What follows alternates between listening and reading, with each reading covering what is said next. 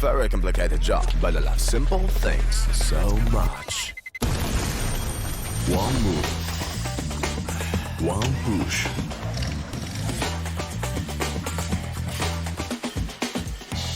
One touch.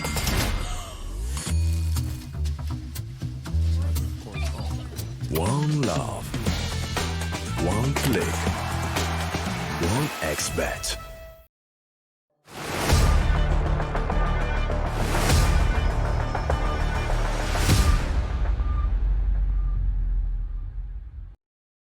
Hello everyone and welcome along to the Oriez Regional Series 1 Latin America, and Ted, it's semi-finals day. We are getting towards the end of this very first event and it is really heating up. 4 teams remain, but only one team can win, can take home that cash prize and the relog points with it.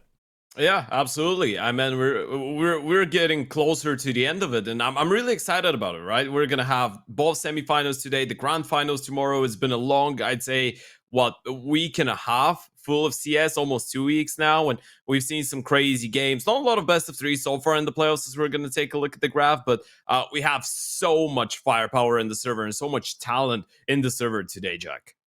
Yeah, man, I'm really excited to get going on these matchups. As you can see, the playoffs have actually shaped up like that, and we are left with the 4. Game 1, Imperial versus Bestia, and Game 2, Fluxo versus Sharks. Really exciting stuff, to be honest, because, you know, looking at these games, Ted, it's going to be really intriguing. You've got a load of different dynamics. You've got, you know, Imperial, who have been, you know, the top dogs in a lot of these kind of, you know, tier 2 tournaments, you know, that kind of are on the breakthrough. You've got Bestia now, who are the only Argentinian team left in the tournament, the only non-Brazilian team left in the tournament. You've got a Fluxo team that didn't drop a singular map, and then you've got a Sharks team that, when they're on form, they can beat absolutely anybody. So it really is a coin toss of who is going to win both these matches, and, you know, we're going to get into our predictions a little bit later on, but let's dive a little bit deeper into our Game 1.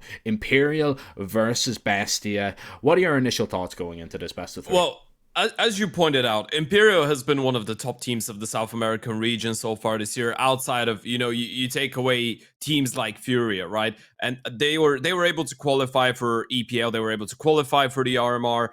Yes, they weren't able to actually qualify for Dallas, and this is something interesting that we're gonna get into. They actually did lose a best of 3 to Bestia in that qualifier, and I think that was the first serious blow that they actually took this year. But this lineup with Vinny, Phelps, Henny, Decenty, and No Way has been working out really well so far this year. I feel like this is maybe one of the Imperial teams so far that has had the most, I'd say, the most potential in terms of, you know, being a balanced team. Obviously, Vinny now getting a bit more comfortable with being the IGL, but you have the balance between experience, and then obviously you have the young guns of Decenty and No Way as well. So it's not like you're creating an entirely unexperienced lineup, and it's not like you're creating a lineup full of just veterans, guys that have been playing the game for 15 years, which was the initial idea behind Imperial a couple of years ago, right? Now you have a pretty well-balanced mixture, a team that has been putting on some great numbers on the board, and a team that has been a force to be reckoned with since the start of the year.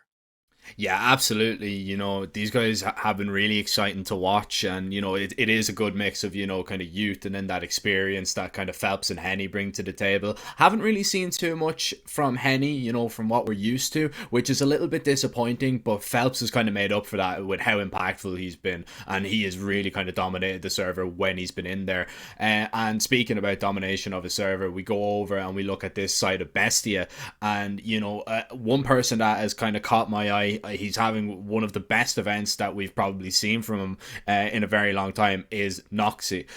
Pretty much on his own won that game versus W7M to actually in the quarterfinals to actually get here. A 13-3 on Mirage and a 13-5 on Anubis, and not usually, you know, that kind of fragging opera that goes, you know, for these insane plays, you know, really high kills, but in that best of 3 he really ran the show, and his calling was on point on top of that as well.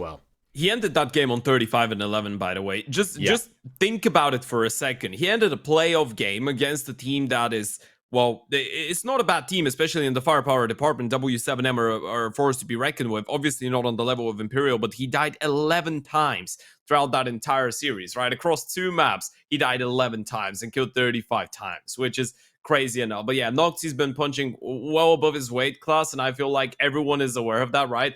The idea of this team is not for him to be on the top of the scoreboard, but it's really sick when we get to see him be competitive. And I feel like this is a good point that you make. Going into a game in which on the other side, Henny obviously is a major finalist.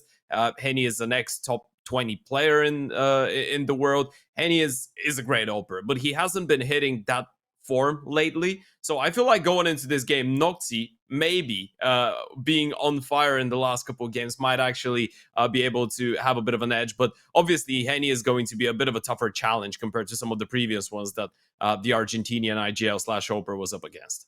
Yeah, 100%. We are going to have a look at this video, Ted, and see what maps we're going to be facing off on. Vertigo and Ancient Bands, absolutely no surprises there, as to be expected.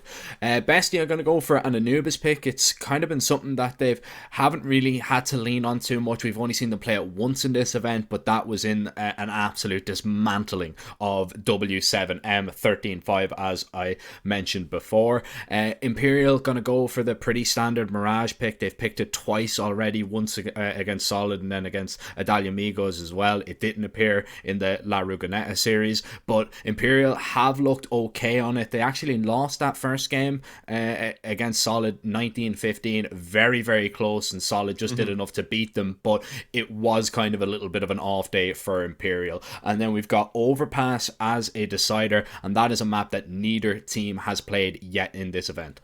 Yeah, neither team has played yet in this event, but they've actually played 2 overpasses between each other earlier this year. That was in the Blast qualifier for South America, and Imperial won both of them, and it was a 13-7 and 13-9, if I'm not mistaken. I believe they weren't as close games, but taking a look at the first 2 maps, something that we already mentioned, they played against each other in the Dallas qualifier. I believe the game was actually even yesterday or the day before that. Bestia actually won that 2-0, and what we're seeing right now is Imperial actually switched things up, right? Last time around, they went for a nuke, didn't go their way. Now they're going for Mirage. Bestia stick to the Anubis, right? They had a 7-5 CT side on Anubis against Imperial just 1 day ago, which is solid enough. They were able to close it out. They were, I'd say, because I did watch that game on replay, I feel like they just look like the more solid team on this map. So going into this game, on paper, you'd have to favor Imperial. But I feel like if there was a time for Bestia to take them down, it would be straight after Imperial failed to qualify for Dallas. It would be straight after Imperial for the first time since the start of the year actually did lose a couple best of threes in a matter of just a couple hours, a couple days.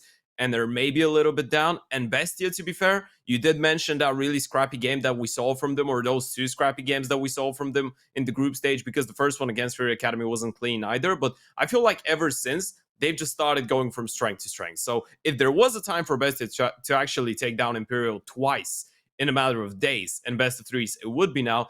But again, we have to take that with a pinch of salt for sure, especially when you're talking about a team like Imperial. It's always tougher to play them the second time, right?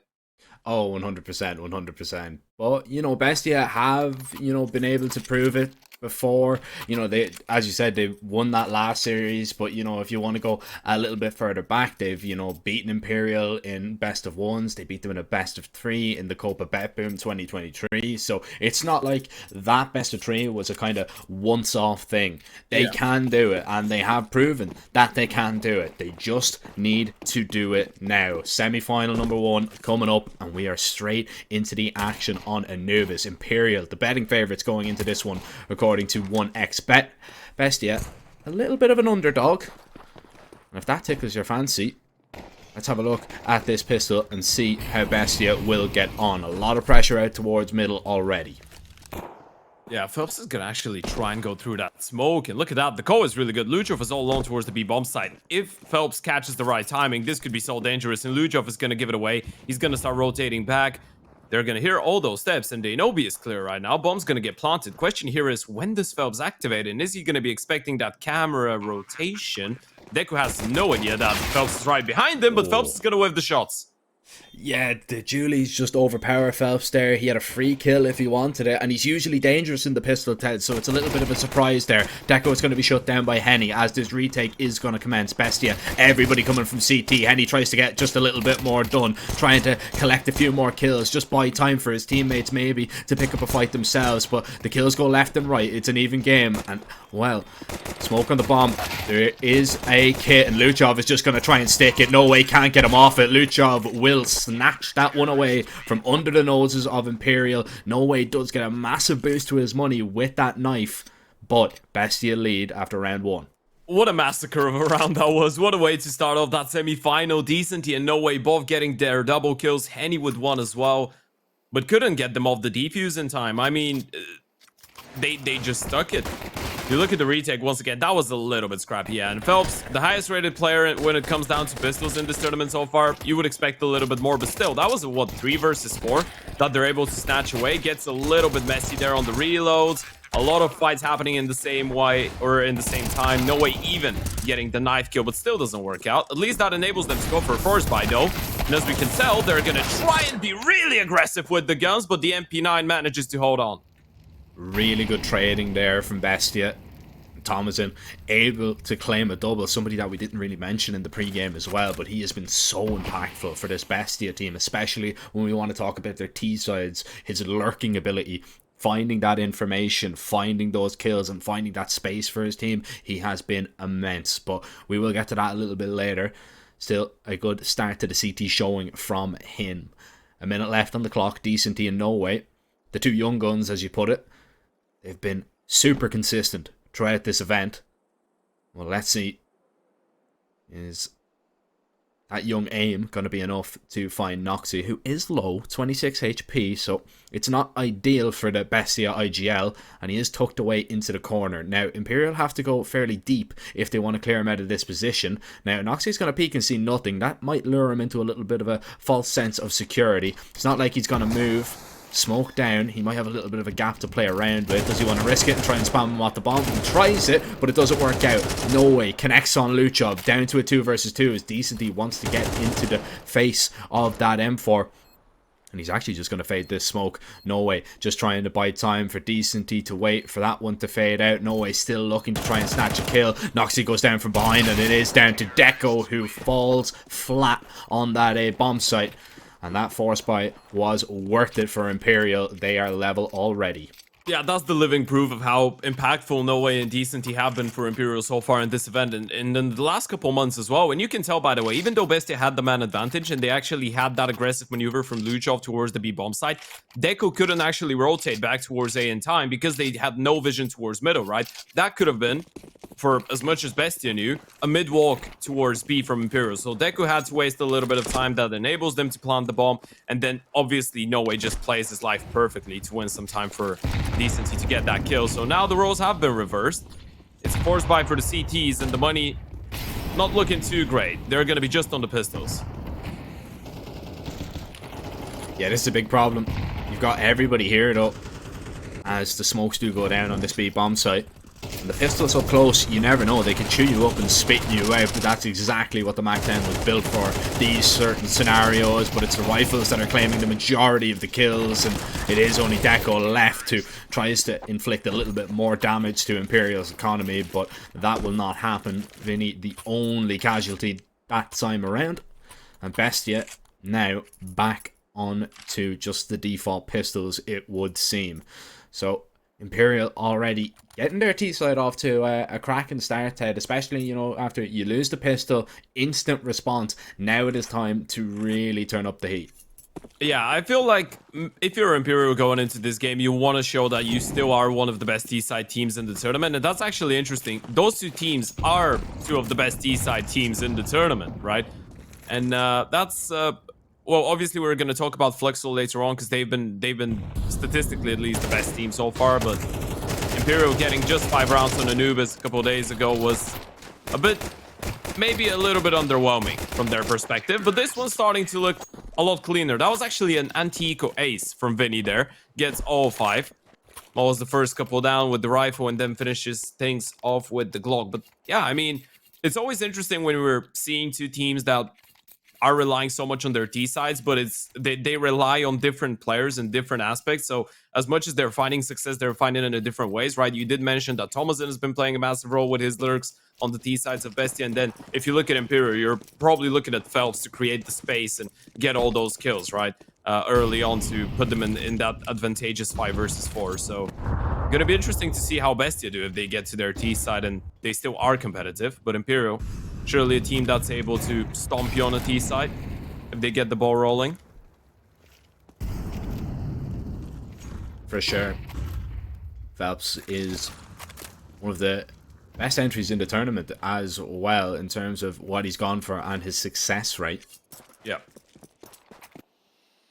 Interesting to see what kind of impact he can have now as we move forward on these gun rounds. Really looks like a little bit of an ace split here. Thomason needs to be a little bit cautious. He's actually going to give up middle, and A is quite susceptible to a hit, especially if Noxie does fall for free. But he's gathered that information decently now in towards the corner. He knows a fight is coming, he just does not know when. Needs to be on high alert. Spams down a few bullets, but no kill. No way is now going to try and apply the pressure, and Mayern down in towards A main. But the rotations are here. The CTs are on hand maybe to deal with this, especially the way they've taken out the mid prong of this attack. But Vinny, ever so dangerous with a double. Henny trying to provide a little bit of overwatch with that AWP as the bomb is going to be nearly put down. But Phelps gets off it to collect that kill, and it is down to the IGL to come up with a big clutch. This is so tough, though. They know exactly where he is. Smoke is going to force him right back into the AVP of Henny, and he takes him down. That's a big round from both Henny and Phelps. Vinny with a big double as well. And, you know, I actually want to go back to the middle fight, right? The fact that No Way just gets one kill and gets refragged, it wins time for the rotations to arrive. That was a massive kill from the CTs. But the fact that No Way actually gets that kill onto the pillar player, that means that the entire A main squad can just go into the bomb side from Imperial, right? And there's no one to stop him because there's an AVP on the other side. There's enough util to actually keep Bestia away. And even though they were able to actually get a bit more proactive on that retake, the fact that they don't have that element, they don't have that piece on the bomb side itself was detrimental. And Imperial, they're able to slow down the plant, keep it composed, get a 4th round on the board. And now this is starting to get a little bit worrying here for Bestia. They go for a tactical timeout. Money is not there again, so we're probably just gonna see the upgraded pistols being brought in. But it not only feels like Imperial have been getting too many rounds and finding too much success on that T side early on, it feels like it's been really quick from them as well, right? They're playing with a lot of confidence, high pace, high tempo, which is usually their style, but that's exactly what you don't want if you're a Bestia. You want to slow them down. You want to make them uncomfortable. Yeah, you don't want them to get into that kind of flow state. Yeah, that will be a very quick day at the office if you allow Imperial to get into that position. Good damage done onto both players from Phelps. He doesn't connect on a kill, but I mean, Luchov and Noxie both below half HP, and he's going to spot them trying to creep through. That smoke even does damage to Thomason, and right now Bestia are just being torn limb from limb. Noxie with a nice little response out towards A. Vinny tried to claim that space. Phelps will do the rest of the job there. Luchov, it's all just about how many he can get here out of this situation, and well, Phelps turns the wrong way, but Luchov gives his life away instantly. 5-1, Imperial already. They've got the flames going, Ted. Bestia need to call the fire brigade, and quickly. Yeah, absolutely. I mean, they are on fire right now, and that's the reason that I actually mentioned so many times the Dallas qualifier, right? Because this is one chance for Imperial to qualify for another big event after they did qualify for Pro League. Winning this tournament here would be another step in the right direction, right? Because they win all those rest points, and that could help them out to actually secure a spot in the LAN finals of the tournament in some time, right? So for a team like that, what matters the most right now is to actually make that domination, because all of us can see that. All of us can see that they're winning a lot of games. All of us can see that they are firepower and experience-wise maybe a level above most of the teams in the region, but they need to actually materialize that into tournament invites and qualifications, right? And this is what they're trying to do right now. So this game has a lot on stake, and Imperial have started in a really, really powerful way. Now, we are going to get disconnected quickly, so I assume it's going to be... Oh, okay, we're back in the server. Straight back. Now, You don't have the vision of X-ray, unfortunately. Phelps is going to be flashed in. And he does get a little piece of that puzzle. I believe Mayern is going to be the closest player there because Bestia have got 2 players over towards mid. A little bit of damage done onto Noxy. He needs to be careful about what fights he goes for. However, Mayern, full HP, not anymore, but full of confidence. Phelps down through the wall. An advantage to Bestia now for the moment. 50 seconds as Imperial are trying to make their way into the site. And Vinny didn't get the second. It was Henny to collect that one. Nearly looked like a fantastic double once again from the IGL. And now Noxy needs to hope for more than just a 1. He's already got 3 in this round.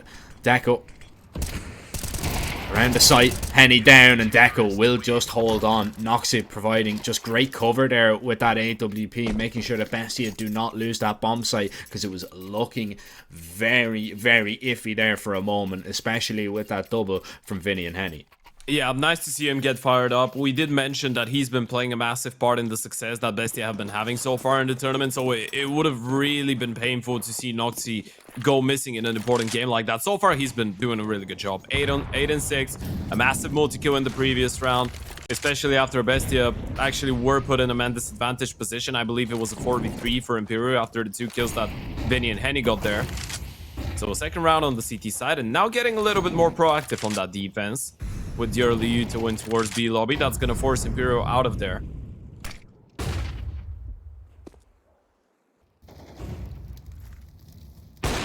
Henny gets a sight of an elbow. Lands a big tag onto Thomason, just softens him up a little bit. It's a massive A-lean from Bestia here, and you don't blame them because that's all Imperial really have been hitting. Deco is going to claim first kill for himself. Vinny trying to get up close towards A main, and Bestia, the lean is working out because Imperial right now, they can't stand the weight of them. Yeah, that's really good. You get both Vinny and Henny, and you don't give them anything for it, right? I mean, yeah, you know that no way is towards middle. You don't have presence towards that part of the map, but you have A main. You have the upper posted on the angle towards camera, so this is actually quite comfortable. And with Luchov's aggression in towards B lobby, this is almost an unlosable round here for the CTs, unless No Way does something crazy on the fate of the smoke. Mayern, not gonna give him that fight for now. Smokes are spading into the AVP they go, and Noxy's off with the first one. Has to make sure he doesn't miss a whole lot more of those. Oh, it's a lovely wraparound though from Luchov. However, there is still a chance if Phelps is able to get something done here. He's crept up on Noxy, but he is running low on time, and that missed few bullets will just cost him his life in the end. Bestia, that's 2 in a row now. It's a really good call there from Noxy just to make sure that they've got a lot of men behind that A bomb site, so they hold on.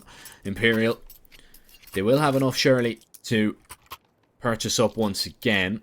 I think Phelps might have an AK dropped at his feet. Somebody is going to maybe have to make a little bit of a sacrifice. And actually, it is Phelps to acquire a Mac 10. You want Henny on that AWP though. Want to see if he can maybe pry open an entry once again. And this time, it's a little bit more of a standard default for Imperial, and Henny holding for that peak. That is why you want him on the big green. Yeah, absolutely. You put him on the AVP, you know he's going to get that shot and actually take advantage of it, get the kill. And now that opens up the possibilities, right? Now you can send players in towards the B-bomb side. You have a Mac 10, you still have a decent amount of util. You can monster up a pretty hefty execution on B. And there isn't a lot of util on the CT side to actually deny that with. It's just the AVP, and Noxy's all alone. So if you smoke him off, if you molly him off, that might even be the safe call. Bestia still not intending to go for the safe yet, though. Especially not with that triple mid aggression mid-round. 1 minute on the clock. Phelps is the one with the bomb. This is really dangerous. They might catch him off guard here. They won't spot him. Noxy is going to just confirm his whereabouts, and actually now they're going to catch the bomb here. Oh, this is a big problem. Phelps is going to peek out. There's going to be 3 people looking at him. Now this round is really up in the air. Decent Eat panicking, trying to get back and get to grips with this round. Get back on the bomb, as now Bestia are just going to try their best to just dump all the util. Just make sure that Imperial cannot get close, and even if they do, get ready in a crossfire. But No Way dismantles crossfires with ease. Deco and Noxy still trying to hold on, and and it's a lovely retaliation there from Bestia, and this time they'll just give it up. They'll know Vinny has to waste just so much time going to try and clear out all of these angles, and by the time he's done that, he'll have very little time left on the clock to get a bomb down. 12 seconds to run onto B and get a plant. This is looking completely out of the question for the Imperial IGL, and he doesn't even have enough time. Now he's realising it. He just has to wait for that timer to tick on down, and his fate, along with Imperial's, it's sealed in this one. Yeah, that was great communication from the CTs as well, right? I'm not sure if you noticed how quickly Nocti was actually able to reposition himself from tempo in towards top middle to help out his teammates, right? You hear the AVP, he fires the shot in towards B, and that's the reason they actually go for so many dry peaks. That was the perfect round for Imperial, but it was just maybe a moment of missed diligence, right? Maybe a moment of them just not realizing that this mid-aggression could be on the table for the CTs. So yeah, misreading the situation a bit, and it actually cost them. They still have the AVP. Vinny's not gonna drop that over to Henny though. He's gonna go for the peak, being the only one on armor, so we'll wield it. It's been a long time since I've seen a Vinny op highlight. I'm not even sure if I've ever seen one. Might be a good time for a first. Oh, it's a good time for a first, especially in a semi-final. Phelps is going to be holding the line here with a deagle. He's going to be spotted out. Needed the insta-headshot, but that is not going to come. Now,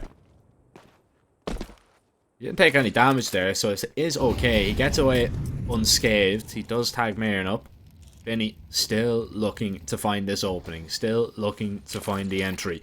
The HE should land on top of him, though, and chip away at a lot of his health. 55 seconds. Bestia, they're happy enough with their presence towards A. They want to just reinforce this B bomb site, and it couldn't have come at a more perfect time. Deco swings across. Vinny misses. Wayward with that op shot, but he will connect on this one. Henny up close with the deagle. Vinny trying to trade him out, but that's not going to happen, and this round completely falls apart at the seams. 30 seconds and Phelps a million miles away, and he's stepping. He's just going to be heard, so Bestia should be ready for him, and Bestia should be level. Those goals on the CT side have been so great from Bestia. We are seeing... Ooh, okay. That's a good shot from Phelps. Let's see how many more he can find. He is a player that can actually make a round like this a lot more expensive, but Luchov says no. So back to the point. Bestia leveled things up. That's 5 rounds on the CT side already. 4 in a row as well, if I remember correctly.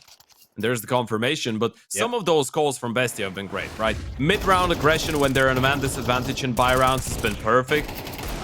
Maneuvers towards the B-bomb side early on, then as soon as you condition them that you're going for those aggressive plays, you start abusing middle. In a round like that, you get the perfect call for the stack as well. They send 4 pistols and 1 open towards B, and you have 4 guns on the other side. They're never making this one work. That defense has just looked so solid. And we're seeing Noxie deliver once again. He's 12-6, and he has made some great calls to win Bestia some rounds. Holding the line once again, and it's another opening for the Opera. That is fantastic. A great way to maybe get your team onto flames themselves. Luchov is going to have to try and extinguish a few of those. Burns a little bit, and it's just going to continue to rain fire on top of him. But a minute left. Imperial have shown presence all across the map.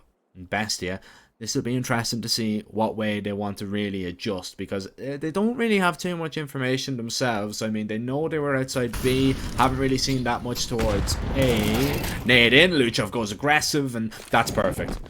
Yeah, now this is so big, and they're gonna drop the bomb as well. Marin goes for the aggressive peek in towards A main. Imperial completely off guard once again, and look at that. They have a triple mid A setup once again. Deku's starting to move back, but he's just gonna turn around and help them out the moment that they hear and spot those players. Steps have been made.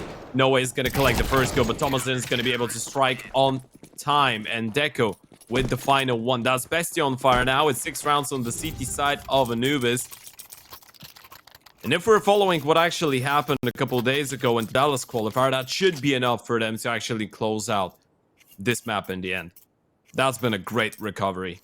Not a lot of teams are actually able to get Imperial off of that driver's seat once they get in there, right? And you can make a point that at 5-1 they were in there.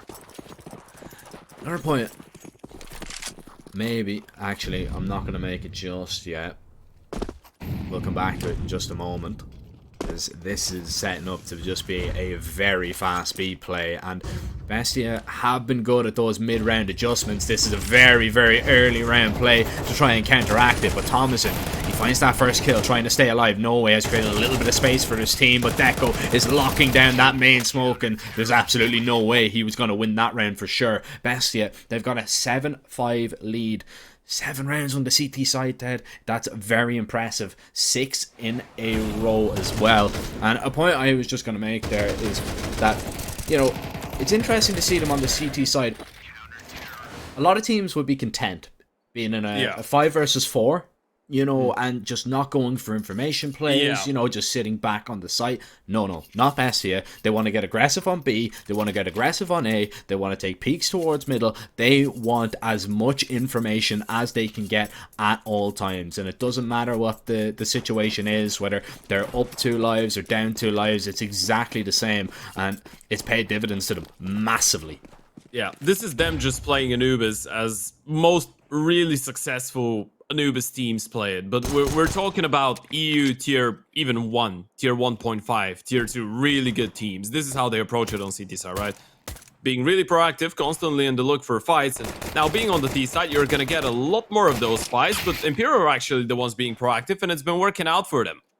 It's 3 kills for them, Thomason and Luchov being left in a 2 versus 4. They still have the bomb, which I guess is a bit of a silver lining, and they've spotted the aggressive player in towards A, so might be able to catch a bit of a good timing in towards that A bomb side. And wait a minute, if they get the kill onto Decent E, this round is still doable.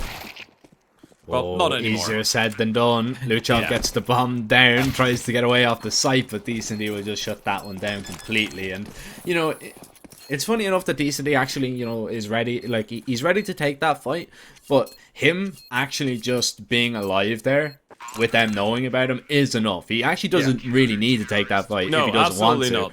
And he had a teammate coming in from Canals as well, right? So exactly. he can easily just play it back. Yeah, exactly. And then they could have, you know, a 2v2 and then obviously players coming towards middle. But really proactive pistol there from Imperial. They're just going to be delighted that they managed to stop the streak that Bestia were on. But Bestia instantly going for their second tactical timeout there, losing the pistol. Maybe just scheming away here. Maybe just trying to hatch up a nice little plan. You know what's the thing? You call a tactical timeout after planting the bomb after losing the pistol round on T side. This should be a guarantee that you're going for a spy, which either way should have been happening. But I like the fact that you mentioned that Bestia have been really proactive with just going for tactical timeouts the moment that they don't like something. But I feel like in this scenario, it might be more of a complex round that they wanna hit Imperial with. So they want to make sure that everyone's in check, because if they win this one, this could just open up the doors towards a pretty successful Anubis here. A complex round, and they just throw the most basic A execute you've ever seen. Yeah. Watch. Yeah. It's all about the mind games, Ted. Look at this from Phelps. This is absolutely ridiculous. Just sprinting all the way down. They're going to take Canals control. Nobody from Bestia is going to be in here, but it's a lot of map control taken early, right? Imperial, they've cleared absolutely everything. They've got smokes down as well, so it is a risk if Bestia even want to, you know, gather information through them. And Imperial, they are just so active everywhere on the map right now. Bestia, they're happy enough to run down the clock. They still have, you know, a decent amount of util, enough to get them onto a bomb site for sure. But will Imperial allow them to get close enough is the question. That's the thing, though. Imperial didn't gain anything with that play, right? They cleared out some positions. They still have some vision around the map, but they used most of their utility. They have just 2 Molotovs and 1 HE left on 55 seconds, and this is when Bestia are going to start retaking map control. So I actually like this. They were ready for that proactive approach from Imperial, and now they can start contacting their way close, and they know that Imperial are in a position where they kind of have to give them the fights. And this is what Bestia are after, and you can tell they are getting a bit more uncomfortable on the CT side, but with that kill from Henny, now they can be a bit more passive. spot a player out towards middle, you see Luchov in towards canals, you're reading into this one, you know this is going to be a B play. Phelps is just going to try and hold on, but he's lost a teammate now in the process, trying to see which angle the peak is going to come from, but he turns at the wrong time and goes down. Bestia have control of this bomb site, but Imperial have surrounded them from all angles. However, they're down a man, and the numbers game is going to be too much for Decent D, and surely too much for the rest of Imperial, as everybody falls but Henny. I suppose he is falling away from the bomb site. Not going to even attempt this anymore. He'll save his SMG. And just like Imperial did in that first half, Ted, it's the instant response from Bestia. Yeah, and that was so good, right? I feel like this might be why the tactical timeout was. I think they were just discussing the fact that Imperial tend to actually go for those aggressive plays, especially when they know it's going to be a forest buy. Most teams wouldn't call something aggressive in the second round when they know it's Galil's on the other side, right? Most teams would just play this first round a bit more lean back and just see what the T's want to throw at them. And it is a big risk that Bestia are throwing, right? If you don't take any space early on in a round like this, and the CTs actually don't go aggressive, you've just wasted a lot of time, and the CTs will have plenty of util to stop you once the hit comes in. But then if you waste that util, even with losing that one player in towards middle, even with Imperial actually reading into this one perfectly, Bestia's spacing, Bestia's util, it was just too good. Everything was absolutely perfect for the T side. And even the fact that Henny was on an MP9, not even a rifle, not even a single rifle saved up from the previous round. Now, they had enough money to actually put Decent here on one, but it's not even going to be an M4. It's just the FAMAS. And now, Imperial kind of has to go aggressive. That's where if you're Bestia, counter utility is your best friend. That molly Now you go for an any AX. push. Yeah, just go all the way back.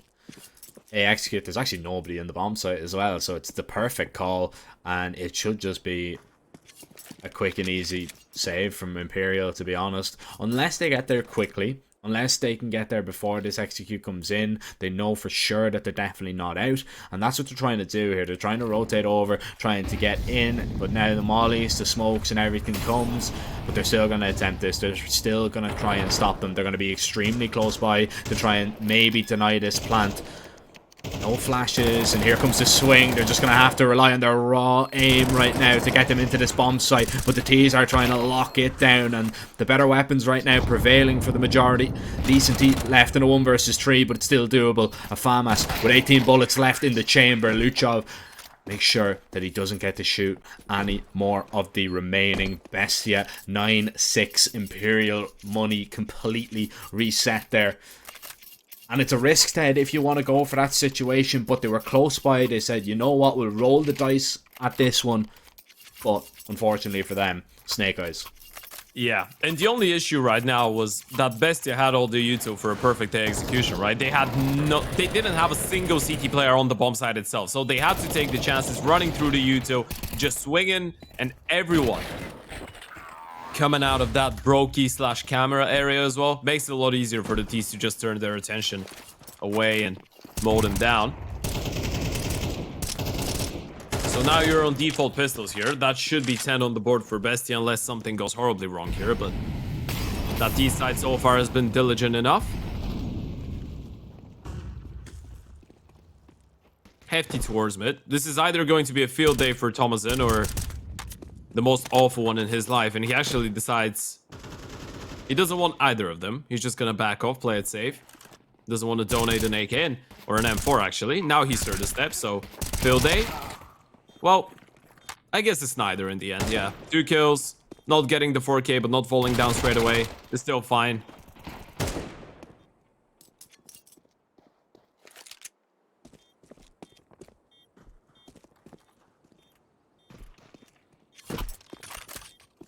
Phelps, the last remaining player. Not for long though. Mirren's going looking for him, and he's going to clear out this corner. Take him down with ease. Thomason, the only player to fall that time around for Bestia, as they reach 10 first. Only 3 away from taking their map pick, and so far so good, Ted. It's been a pretty dominant showing. They win this round pretty convincingly, of course, as expected. But now, if they win the next one, money once again from Imperial is going to be completely iffy, and don't be too surprised if we see an execute into a bomb site and Imperial lose the opening duels, the opening fights. We might see possibly a 4-man, 3-man save, because it's just not going to be enough to field M4s in the next round. Intriguing to see what way Imperial want to go. Do they want to go aggressive? Do they want to take the fights early? But it's a pretty passive stance, all things considered. Yeah, you can't justify a percentage disadvantage retake in that situation if you're Imperial, right? If you get put, essentially what you said there, if you get put into an unfavorable position going for a retake, you just call it off. So you want to make sure you start winning those rounds convincingly now, and Vinny's gonna get ahead of the youth, so Flash comes in, they've spotted him out. Molly's gonna force the T's back, but doesn't really do anything more for Imperial. They're gonna get that aim A control that Deku's gonna actually try and fight for. So it's just some bullets being exchanged. No real damage done. I mean, that nade is actually going to tag down Noxy quite severely, but Bestia still reconsidering their options. Luchov showing some presence in towards the B bomb side, but A still on the cards. Yeah, we've got a disconnect on Henny as well, so this is a big problem over towards that A site. Damage has already been done, so Imperial, they're going to have to play out this round. It's going to have to be Vinny to try and lock it down, and he tries his best. Safe. He lands the dink, and yeah, that's such a horrible time to have a player DC or a PC crash or whatever it was. We'll get an update for you as soon as we can, but 100% this is a save. If Bestia allow you to, they're going back B with the bomb. Wait. No way. Phillips and Decent, you find a double, and now they've realized that. Now they know what's going on. The CTs were saving. All posted on the angle. Noxy's gonna find that kill, but now this is doable for Decent. He can clutch this up. A 1 versus 2 bomb, I think, should be able to cross. Never mind. He's gonna catch it on the cross. 5 seconds. He just needs to stay alive. They've won the round. They've stole this one away. This is massive. What a blunder for Bestia. I'm lost for words. I'm lost for words. What has gone on there? They couldn't quite believe it. They rotate all the way back. It's really intriguing as well, right? Because Luchov has heard nothing towards that B bomb site. So I wonder what has kind of gone through his head, because I presume that the call has been made from him, right? That, okay, let's go back towards B. But he hasn't heard a single rotation away. Usually, you know what's the thing? I was going to go. commend him. I was going to commend him because he started going out and I was like, okay, he's already going for the hunt because they realized that A is clear. They're not meeting any resistance. And then he stops. So I'm like, okay, he's realized that in the 4 versus 3, if he dies too early, he might actually make them want to go for that retake. So he's posted on the angle and he was going to wait and go for the hunt later on. This is what I was thinking was happening in that situation. And I was like, you know what? This is really intelligent. This is really smart from Luchov. It's really smart from the team. The other thing about that round though, and I don't really feel like this is a situation that we can put on only on Luchov or on one player, right? Because he still had 3 teammates towards that A bomb site, and not a single one of them actually went out as a scout, as a decoy or whatever, to just see if there is some resistance. Yeah. So yeah, that was an awkward round all in all. I mean, I feel like if you're Imperial, maybe you feel like you've been compensated for the fact that Henny just gets DC'd mid-round, right? That would have been really unfortunate to lose this round like that, considering how important of a game that is. But Imperial, they made the call to save. They were already thinking about being down 11-6 and just waiting for Henny to reconnect. And then suddenly the T's just run into them and they give them the round. Yeah, obviously Decent, he clutched it up as well, but yeah. Yeah, a great clutch. I mean, but, you know... I mean, like, it's not on him. I mean, it's been put on an absolute plate for him. The bomb carrier is 6 HP as well. Yeah, and he just needs to kill him and stay alive. All you need to do is find that frag. Bestia, they really have chuckled that round completely. And, I mean, Henny disconnected. He joins back in the server. And, I mean, that's going to be a pleasant surprise. Wait, we won that round? Yeah, Henny, you won that round somehow. And when Bestia watched that one back... they are going to be absolutely fuming that they just didn't send at least one player on, as you said, a little bit of a scouting mission. It doesn't really matter in that situation. I mean, you can go in, first person clears anything on A, see if they die. You know, you'll at least get information on 1 or 2 players. And even if you get information on 1, you'll be like, okay, right, let's make an approach. The reason that I mentioned Luchov, though, was, you know, that I wondered, did the call come from him or did it come from one of the A players? Was it maybe Noxy calling it? Because, you know, the only reason that I can possibly think of you calling for a rotation there back to the B bomb site is if Luchov has heard 2 players or 1 player rotating off that B bomb site. So you're like, oh, okay, right, yeah, B is probably clear. I mean, I'm gonna walk out and find a timing Yeah. and see what I can do. But he's heard nothing. Everybody's kind of sat still on the site, and yeah, I just wonder where that call came from. Not putting the blame on any specific player, just more of a curiosity thing. Yeah, those are the things in that scenario, right? I mean, we can never know what happened exactly in the team speak from our perspective, though, and I'm sure from their perspective, as they're going to be watching this one back, they're going to be feeling a little bit silly. But those are the types of rounds. What matters the most right now for Bestia is the fact that this one round, I feel like they should not let this one get under their skin, because they're still in the far better position to close out this map, right? You still have plenty of money. You have a 10-7 lead on the T side. On Anubis is the map that you picked into as well, the most T-sided map in the pool. You shouldn't let a one-time blunder like this actually get your focus away from the fact that you did play a good round of CS. Obviously, you got a bit fortunate with Henny's DC, but still you are in the better position to close it out. And we've seen a really good game all in all from Bestia. Noxie's been calling great, especially on that CT side. He's on 14-8. Luchov's on 14-10. Deco's on 15-11. It's a team effort right now. And then if you look at Imperial, I mean, now they're on the CT side. You can't really... right now, you're just relying on your individuals to have that multi-kill potential, right? You're just relying on those aggressive plays to work out. But what we've seen so far from Bestia is that they actually are a pretty decent team in countering those. One interesting thing that I wanted to actually bring up is the fact that Bestia is one of the best 4v5 teams in the tournament. So when they actually are the best 4v5 team in the tournament. So they are a team that's usually really good with mid-rounding. So this is why we're actually putting so much emphasis when something like this happens, right? Because they usually make the right decisions.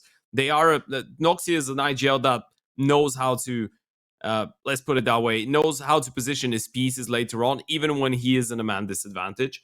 An interesting thing is that they've actually won nearly half of the rounds in which they've been put into a man disadvantage position, which is crazy. That's quite a lot. And then obviously, when we're talking about their T-sides have been prolific. They've won, I think it was over 90% of the rounds in which they've gotten the opening kill. So yeah, Bestia is just a team that knows how to react to stuff. I feel like this is the conclusion we can make. No matter if they're down in a 4v5 or a 5v4, as soon as something happens in the server, their reactions are really good. They are good in calculating stuff and just making the right choices. Which is why, you know, the emphasis is kind of being put on that round of, because it was such a massive misplay by a team that are we're not going to so see that usually. We're usually not going to see that in their gameplay. But you know what? We can let them off the hook. It happens to the best. So yeah. But I will play devil's advocate a little bit later. I believe we're going to have to send it over to a little bit of a break as Noe is experiencing some internet issues. So we will be back hopefully sooner rather than later. Guys, make sure you stick around. You definitely don't want to miss the conclusion of map 1.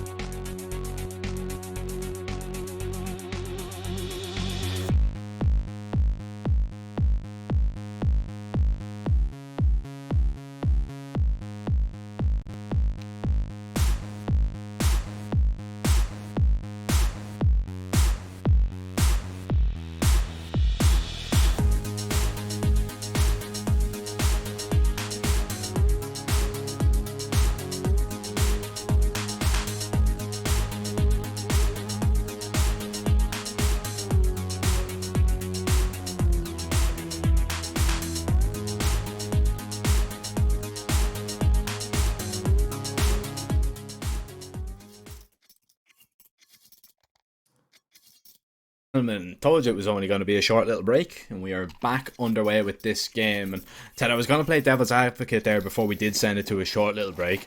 And it was that Bestia, if they win that round, it was possibly game over for Imperial, because Luchov was in such a good position to actually go for that, you know, fast hunt, take away those rifles and reset the money.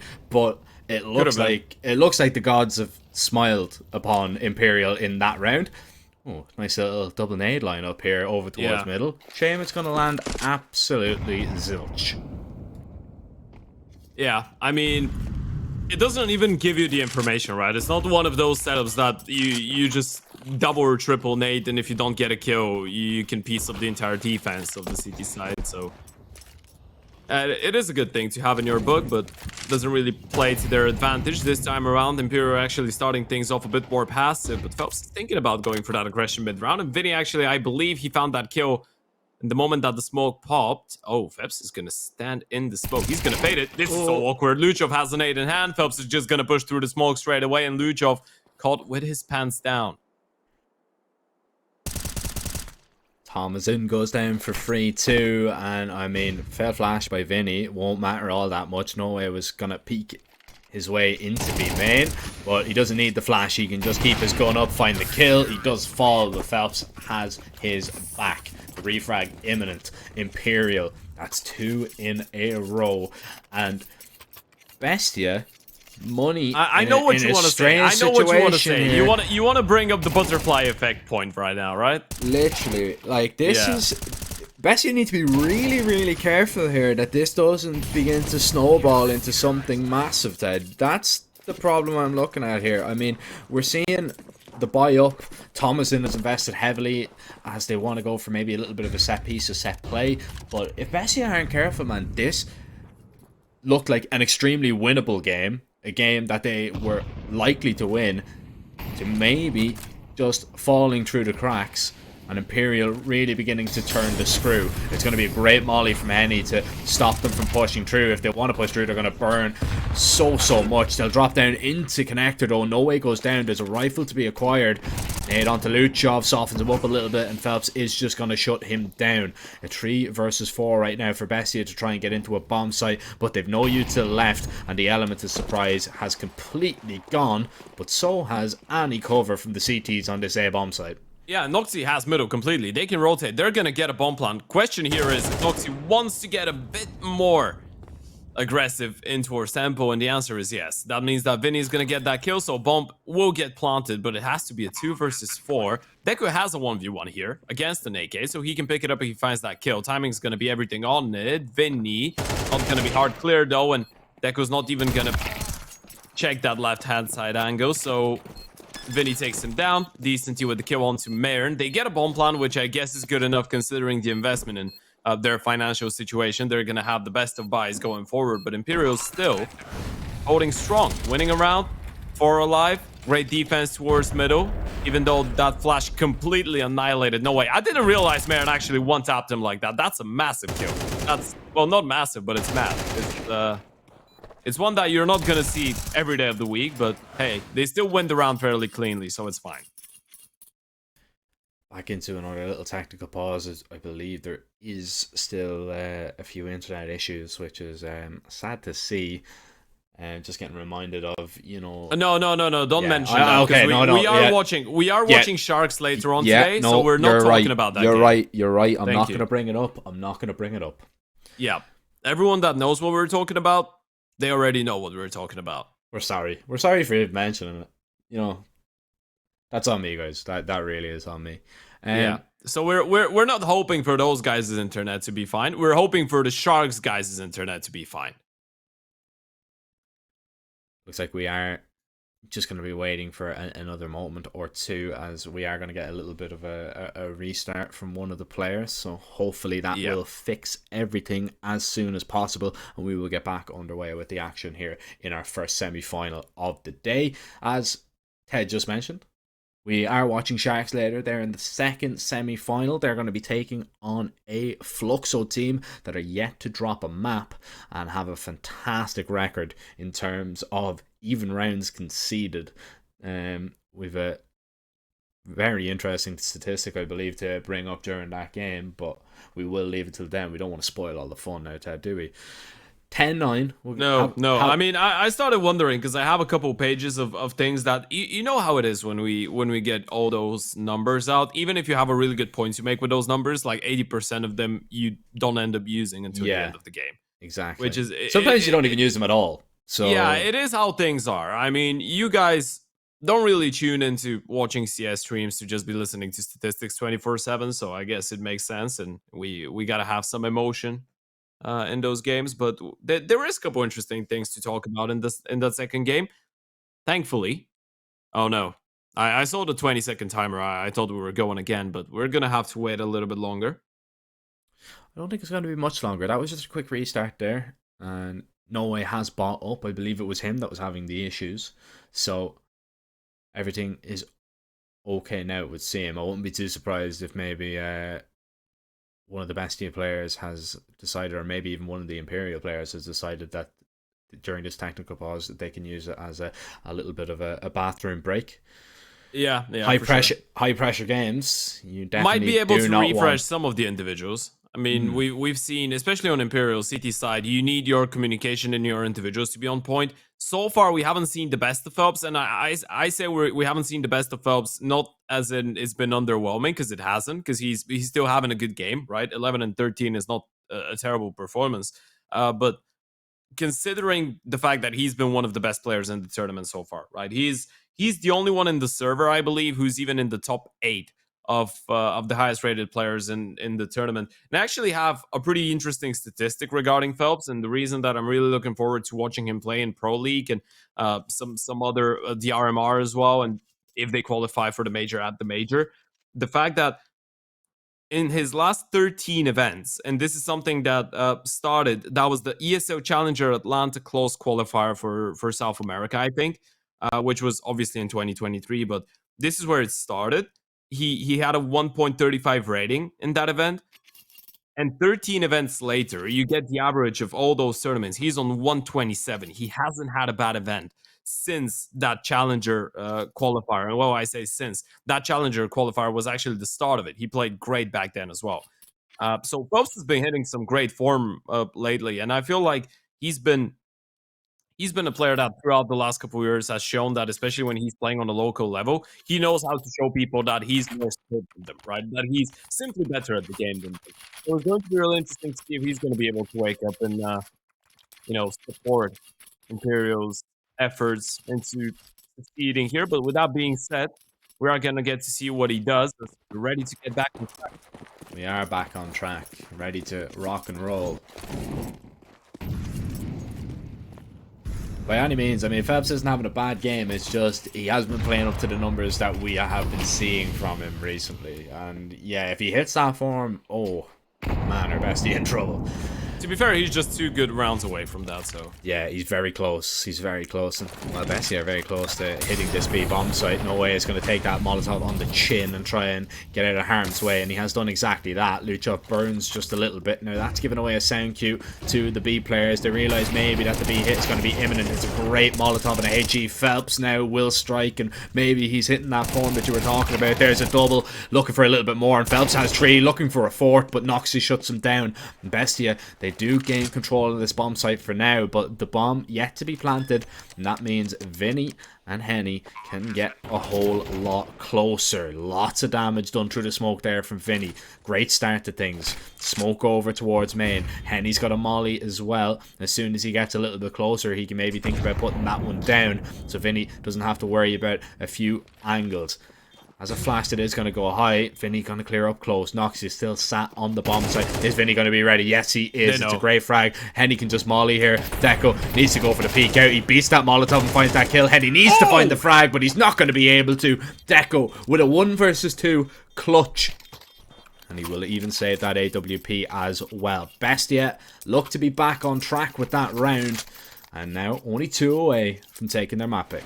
Absolutely nuclear from Deco right there. That was a great defense. Phelps just goes massive. The moment that we started talking about him, a triple kill, nearly a quad K, but the refrag from Noxie was great. Retake then working out perfectly. They knew where Deco was because of the flash that he actually, or the HE that he threw earlier, but Deco with a clean double kill there. Both headshots, no chance given, and Bestia back to winning ways. 11-9. Phelps is going for the same play that he did in round number 2. Doesn't work out this time around. He's actually gonna take a nade for it, but Decenty in the meantime gets the kill, but will get run down by the MAC-10. Yeah, and he's gonna hold the line with that AWP. Oh, that's lightning quick from Nox to peek onto the angle, and Henny just wasn't ready to be holding for that position. Phelps, however, claims Thomas in, and the trade frags are just going left and right, but it's Imperial coming out on top as Noxy left in a 1 versus 2. Bestia were able to clutch up in the previous round, should I say. That HE should slow Nox it down, tags him up a little bit. No way, only on a deagle as well, and he hasn't acquired a rifle. This could be a problem as Noxy runs right through that smoke, but no way. Instant headshot connects. Imperial, they begin to creep forward on Bestia once again, stopping them getting onto that 12th round. And Bestia's money, oh, it's iffy once again, Ted. I mean, what do you do in this situation? Do you save? Do you risk it all and go for a little bit of a buy? Or do you go for the alternative, which is Luchov on a hero rifle? That previous round was actually well played by Bestia, by the way. I was going to commend their refrags, because it felt like every time Imperial catches them off guard, Bestia had an answer. But then no way getting that 1 deke. That was the kill that they shouldn't have gotten, arguably. And he closes it out. It's a really, really good one. And Bestia must win in the next one, unless Luchov actually does something magical here. And oh, Phelps has no bullets left. This is the alarm going on, and he needs to go huge, but Luchov has put him to sleep as well. And it's the pistols and the hero AK to actually surprise Imperial in this one. It's just Vinny and Decenty. Money's really low, and they might actually have to give this one a go. They still have some nades to work with, but it has to be the safe call. There's no money in the bank, and this is a disaster for Imperial. They made this one look so winnable, but it's back to square one now. Oh no. Oh no. Bestia have really kind of righted their wrongs in that round with, you know, just the pistols, the AK. They kind of made up for, you know, the little bit of the mishap that we won't mention a couple of rounds ago. Vinny and Decenty would be lucky to hang on to these rifles here. If Luchov finds the insta headshot, Decenty could go down, but that's not going to happen. Instead, Luchov is the man to fall. Of course, that's not going to really impact the economy of the T's very much, especially after winning, you know, a hero rifle round. And Imperial, they are going to get their first tactical timeout going. Better late than never. But is it too late in this game? 12-10, one more round. Bestia have Anubis in the books. Absolutely do. 2 chances, and if you're Imperial, you feel like you should have closed that previous round for sure. I mean, it is big from Lucho, but the fact that Phelps runs out of bullets as well against the pistols is always dangerous. Then his teammate goes down. A whole lot of things just going wrong. It's not like they didn't have the numbers towards B either. I mean, Dioper was even there as well. They had a three-man setup towards the B bomb side. It just didn't work out. 12-10. Imperial need a perfect record, and it all has to start with an double MP9, 5.7, and Hero M4 win here.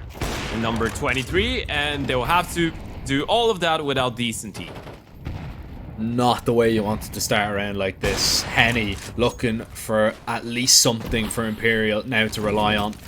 And he makes good on that massive weapon that he has in this round. 4 versus 4 though, and this is going to favour Bestia. Usually does favour the T side anyway, but especially when you take a look at the weaponry and in terms of the utility that the CT side have left in their util belts, this could be a big problem. But they're going right into the jaws of Henny. We were talking about the event that he's had. He hasn't really put up the numbers that we have really been expecting of him, but this really be one for the ages if he's able to stop this hit on his own. He's on an up close angle. He's hearing the util rain over. He's gonna call for his teammates. The flash is gonna blind him. He spots out the shadow. Here comes the peak. Connects on the first. How about a second? And he's got 2. Looking for a third, but he will be shut down. He will be stopped before he turns that into anything more. But he's turned it into a winnable round right now for Imperial. They need to turn around though. Vinny's coming in from behind. He hasn't made a step. He's gonna catch the perfect angle, but Maren turns around, gets the kill. Wayward shot from the open. Noxy gets a second chance. Needs to clutch it up in the 1 versus 1. And Phelps is just dancing around. Noxy needs to land the perfect shot with the ult. Needs to go for the nose go, but it's not going to be good enough. Phelps shuts him down. Imperial survive. Just about Imperial survive, but it's all thanks to that man, Henny, with that AWP. Getting 3 kills, just really softening up that A play from Bestia, because if he goes down just after getting the first kill, I mean, he does so well to find the opening, but, you know, his second kill in the round, if he just goes 1 for 1 there, that's a fair fight. And Bestia have 3 different angles that they can play, holding for Imperial to make their way in with lesser weaponry. Then it becomes a big problem, but Henny does absolutely superb there, and he was just waiting for that third peek, and to be honest, if he got it, I think he would have connected on the kill. Fantastic reaction from Maren to turn around and find Vinny, but really nicely done from the pistols and the SMGs to make sure that Imperial do stay alive. Oh, and the buy is pretty weak from Bestia here. Look at the flashes, they've just 2 left.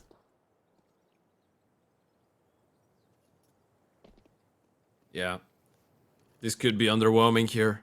The mid contact still though, not a bad call, considering the AVP I believe is towards that B bomb side. If they want to split A right now, this could work out really nicely. Noxy's got a lot of space to work with and might be given a fight. Problem with this one is, Imperial know on paper Bestia could be out of middle, but they have nothing to actually indicate that, and now they're gonna realize, but now they've started hearing the steps, it might be a little bit too late. Oh, Deco bet that flashbang, but it doesn't matter. Luchov has the trade. They're into the A bomb site. They've got the control. Phelps is down, and this might just be the end for Imperial on Anubis. No Way and Henny need to find a way into this bomb site, but a 2 versus 3, or 2 versus 4, excuse me. You're hearing everything going on. You're hearing the steps. You know where the CTs are going to be coming from. That molly is going to delay them even further. Henny has a kit, but that smoke doesn't even extinguish it for the moment. Luchov finds the headshot. Henny misses, and now it's confirmed. They know exactly where the last player stands, and he will fall just like the rest. Bestia make good on their map pick, and they go 1-0 up in the series. And they make it, Ted. 3 maps in a row that they've taken against Imperial. Yeah, absolutely. What a ballsy call that was as well from Noxy, right? Just leading the charge as a true captain should. And even though he wasn't the one to open things up there with the AVP, just the balls to take all that space towards middle in the only round in which Imperial actually decided not to be aggressive, right? They just gambled. They started with 3 towards B, 2 towards A. It was such a quick mid-walk that Imperial were never even thinking about this being a possibility. And then even with the main aggression, it was just too late. So Bestia closed this one out. It wasn't easy, but they still make it work, Jack.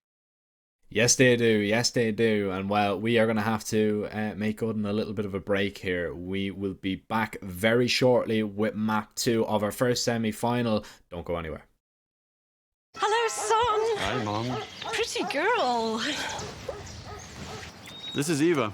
Nice to meet you. Thank you very much. Your dad's just making his favorite dinner. It's duck. Come on inside. They're all probably too gruesome to tell you while you're eating at the table. How's your food? Is everything okay? Good, good.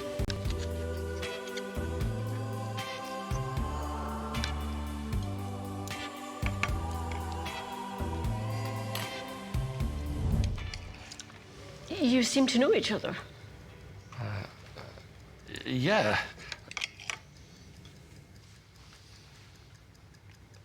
This is the new ambassador for 1xBet. Oh, I see.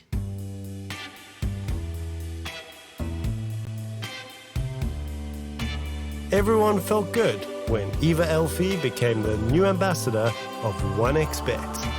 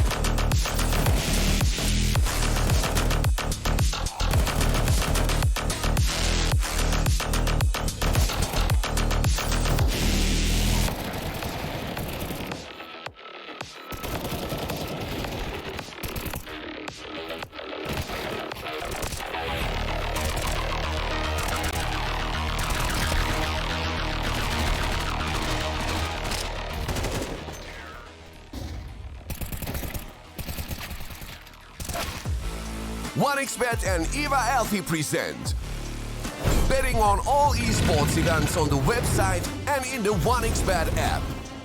1xBet. Play with Eva.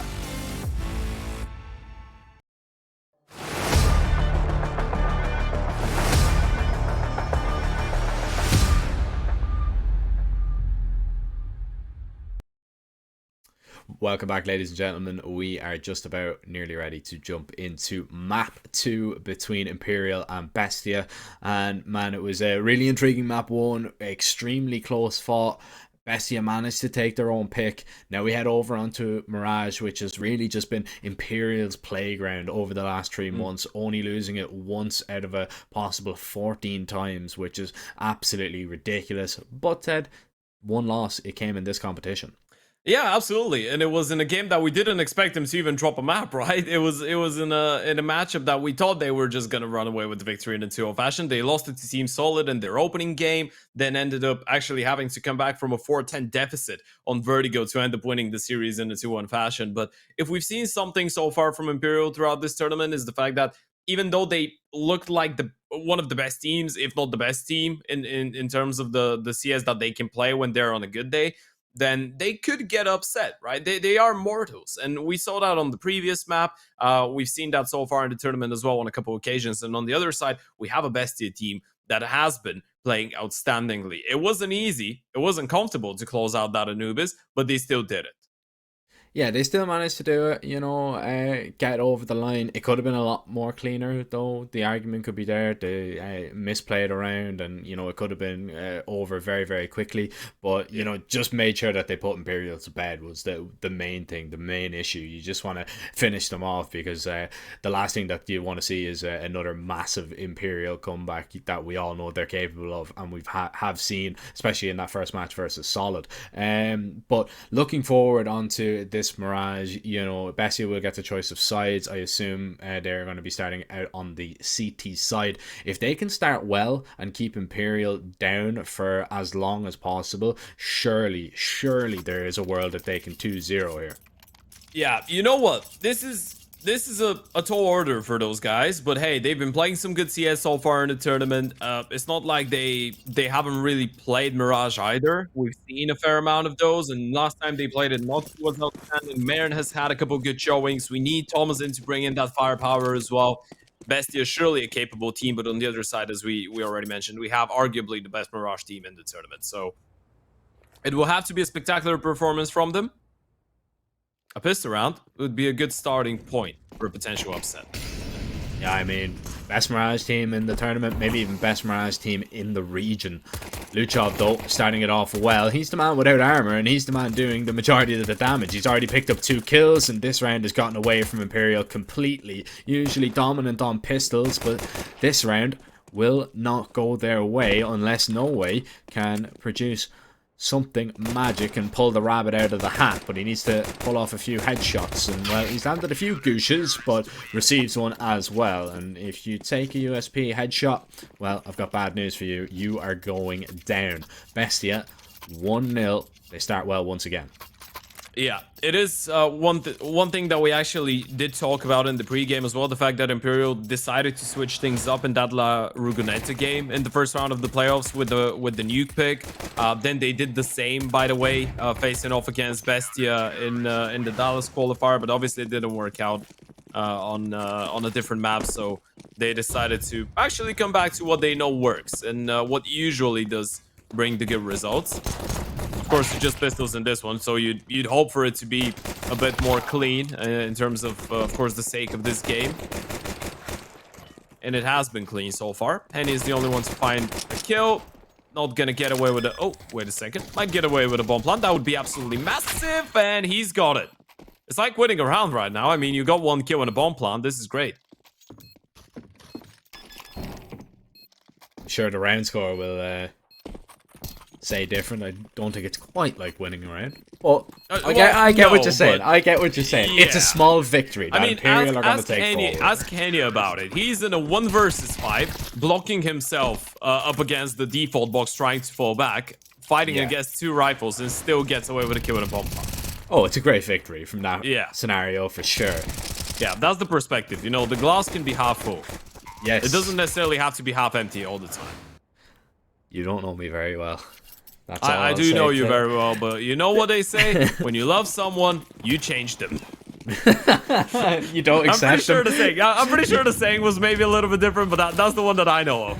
It's not when you love somebody, you accept them for all their flaws, no matter how negative. No, or we don't anything do like that. No, we don't do that. No, No. you change them. Well, Yeah. Imperial are going to have to change the way they throw that window smoke because that one failed. And it's a clear line of sight out towards middle for Noxy, but he does take a hefty amount of damage here. Mayern has been tagged down to 15 HP as well, and there's been no damage done to the T side at all. So, although there's no kills, Imperial are winning this round in terms of the numbers, if we want to look at it that way. Mid control taken. Bestia, they are just going to play from the sites. They're going to stack this B bomb site. No Way is going to try and find a little bit of a timing, and he has done so. He's found more than that. He's found a kill. Deck goes down, and he fades away through the smoke.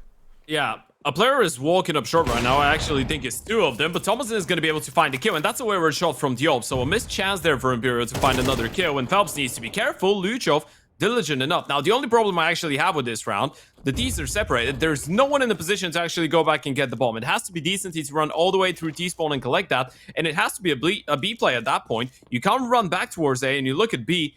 Thomason is still in towards the kitchen, and they still have that player on the boost. It's Mayern, who I believe was spotted a little bit ago, but it might be overlooked, and Luchov's hearing all those steps. He knows exactly what's going on.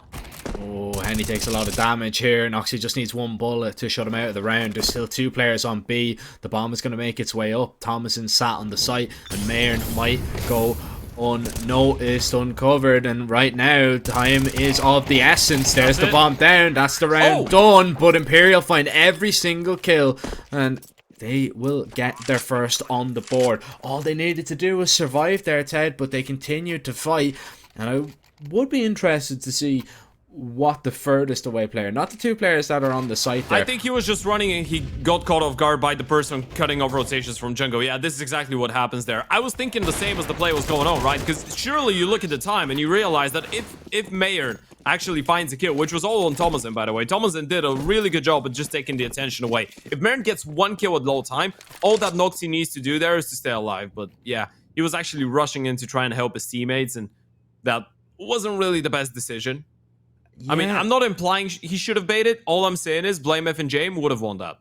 Yeah, all I'm saying is maybe that's just down to miscommunication from Bestia once again, and it's not the first time that we've seen something like that.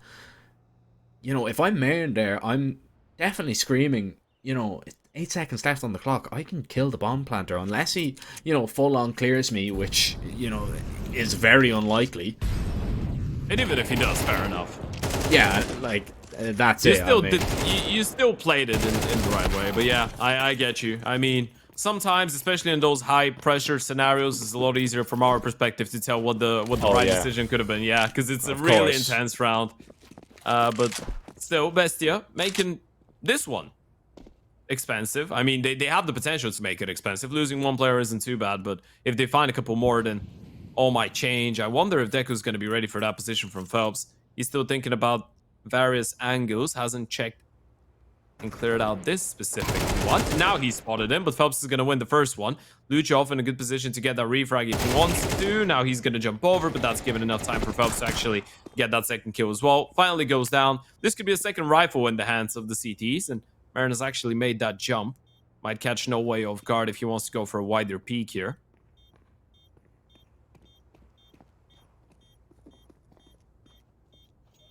Yeah, Marin is just waiting. He's hearing them all exit through CT, so he'll be able to pick up this AK. Now, he doesn't know the exact amount, but he's definitely heard a few run through the market, so he will hold on to this AK for sure. And that's okay for Bestia. In a round like that, you bring 2 AKs forward. Yeah, I think you're going to be pretty happy with that one. 2-2. Noxy will bring out the AWP as well. Henny on the big green also. Intriguing to see this battle now. When we look at middle. Oh, even odds. Okay, not anymore. Okay, Imperial are now the outsiders. So Yeah. intriguing. Live odds always changing, but pretty close, pretty similar. Bestia probably just getting the nod though, in terms of them being a map up. Oh, look at that setup into Horse Palace. They've heard all the steps. Imperial's being so quick right now, and they get that kill on Noxy, but that might actually make them overlook the second player's whereabouts. Maren gets 1.5. If he gets a second there, surely Luchov goes for the peak, but now he needs to worry about so many players, and that position from Luchov is just not going to work out. He just lost everybody else, and finally has to come into play, but 1 kill is going to be all he gets. Surely they don't let him get away with more. Yeah, I don't know if they will. Like, he's picked up that AWP, but 3 HP, man. There's absolutely nothing to do here. Henny could nearly find him on a drive-by with the pistol, but he would just back away into a safer position. Phelps should have this kill for free, and he does. So, Imperial, they will have a third round, and building up a little bit of steam now on this T side, which is dangerous for Bestia. You do not want to let Imperial get comfortable.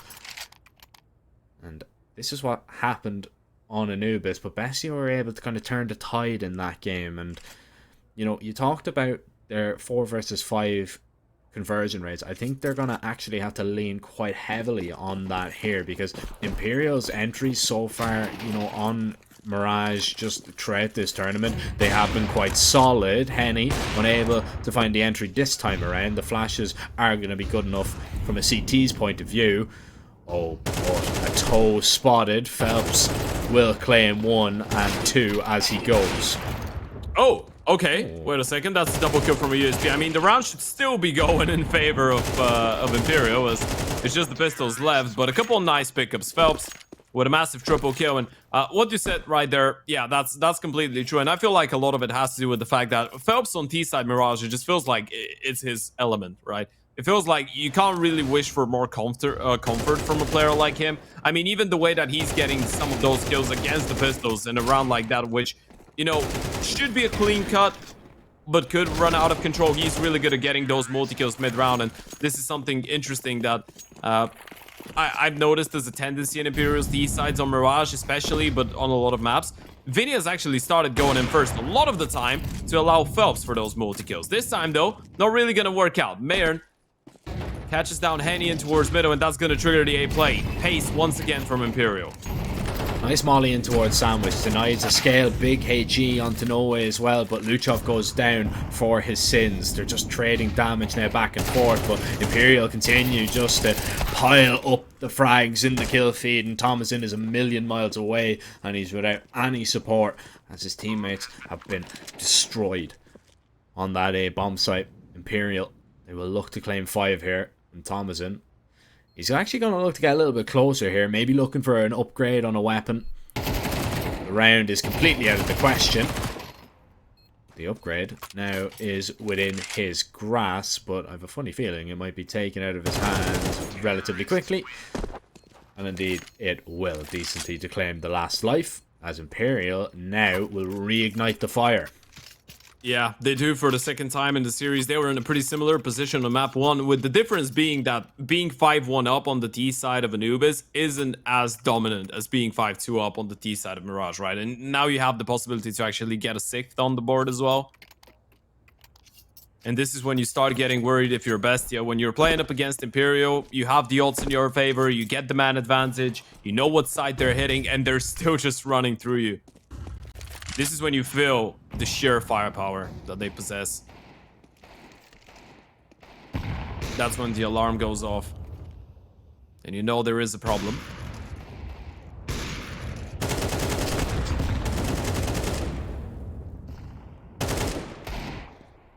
Quick and easy double for Vinny. Vinny won't be so lucky to farm a few egos. The Deagles are still doing a lot of damage in these kind of rounds. This is still very dangerous, especially if Mayern is able to claim a kill, but that doesn't happen. Noxy might go looking for Noe, but he's shown his back. However, Noe was not clean on that kill whatsoever. Noxy with this deagle. Oh, just that bench angle, it's just so horrible to deal with. It doesn't matter what weapon you have, so difficult, and even with no way on low HP, he's still able to get it done. That's 6 in a row now for Imperial.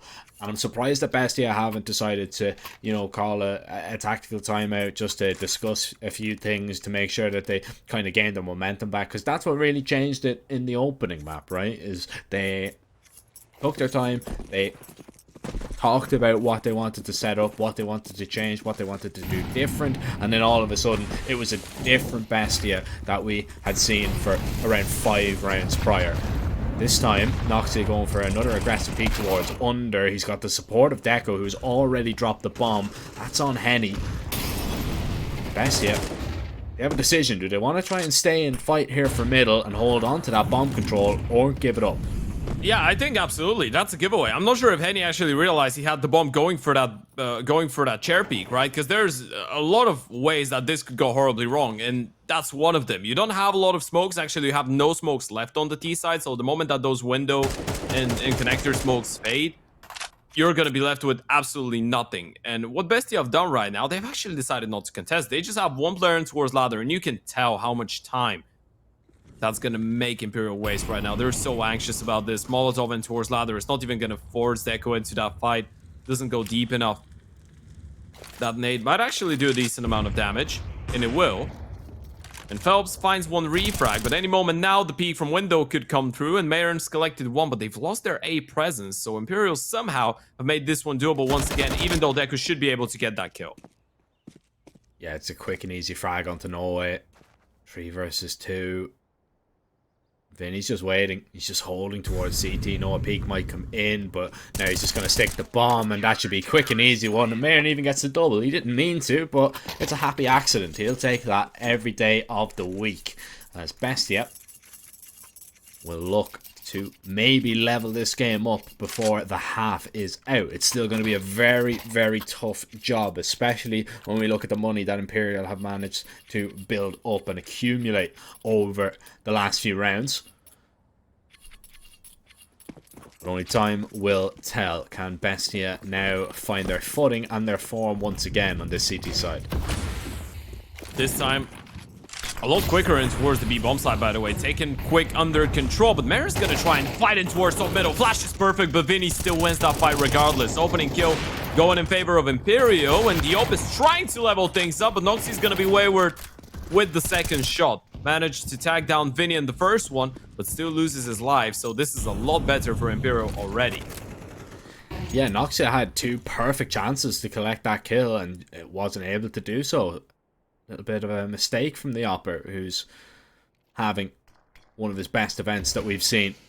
Henny holding the bomb. Yeah, dead with the bomb one more time. There's the information that Bestia are after. Vinny's trying to run up. He's spotted out Deco, and he will just take care of him. Thomason, oh, timing is everything here. It doesn't matter that he gets it a little bit wrong, because he gets the flick absolutely perfect. As Imperial try and creep their way into this site. They're going to wait for the underlurk now as Thomason tries to retake this bomb site as a CT, but that's not going to happen as he's going to be shut down, and Luchov left with a mountain to climb with only a molly, an AK, and a kit on his back.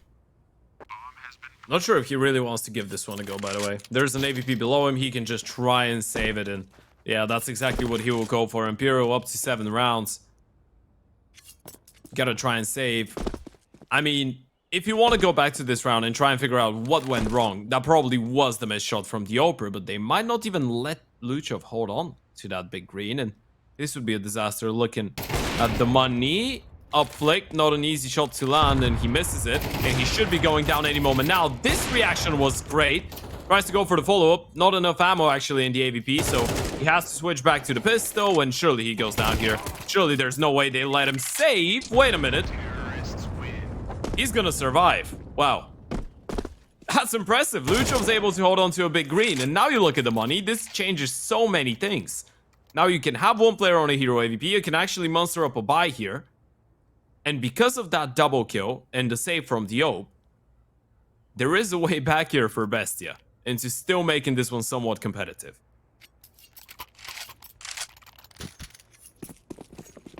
It's impressive how Phelps managed to lose that fight, which is what I was more intrigued to see, considering he was one bullet away from death. Luchov, when he managed to save. Great opening, great start from Aaron here. Stops that initial play out towards the ramp and just shuts down any kind of aggression. And I mean, Bestia are going to be in a great position here to deal with this mid presence. However, Henny will not go down for free this time. Collects a kill onto short and levels up the numbers game. Phelps still trying to pry an opening through window if he can. Defenses are split, but Bestia, I mean, they're making plays all across the map. Look at Thomas and move through the B apartments, clearing all this. So Bestia can be focused on middle, they can be focused on A, and it's just really about delaying right here. Yeah, numbers are leveled, but Bestia have so much more information. Not if Henny collects that kill, and this is massive. They should know that a player could have pushed in towards B apartments. This is the problem, though. They just feel so uncomfortable. They have presence only in towards middle. And look at Thomason. They're on a timer, 45 seconds. If they keep on taking their time here, he might catch them on the boost. And Marin gets one. Luchov is thinking about going for another, and he's dropped the bomb in towards connector. And Thomason is yet to reveal himself. This is what's going to happen in just a couple of seconds. And no way bites the dust. There's just Henny left, a 1 versus 3 from a 5 versus 3, and he's already thinking about holding on.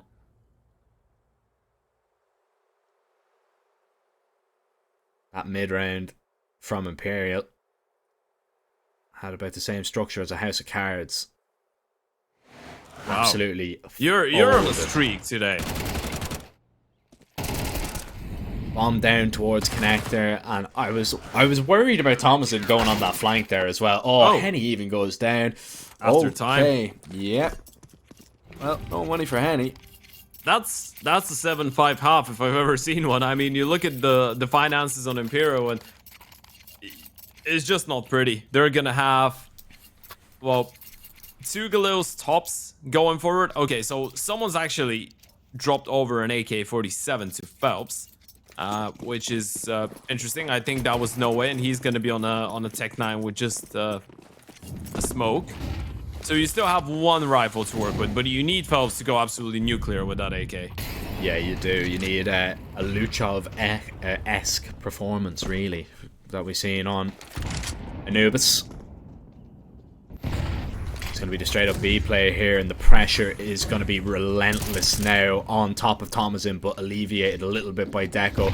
Great Molotovs, counter utility as well by the CTs just to slow them down. Now the pistols are going to try and make their way out, but Phelps with this lurk up short, instantly dealt with by Marin. It's a lovely transfer onto him, and that's a great hold from Bestia. A great recovery into that half, but 5 rounds on the CT side is something that I'm going to call into question a little bit later on. I just don't know if it's going to be enough to stop a team like Imperial, but I can tell you one thing, it's a lot better from what it was looking like, because it was looking like, you know, it was looking 9-3, kind of 10-2 even possibly, but phenomenal from Marin, by the way. I just wanted to mention that. He's been playing great. As a player that actually got given his first big shot at CS by Brazilians as well, right? He's a person that he's an Argentinian player, but he's played on Sharks. He played on that MIBR lineup. He wasn't the one to replace Phelps necessarily, but KNG replaced Phelps, and then Marin replaced KNG. So all Brazilian fans are pretty familiar with Marin, right? He was supposed to be that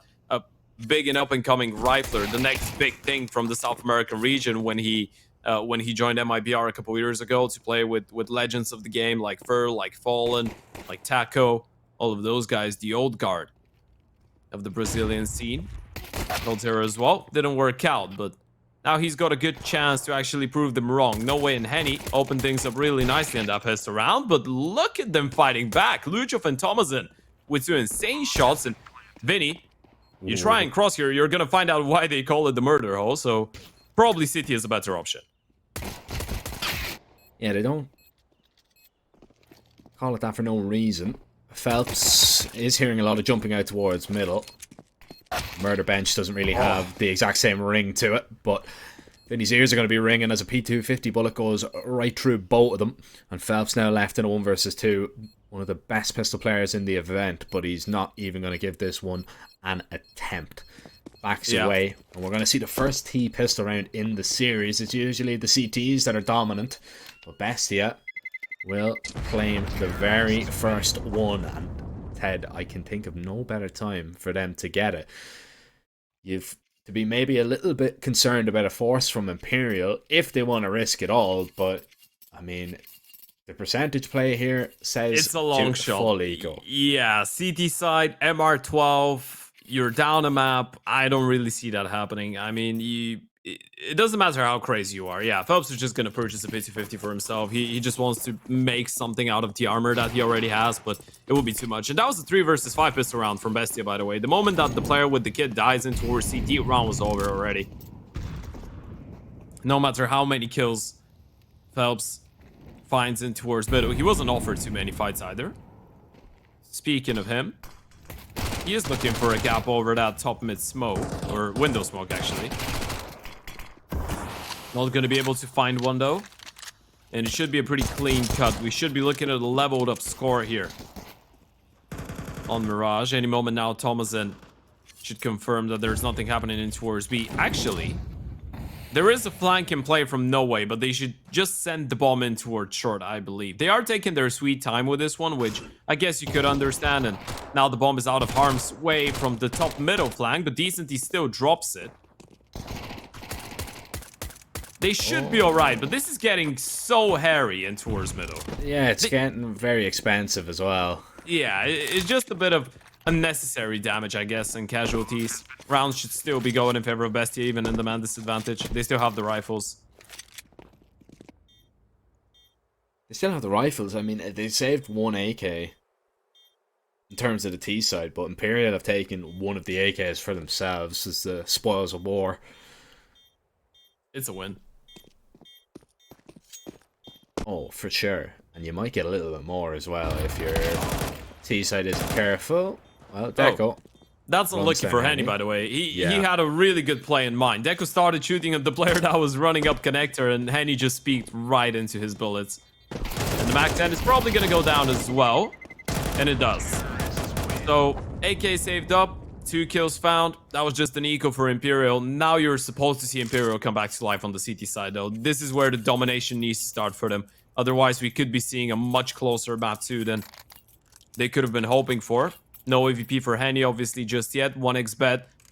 Still favoring Bestia to take this one home, and it's becoming... Well, I was gonna say they're becoming bigger favorites, but it's still quite close, and you know, yeah, you can't really fold them. Close. It's leveled up. It's 7-7, so you can't really say that Bestia are the massive favorites. But there's your tactical timeout. You wanted to see Mr. Zaku join in the server, or Mr. Zoti, sorry, I think was the name of the coach. Obviously, we have Zach on the other side for Imperial, a Brazilian legend. Zoti being a pretty well-seasoned Argentinian veteran. Obviously, hasn't coached the teams that Zach has, right? Zach being an ex-Luminosity coach, and we're talking about the Phelps, Steel, Bolts, Nekis, and Skull's Luminosity. He was the coach of that Immortals lineup that played the major of the Krakow, or the final of the Krakow major in 2017. Of course, a team in which Henny played in as well, alongside some other legends of the game in Brazil, like Lucas, Bolts, KNG as well. A long time ago. Yeah, it was a long time ago. 4 years. Or, 7 years, sorry. 7 years, yeah. Yeah, I was just making the maths because I was like, 2024, so yeah, that's why the 4 came out. But 7 years. It's been a long time. That's crazy, man. That is crazy. I remember it like it was yesterday. I remember watching it, enjoying every moment of it. Much like this game, I'm really enjoying this first semi-final, and I have a funny feeling it's going to get a whole lot better in just a moment. Well, might get a little bit better for Bestia fans if they manage to take this round and get a little bit more comfortable into their groove on the T side, as it would be. Well, they'll get into this A bomb site with very, very little resistance at all. Molly from Phelps won't do much, as actually it will do a whole lot. Phelps has claimed 2. The bomb is yet to go down, and the smokes begin to fade, and Bestia begin to panic. Yeah, that's all because of that Molotov, but Deco's still in a good position. It's a 2 versus 5 though. He needs to go absolute nuclear. He's lost everyone, doesn't even finish off the initial kill, and it's a Henny double to put an end to it as well. That's 1 kill from No Way, but that Molotov from Phelps, actually, it ended up doing so much, right? Because he was all alone towards CT. He was thinking about picking up the fight, and then he realized, okay, my entire team is smoked off. We were fighting middle early on, which actually makes that reaction from Bestia really good. What goes wrong with this round for Bestia is the fact that they were unable to deal with Phelps. If they get that kill, if they get CT control, they don't need to challenge the jungle, the stairs players, but Phelps does so much there. The smokes fade because of the time that he wins with that double kill, and then everything else just goes in favor of Imperial. That was all on Phelps there. Really nicely done. And we spoke about, you know, him having just massive, impactful rounds, especially when he's, you know, finding the entries. But in that one, just perfect. I suppose it technically was an entry on the CT side. It's an opening kill. Yeah. An opening kill, for sure. Even found the double on top of it as well to boot. Now, looks like Bestia might boot it over towards B here, as they only have 3 Tech 9s and 2 rifles. It is a little bit more of a split, maybe. HE lands on top of Deco. That does a massive chunk of damage, and that's going to be a big problem for Bestia, as it actually is mid control that they are going to take now. Another player is spotted, and Henny just continues to pile on the pain, as it would be. But gets caught off guard up close by a Tech 9, not where you want those pistols to be near. Yeah, that was too dicey. Decent, he needs to win that fight, but Thomason goes absolutely massive. That's the second kill from him, and now this becomes so dangerous. No way with 1 kill, and still there's so many members that are low on HP. No way's gonna get ahead of the smoke. He's looking for the multi-kill, and he's gonna find it, but the refrag's in place. Thomason with another, and Vinny needs to clutch it up in the 1 versus 2. It has to be the captain. Imperial just crumbling. Vinny's tapping away. If he is fortunate enough, he gets that kill onto Luchov, but doesn't work out. Luchov's gonna be able to run away. Flash gives away Vinny's position. They know exactly where he's coming from, and he's not trying to make any secret of it. But look at that position. Look at that angle. Vinny still gets the kill, but Mayern from the default tag down. He was the first one to actually receive any damage in that round. It was the HE, the spam towards top middle, left down to 22 HP, drops his rifle over, but he is the one to finish it off with the Tech 9, and Bestia still away. A massive round. And it's Mr. Mayern. Mr. Consistent, really. His performances have just been so great, time and time again. Now this one might be a head and shoulders above the lot of them, because he's 18 and 8, and he might just be leading Bestia to a map win against Imperial, which would lead them in, of course, to the final. Henny misses a shot. Double push towards Palace. Is this going to be read into? Thomason does spot out decently at least, and Noxia is going to be able to land the dink a little bit. Smoke is going to go down just to make sure that that swing doesn't come in. And I mean, is Decently just going to try and walk through the smoke? Well, the answer is no. Luchov just above Phelps for now. Decently goes down. No way still the player that is going to go unnoticed. Luchov needs to check underneath him, but doesn't. That is a nasty surprise. And all of a sudden, Bestia, they don't have a lot of control right now. They need to try and find the kills, but it's that man Phelps that continues to light up the kill feed, and everybody falls. No way gets in on the action as well. Imperial, they will regain that lead one more time. I feel that that was Bestia's chance though, Ted. I really feel that, you know, if they were able to convert that round, they could snowball this one maybe into something more. But Imperial are just going to be back into the driver's seat with that collection of a round. Yeah, I wouldn't say it was a bad call either. Imperial just had a couple layers, and in layers I mean the second player in towards Palace that Bestia weren't taking into account, and then the fact that Phelps doesn't get cleared out, right? If Phelps goes down there in towards window, this is an entirely different round. Then you have Deco in towards connector, who can cut off rotations even if the jungle player ends up being refragged 1-for-1. Deco's still in a prime position to win the round, and yeah, with all those fights going in favor of Imperial and the player in towards Palace being in the position that he was never going to be an easy one. So now they're down to the pistols, and Henny has just collected a triple kill with a nade. Patrick Mahomes has just joined the server. What a throw. How about that? He's just called in an airstrike towards top middle. Yeah, QB of the year. And that round is done and dusted in near record time. 10-8 Imperial. Now 3 away from taking their own map pick. They need to force to a decider if they want to take this series. And a decider is going to be an overpass. So it'll be intriguing to see that map played out.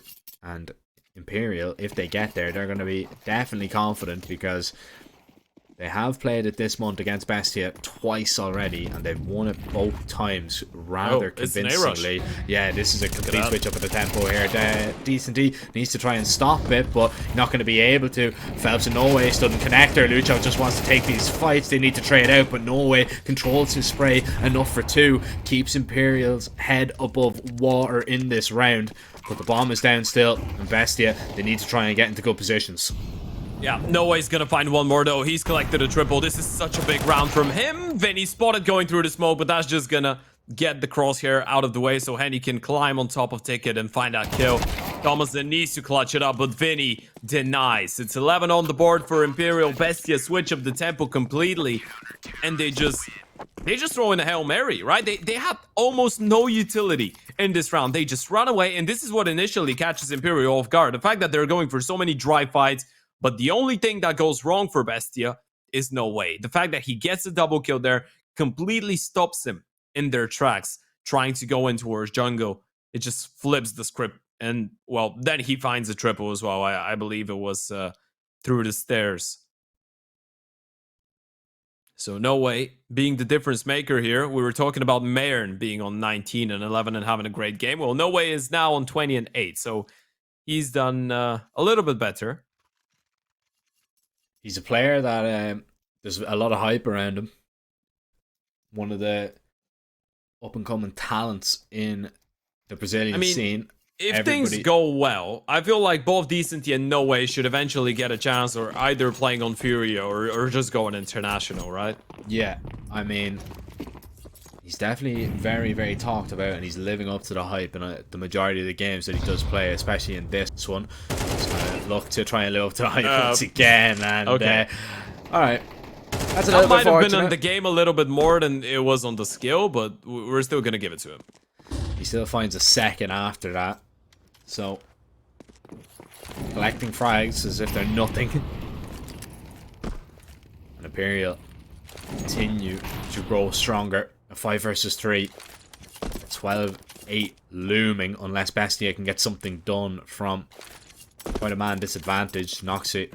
Raining smokes from mid. As Henny wants to push up and get a little bit closer. Tech9's whereas Demise a few rounds go, but he has learned his lesson, it would seem. However, he does get dinked up, and he decides, you know what, I'm just going to let Phelps deal with you. And it's actually Henny to collect him with the nade. So a hat-trick from the Opper this time around. And we've got a 12-8 scoreline. Bestia need to be perfect. They need 4 in a row if they want to deny a decider. But overpass head, it is looking very likely. 4 rounds of perfect CS needed for Bestia if they want to take us to an overtime. It's not gonna be easy. What's the call here? You don't have an AVP on Noxy. He hasn't really been having the best game of his life so far on Mirage either. In contrast, his great performance on map 1 in No Way is gonna go aggressive once again. He's been doing so much for them in the early instances of those rounds, and he's still gonna keep on going. He's not gonna get discouraged by the early utility that they welcomed him with.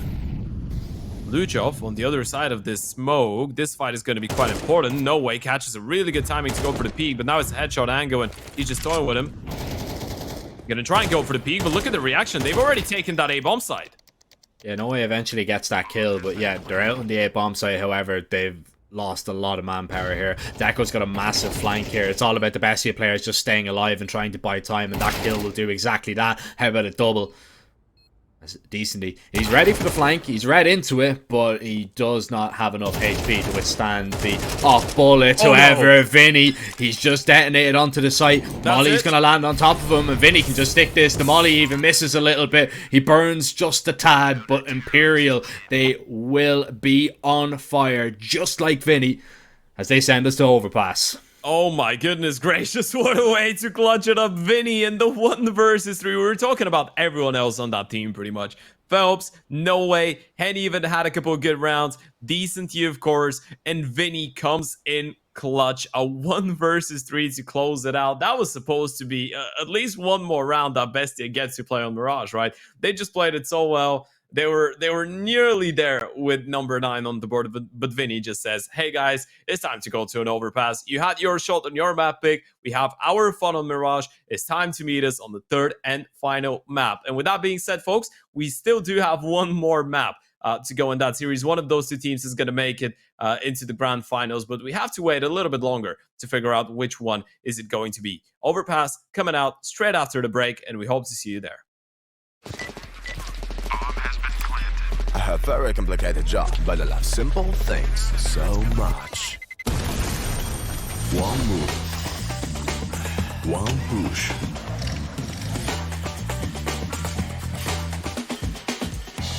One touch.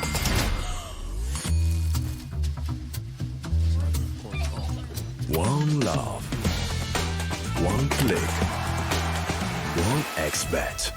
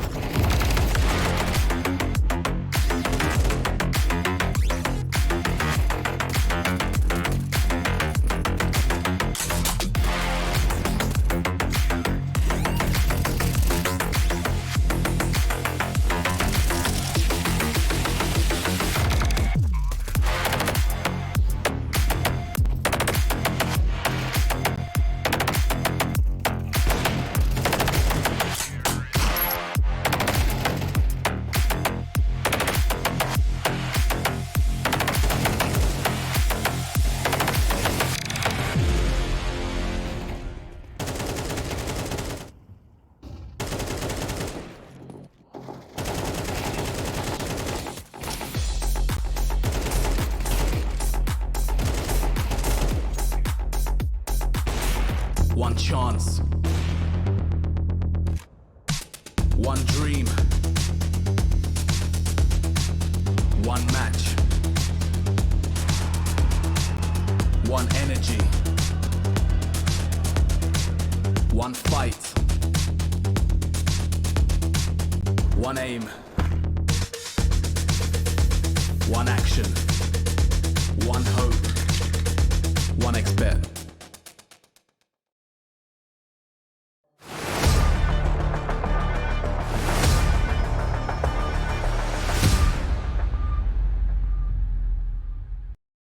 Welcome back, ladies and gentlemen. We are just about ready to jump into a deciding map, and we will figure out, Ted, who is going to go to the final, who's going to be the first team there, and who either the Sharks or Fluxo are going to be facing.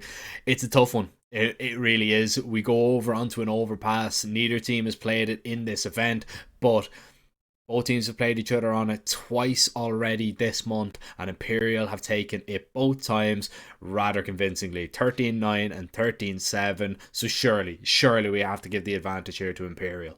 We have a sample size, as you pointed out, and the most interesting thing, which I feel like even backs up Imperial's chances more and even further, is the fact that in one of those games they started on the T side, they got a 6-6 first half and then finished things off on the CT side, and then the other time they actually started things off on the CT side, got an 8-4 CT side, and then finished it off after a 5-5 T side. So we've seen Imperial we've seen both cases, right? We've seen both teams start on either side, and we've seen what's happened.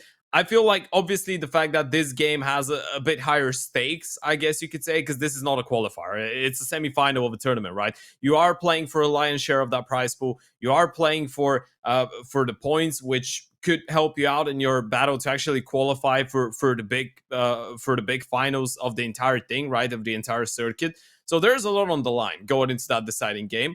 But yeah, I mean, I love Bestia. We love the Argentinians. We love that story that they're up against the world pretty much, right? Only them and La Ruguneta, I think, were the non-Brazilian teams, or well, the Argentinian teams going into the or into the playoffs, because we had 9Z as well. But into the playoffs, it was just the two of them. La Ruguneta lost in round 1 to Imperial, and now Bestia have the chance to actually fight back and try and get revenge. I love that story, but surely this is where it ends, right?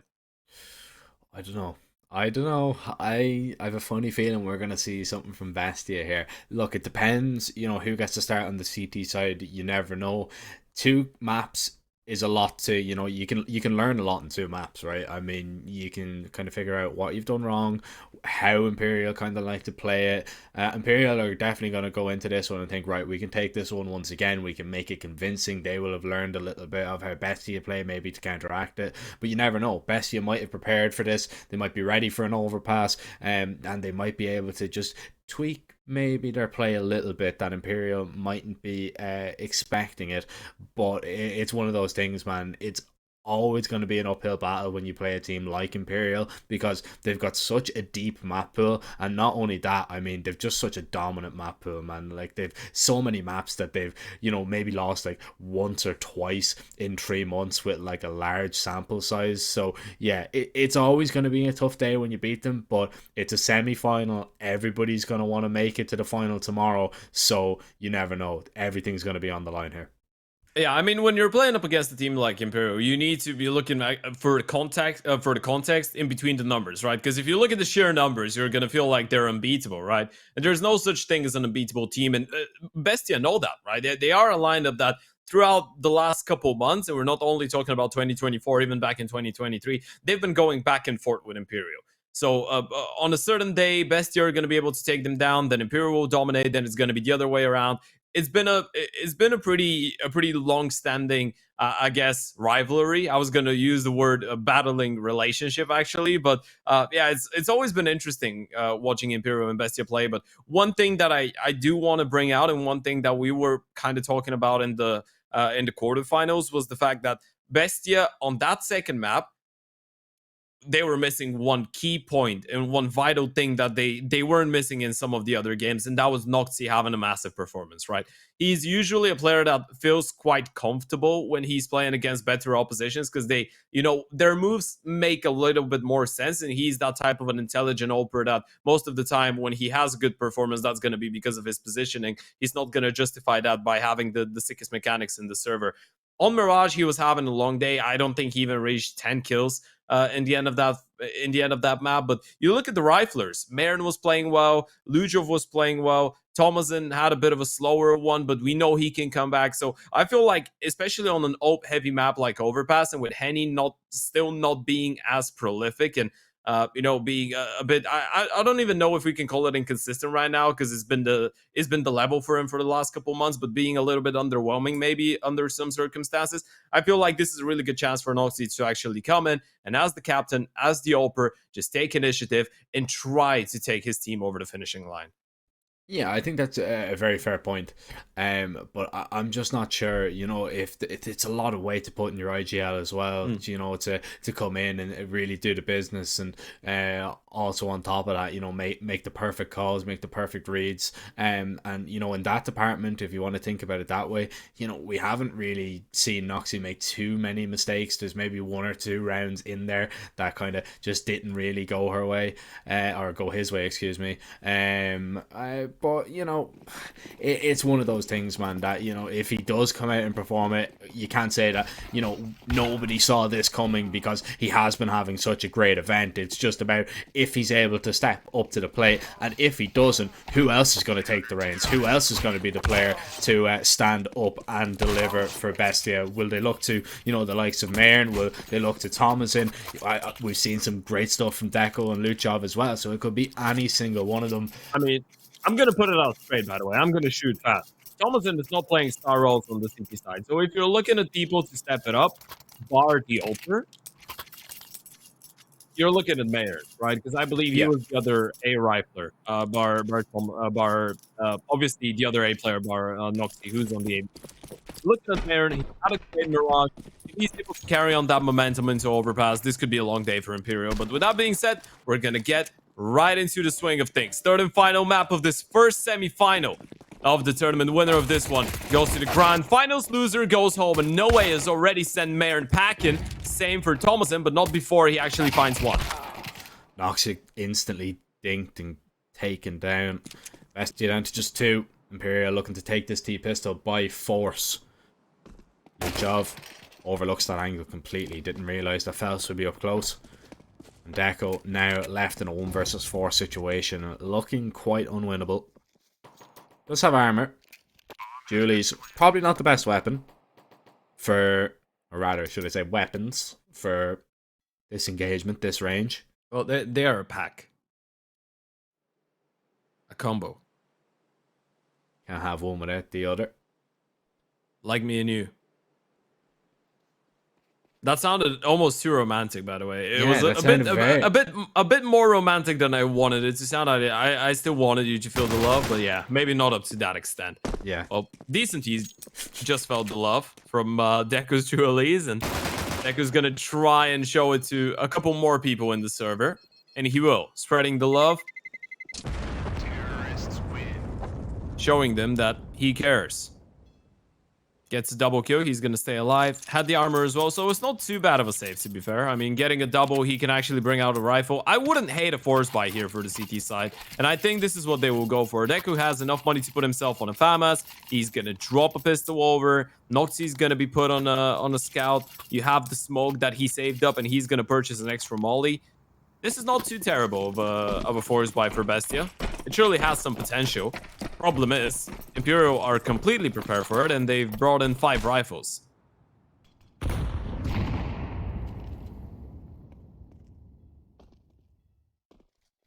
Yeah, it does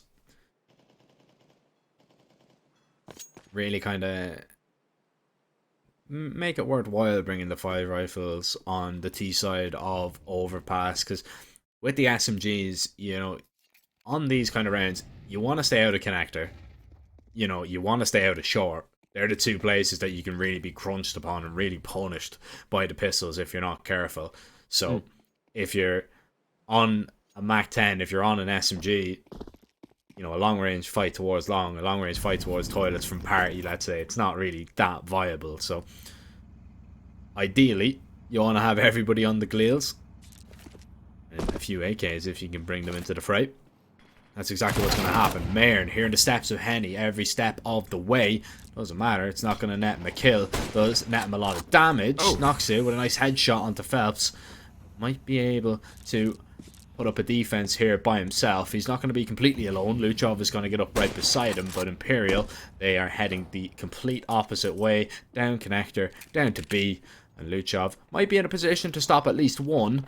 Julie's in hands. Vinny gets dinked up for his troubles as well. Noxie eventually falls. There's a good bit of damage actually done to a few players there on Imperial, but Bestia, unfortunately for them, just could not find the finishing kills. Yeah, ideally you'd want the scout to actually take first contact in towards long as well, right? If he lands the tag onto the player going for the swing, then the MP9 surely gets that kill. There was a great following up headshot, so there definitely is a world where you can see Bestia pick that one up, but it doesn't end up working out. So Imperial on a 2-0 start, they've done enough to actually get up to 3 probably, looking at the 1xbet odds. Now they're starting to look really one-sided, and they are siding with... well, I'm not going to put you under the bus, because I was the only one that actually did give a specific prediction. So siding with my prediction for an Imperial victory here. You're the politically correct. I went for Bestia, to be fair. Yeah. Okay, yeah. Just for that kind of friendly rivalry that we do enjoy, that we do like to have. But I do think they can pull it off. However, it's not looked great in the first few rounds. This should be a few more kills for decency, and actually does fall. Excuse the pun, that looks decent. They've picked up an AK-47. Yeah. Now, Noxie could catch maybe 1 or 2 players by surprise. Vinny gets dinked up once again by a pistol, but doesn't fall. I think he survived on exactly the same HP as well. Yeah, he's like a cat right now. He's living his 3rd life. You've got 9 of them, so you may as well use them. However, Bestia won't be really too interested in throwing their lives away for free. Deco wants to hold on to that AK. However, Phelps is probably just going to run them down. If he can find them, that is. And that smoke is going to definitely give it away. Oh yeah, and that smoke is going to make him want to go through. Phelps is one of those players, right? It's just old school Phelps days. I feel like he is the one that actually loves CS2, and I think he's one of the players that is actually against that Peeker's Advantage update. Because he's always been that type of a player. If you want to bait him into a fight, you just smoke him off. He's going to come through. He's going to come to you. He's going to pick up that fight. He's always been a hyper-aggressive rifler, and so far it's been working out really nicely for Imperial to have him around. Once again, a couple nice shots landed by the pistols, but nothing too significant to actually justify the alarm going off for Imperial. So it's 3-0 start to kick things off here on that 3rd and final map of the series. Bestia now on the guns. Noxie on an OP, everyone else on rifles. U2 is looking good, so if you're Bestia, you'd be hoping to start winning rounds right now.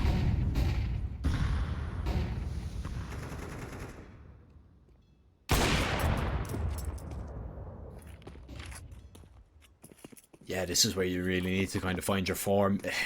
This is a disastrous time to really kind of fall flat, right? I mean, map 3 of a semi-final, I can think of actually no worse place to go cold, maybe bar map 3 of a final, but... Yeah, there's not too many. They're both pretty bad, but I wouldn't say they're cold. I'd say they're lukewarm. Luchov warm. All right. Yeah, you said cold. I thought of cold. And I meant the player. Just to clarify. Thank you for clearing that one up. I wasn't there. Yeah. I wasn't. Yeah. I know. It's fine. Of course. Always. We got the reference. Now, have Bestia got the memo that this is a B play? Well, judging by that rotation of Thomason, absolutely not, because Imperial are going to walk out. Now they're making a lot of steps, though, and that might just be a dead giveaway. Luchov has gotten himself into a nice position over towards short. Hasn't been spotted, but 3 kills go the way of Imperial, and they've got complete control until the bomb is dropped. Now chaos maybe can ensue, and Mairn might be the causer of all that chaos with a Llama damage done from the heavens, but not enough to take Mayern off the bomb, who is, or excuse me, to take decently off the bomb, as Mayern is going to take off himself away from that big bomb site. Yeah, but he's not saving. Phelps is posted on the angle right now, so if Mayern wants to actually cross in towards long, which he probably... Okay, yeah, he's gonna stay back. Okay, he might actually stay alive, but Henny's still on the hunt here. Imperial not only make this round work out, but they'll try and take that gun out of the hands of Mayern. And that's a big one to hold on to. You have the loss bonus. You can muster up a pretty decent half-buy around this. Be dangerous in the next round, but if Henny gets that kill... it could all go down in vain, and Mayern will spot him out, but Henny still comes out on top, and this is a big find. It's 4-0 Imperial. They lose only 2. Henny upgrades himself onto an M4, and going forward, Bestia have a decision to make. If they hold on to that M4, actually looking at Deku's money, they could have justified a full investment. But because of the great work by Imperial in this round, not only it won't be a full investment, but they might not even have that hero rifle in the mix. It's not going to be a hero rifle. It's going to be a hero and AVP for Noxy. The most powerful of the hero rifles. Really? Yeah, it's not a hero rifle. It's the hero rifle. Yeah. Who's the most powerful hero? Superman has to be. You think so? Probably, yeah. I mean, he's pretty much invincible, right? I mean, kryptonite. Do you have kryptonite at home? That's what I thought. Not within arm's reach, no, I wouldn't say. No, yeah, that's what I thought. Maybe in the closet.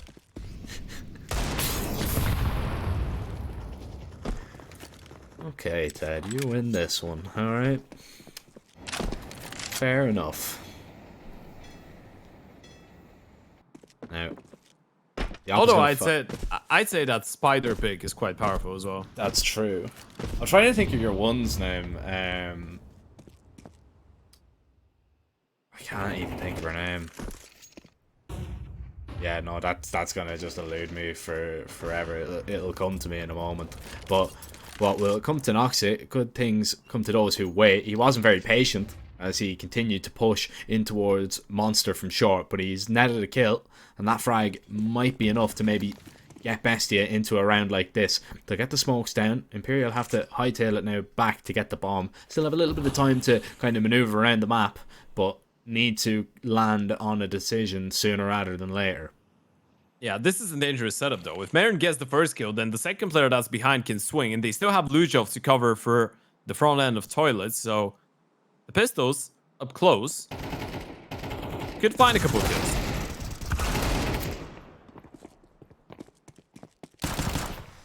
It's only net than one frag. This is still dangerous. Mayern and Thomason now combined for a kill, and it is down to Henny.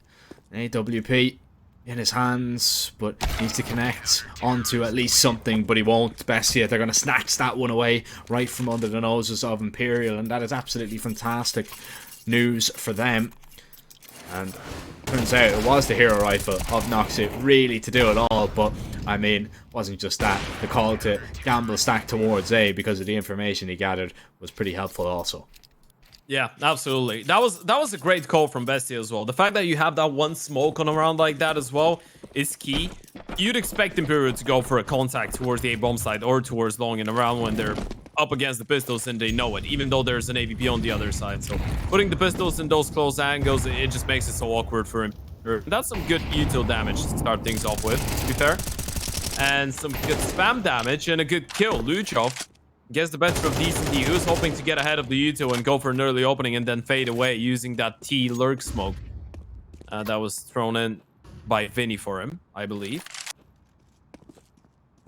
With that being said, though, loses his life. Henny's already down to 60 HP. Not that it makes that big a difference when you have him on the AVP, but it's still some nice damage early doors for the CTs to work with.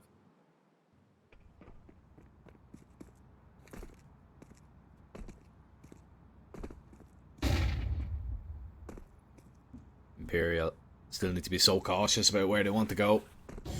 They walk into another stack that could be completely detrimental to this round altogether. 50 seconds.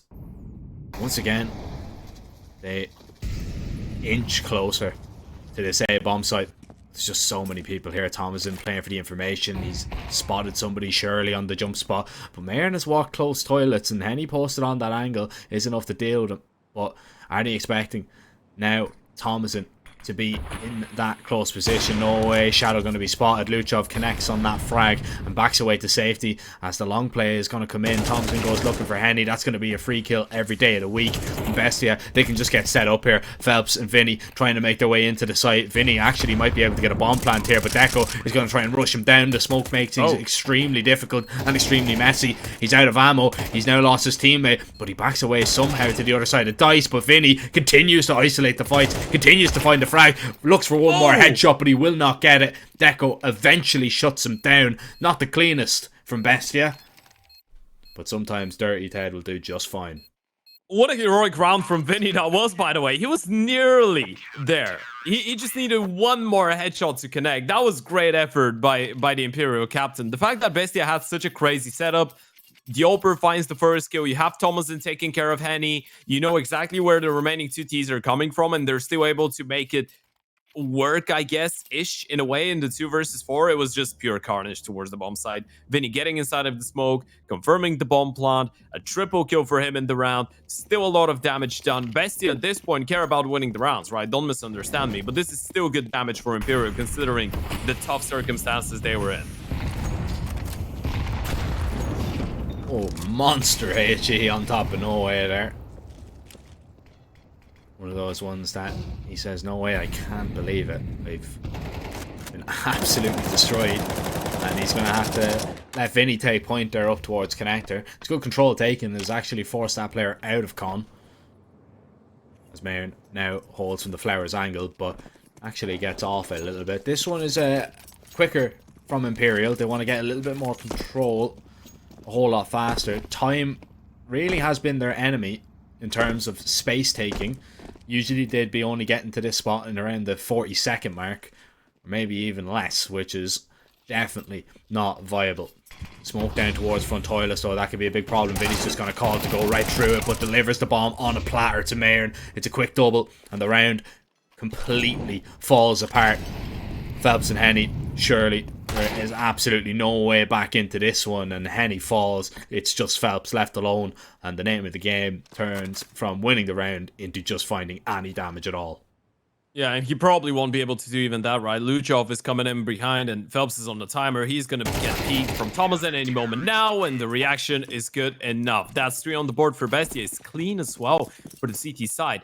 And you know what? I've actually reconsidered what I said before the start of this. There's one thing that's more dangerous than Marin popping off in this game, and this is Bestia popping off as a team, as a unit on that CT side. You look at the kill distribution right now. You have 1 player on 6 kills, and then you have 4 other people on 4 kills each, and the 1 on 6 is the Oper and Noxy. Everyone else is doing their part. The rotations have been great. Some of the reads have been good. I feel like we might be reaching a point where Imperial might want to be enticed to actually try something in towards that B bomb side as well when it comes down to buy rounds, essentially, because so far they've just been sending Decent to try and find some impact on his own. Obviously, this time it's just the Pistos, so you could let him be, but that A defense has started to look really solid. And one of the main reasons behind that is the fact that most of the time Bestia have had the stack, right? Most of the time they've had a great read, a lot of players, and Imperial is starting to run out of steam a little bit. Obviously, 4 rounds on the T side of Overpass is already quite decent. And they are in a position where 1 more or 2 more rounds on the T side is going to make it successful enough. But Bestia are showing some promising signs here.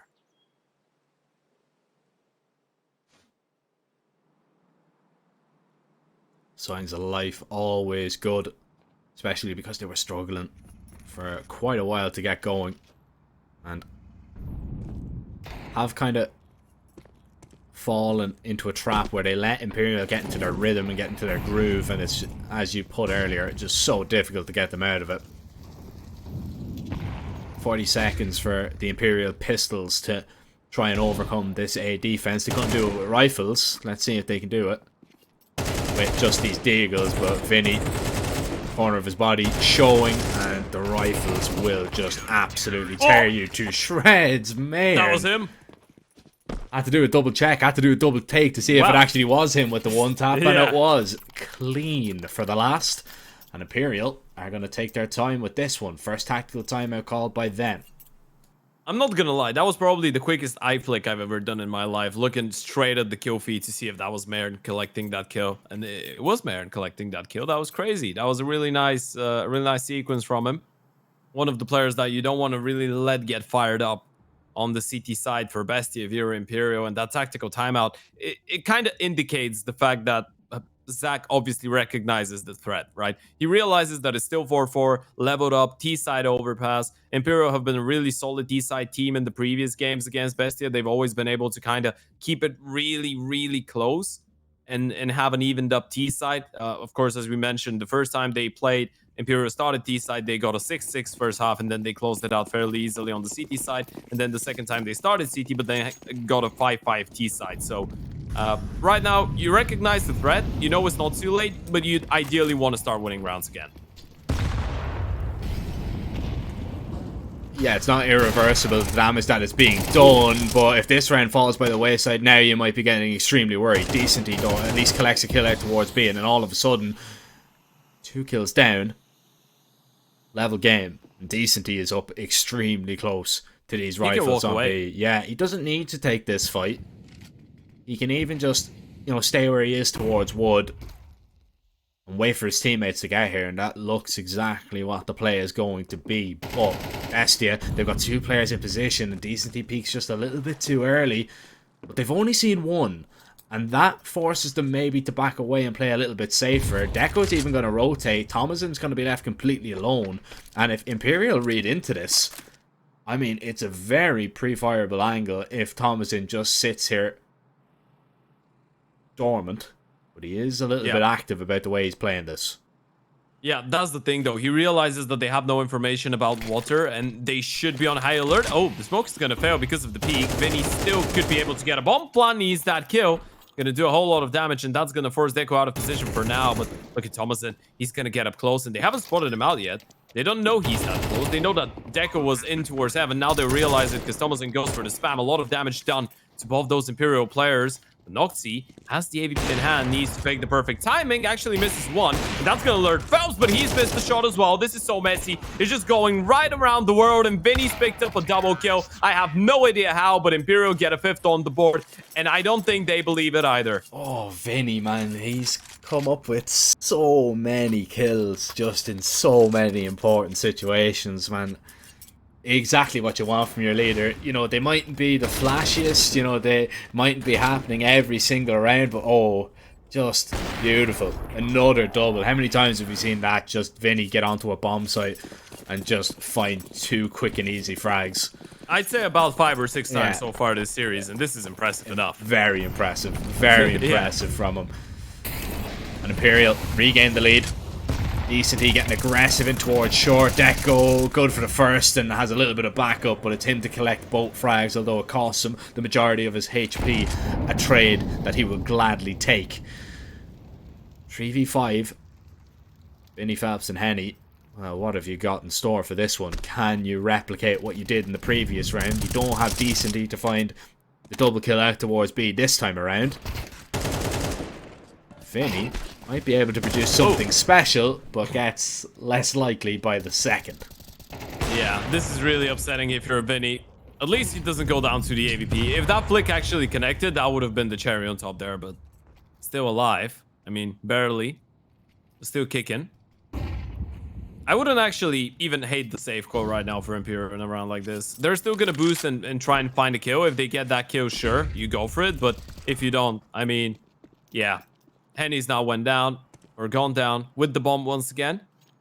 Getting some Mirage flashbacks, and that should be the safe call right now for Phelps and Vinny.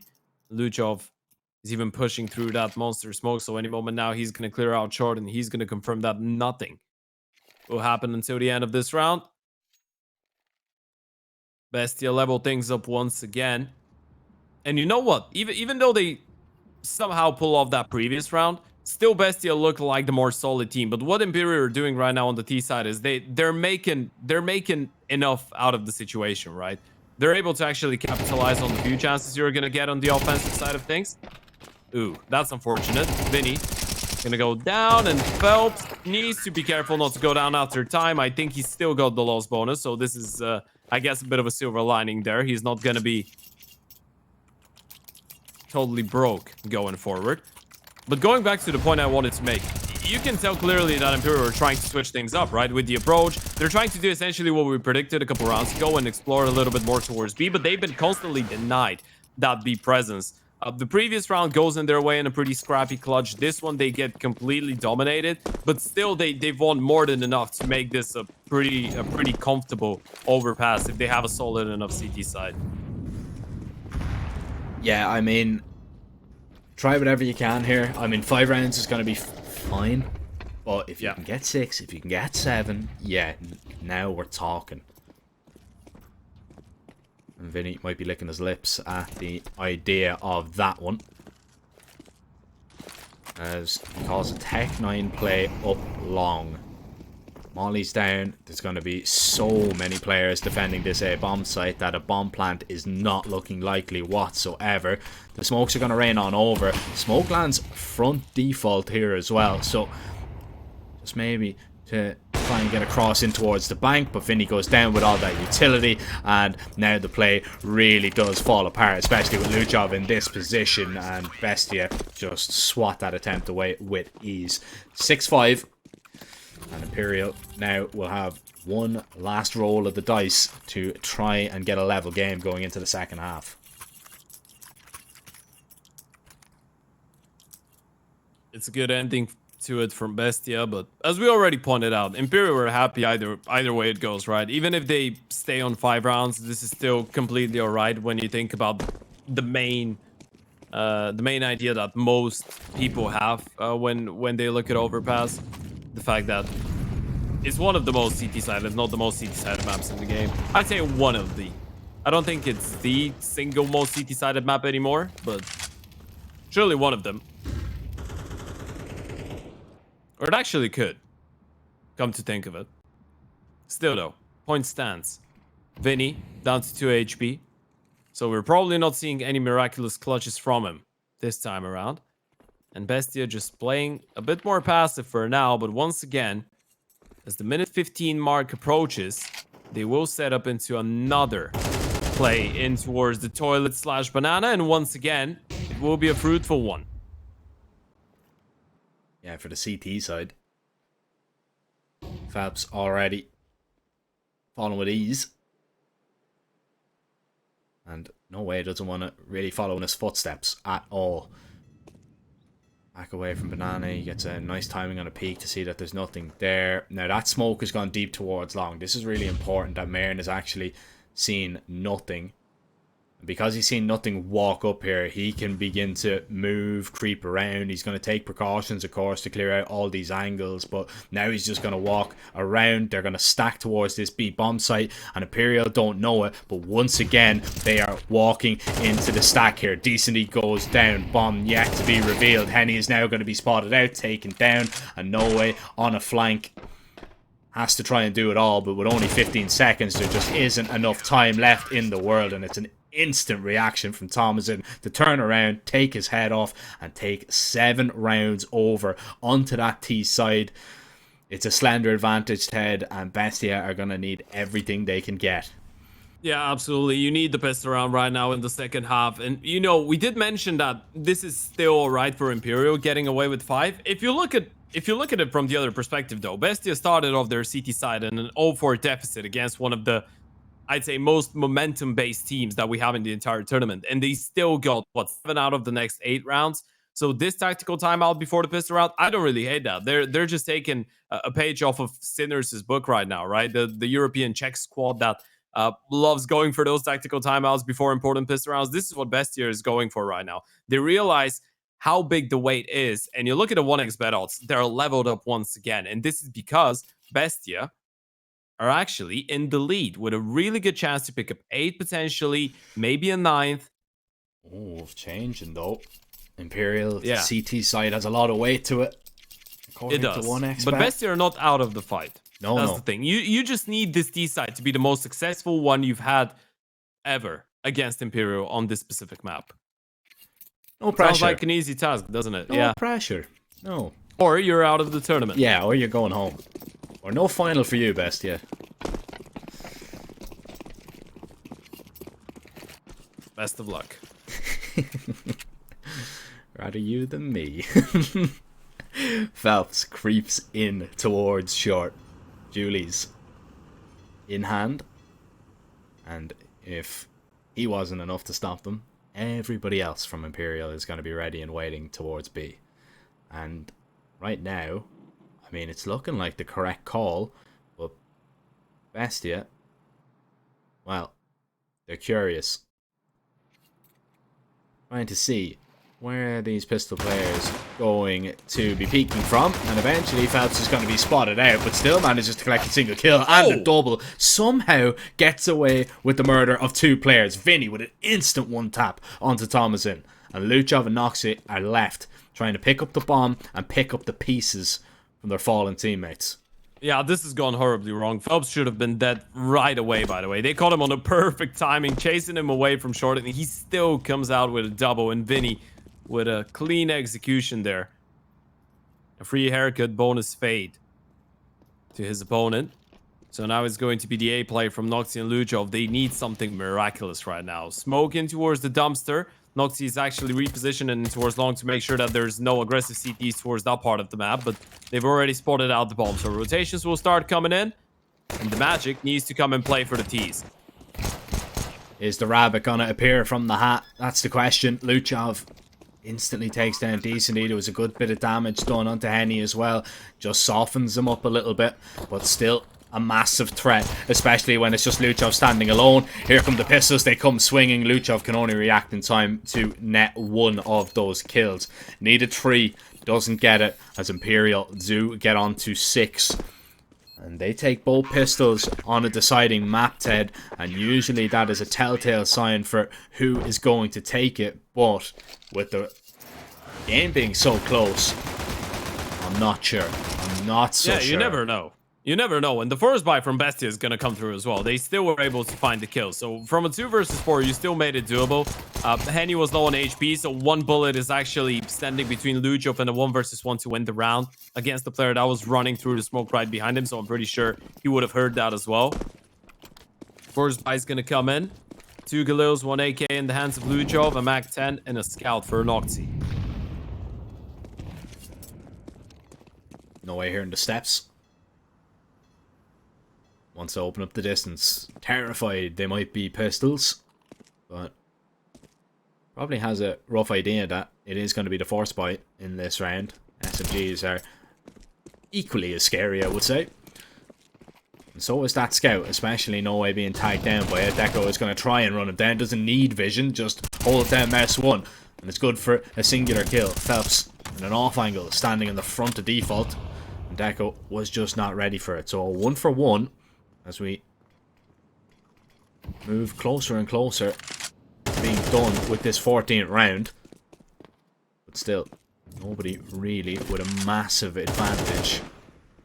Imperial, they're going to get a little bit antsy here. They're going to get a little bit impatient. They want to go look for these fights. They want to go look for these frags, and why not? Because they've won nearly every single one. They lose Phelps in the meantime, but they gather control of the bomb and the round with it. Thomason left standing, 29 HP.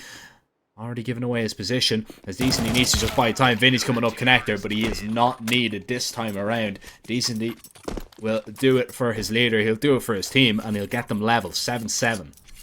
Yeah, they entrusted Vinny with so much back there, by the way. I was actually getting nervous what happens if Bestia decides to run it back, but this was a great call from Imperial. The fact that they leave Vinny all alone towards the B-bomb side with an MP9 with the smoke and the Molotov means that they need to get it. Eventually, they'll have to make a move in towards the A-bomb side, right? You can't just play with all 3 people from the back of the side and let Bestia do whatever they want, because if they group up and play late B, then Vinny's pretty much screwed up, and you have to run the save. So they go looking. The play works out perfectly. Decent T with another massive multi-kill. And early on, we're seeing some problems for Bestia. Phelps in a good position, but gets blindsided by the players into her short, and Deku's gonna shoot him down. So Phelps maybe a bit over-enticed by the possibility of getting a couple eco kills there. Gets blindsided, gets punished. Of course, this is just the SMG, so it's no big deal if you lose him, but It's still a kill. It's still a gun in the hands of Bestia.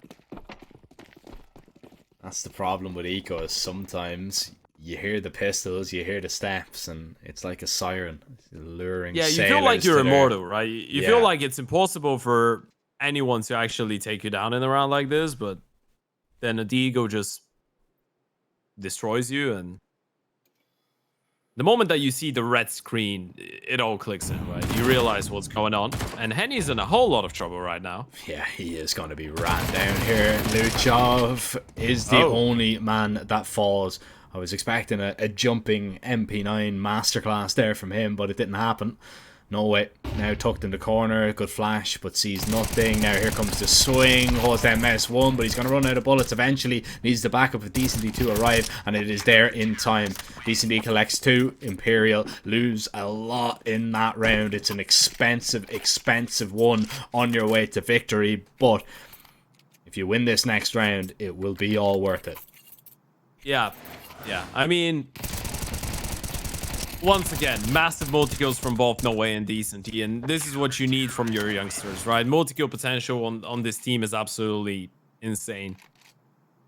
So they're able to help out. Henny's going to be on an AVP going forward. Bestia go for their 3rd tactical timeout. This is their last one, Jack. This could be their last tactical timeout before either, well, it will be before either qualifying for the grand finals or getting eliminated from the tournament. Or going to overtime. Because then I think they get one more. Yeah. Okay. Yeah. Touche. That's 1-1. I'm keeping score. It's our 1xbet apparently. Imperial ahead on the odds. Oh, Bestia, That's one way to put quite it. the underdog now. Yeah. Oh, I don't know if it's as cut and dry as that 1xbet, but we'll see. We'll see. It all depends on really how this round goes, because Imperial, their money could be completely snookered if they come up short in this one. Haven't realized there's a player in towards Fluxo yet. Not really going to make that big of a difference, though. Thomas's position is not really one to be cautious about, and they still have a 4-man setup. The moment that this smoke fades or Deku jumps on top, Phelps should have that kill in the back, and he will collect it. That's going to give away the boost. It gives away the fact that the A rifler is in towards that B bomb side as well, but they have no presence in towards A, so Bestia are kind of forced to actually commit to the B play regardless of actually realizing what's going on. Oh, that's what you love to hear. If you have to commit into a B play and you hear Boots leaving the bomb site, that is a delight to your ears. But what might be is the op shot ringing, especially if it connects onto Marin. No problem right now. Flashes are perfect because they blind both players. Henny and Vinny come out on top, and Henny just locking it down with that AWP, and it makes perfect sense why 2 players are rotating away, because it only needs 2. Them 2. Henny and Vinny locking it in, sealing a 9th, and Bestia now once again back to the drawing board. Yeah, that's the thing though, right? The moment that you hear 2 pairs of boots rotate up towards the A bomb side, you realize that they must have started with a solo person towards A, so you just assume it was the Oper, right? Because this is what most people would do. But Henny was actually a part of the stack, and hell was he a part of the stack? He was the one to actually be left on the bomb side alongside Vinny. They were just not ready for the AVP. That's a massive triple by the Oper. What a sequence. Okay. They had a bit of a discussion there, you can tell. But Phelps is still on top. Still on the boost. Bestia don't even get a bomb plant though. And this is starting to look a little bit dire. Well, I say dire. It's starting to look a bit familiar with some of the previous overpasses that we've seen between those two. A pretty close first half when Imperial's on the T side, but then they on the CT side, and Bestia are just unable to pack a punch. Now, they've just played 1 buy round, so it's too early to actually be writing them off. But if Imperial win this one cleanly and then they get the other buy round, it's an entirely different conversation. Oh yeah. There is a clean path to the grand finals for Imperial right now. Oh, they just need to take it. They'll know all about it. They lose the next gun round for sure. 40 seconds. Here comes the play. Can the pistols overpower the rifles? Deco going to use this smoke to scale up onto the site. No way. Even finds the first frag. Phelps is going to help out. Lovely flashes just to blind the pistols as they make their way in. Noxie reads a little bit of life back into this round for Bestia, but it's not going to be enough to lock it in. However, you've got a bomb down. You've got smokes all over the site, and this might be just enough controlled chaos to get you into a position to win. As Mayern waits for the swing. Luchov looking for the jiggle, looking for the headshot. He's not going to find it. Mayern finds a double, knocks it all of a sudden. He's in a 1 versus 1. Henny holding, but he will not miss. Ice cold in the clutch, Henny, as he will get it. Defuse, absolutely no problem with a kit. Bestia are going to be delighted with the sheer amount of damage that they've done in that round, but being that close in a round like that, oh, it's going to be bittersweet. Yeah, absolutely. And what a time for Henny to come back to life as well. This is probably the first time in the series where we've seen back-to-back big rounds from him in the buy rounds. A triple kill last time around, and now he's able to pull off that 1 versus 1. Noxie was actually low on HP as well, but Henny still chooses to stay with the AVP regardless. Wins it. Big kills by him. Imperial officially on fire. They've won 5 in a row. Bestia yet to register around on the T side, but they need it now. They need it here.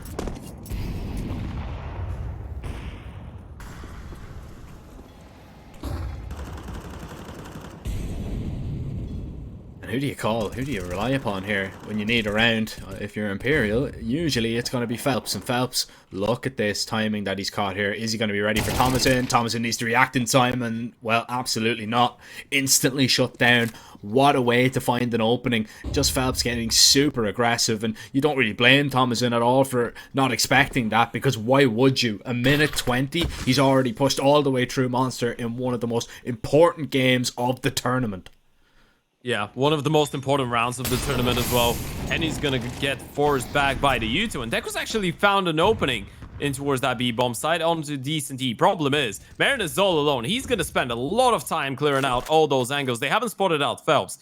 As much as they know, he could be in towards these bones. So right now, Mayern needs to wait for his teammates to actually help him out to clear that part of the map.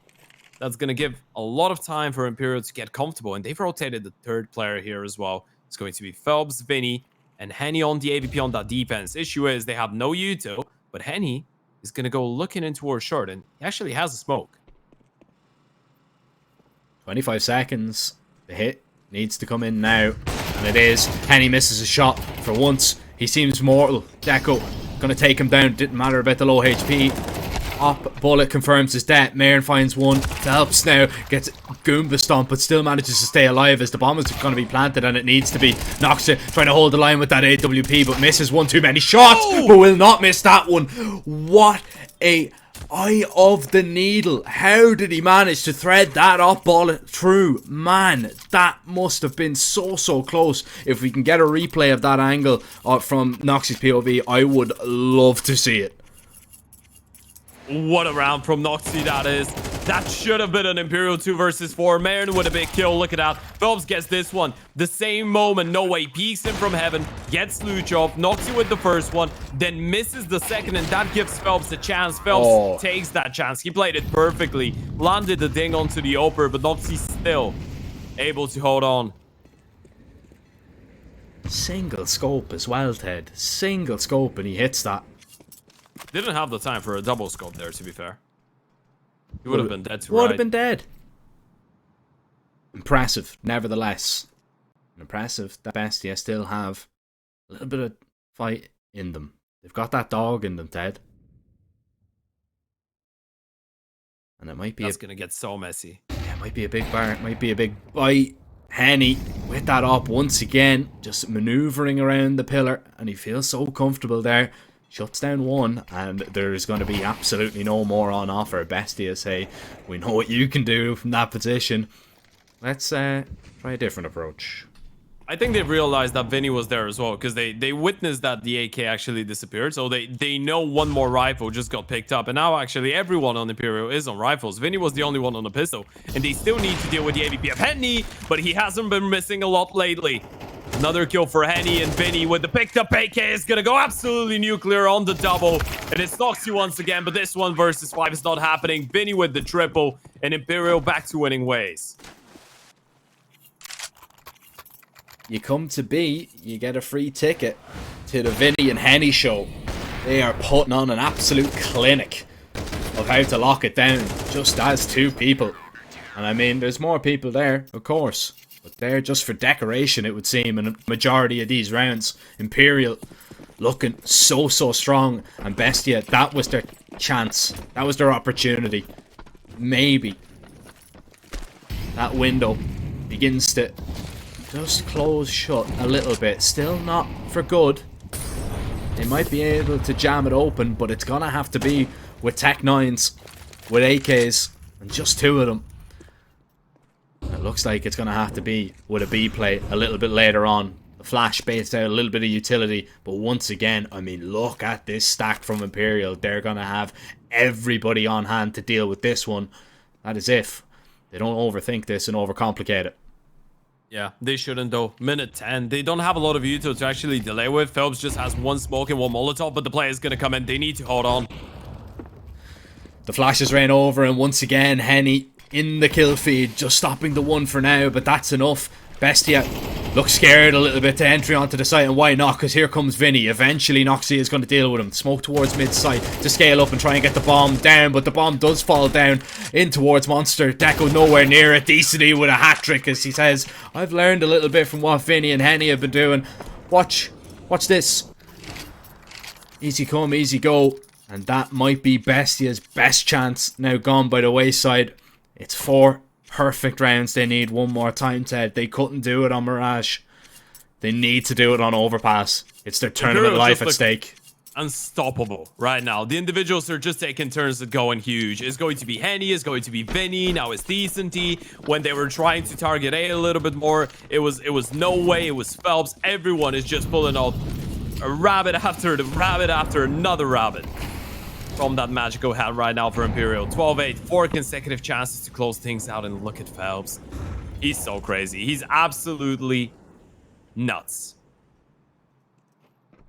And he realized he was actually standing in the middle of the smoke there. Eventually. He's a lunatic. Man, he's an absolute lunatic. But this positioning might net him a kill. However, it costs him his life this time around. The bomb site, they might think is a little bit weak. Actually, Thomason's very lucky to get out of that one alive. That HE could have done a whole lot. A little bit of unconfirmed damage from Vinny on the retreat from Bestia as well. And they're going to decide not to go to B. They're going to make an A play this time around. Man advantage, but I mean, that's so risky. It's so risky. They could be anywhere. Yeah, 55 seconds. You had no presence in towards the A-bomb side. As much as you know, they could have pushed toilets, they could have pushed balloons, fountain. There could be CTs pretty much everywhere on the map. And unless you want to go out short and play for B, which looks like a possibility right now, you're in a whole lot of trouble. But with that Q onto Decenty, surely you just trigger on the B play. Yeah, you need to. The HEs are going to rain over, but Vinny's going to see nothing here. Dodges the flash. Deco's just going to try and run out, and Vinny shuts that down. Now he's screaming go away for sure. And now Henny needs to be ready. Into the jaws of the op they go. Nobody's going to clear out toilets here, Ted. 15 seconds. No Noxy's the last player up. Henny can just deny the bomb plant here. This could be absolutely huge. Noxy, he's going to go down, realizing his mistake, and that's it. It's game over. Imperial have won it. Bestia been bested once again on Overpass, and Imperial are your first finalists in the Oriez Regional Series 1 Latin America.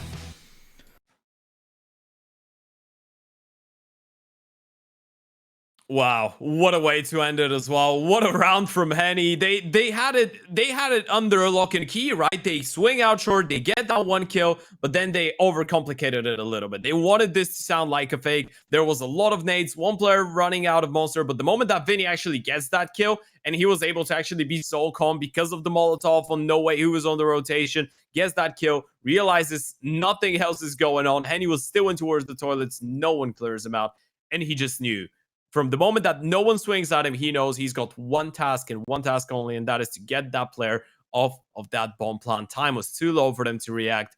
And Imperial make it into the grand final. And as you said, it wasn't easy. It sure as hell wasn't clean. No. But they get another overpass victory against Bestia. That's 3 in a row now. 3 in a row and bragging rights with it. I mean, you knocked them out of this event and now you get a chance at it all. Of course, that is a sad story as well. On top of that, Bestia were the only non-Brazilian team still left in the event. So we're guaranteed to have a Brazilian winner, but the Argentinians just fall short this time. A sad day for Bestia. They played well though, you know, to be honest. I mean, there was definitely a lot of positives to take from that game, but Imperial definitely the better team overall, and they really showed it on map 2 and 3. And well, we've got a few more maps to be looking at as well, Ted. As you can see the schedule there, our second semi-final will be coming up very, very shortly. Fluxo, unbeaten, Ted, throughout the group stage, throughout the playoffs, throughout the whole event. They are going to be taking on the Sharks, but we will talk about that just in a little moment, as we will be sending it to a short little break, and we will be right back very, very soon with the pre-game and our semi-final number 2. 1xBet and EVA Alfie present betting on all esports events on the website and in the 1xBet app. 1xBet, play with EVA.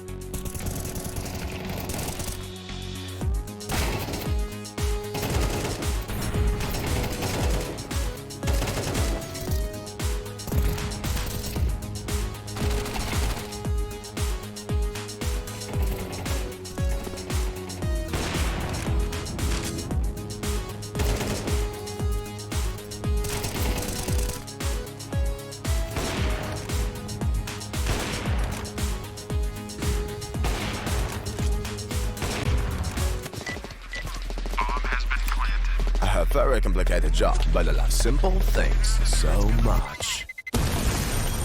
One move, one push.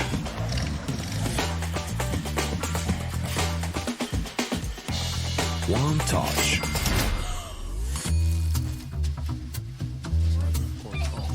One love. One click. One XBet.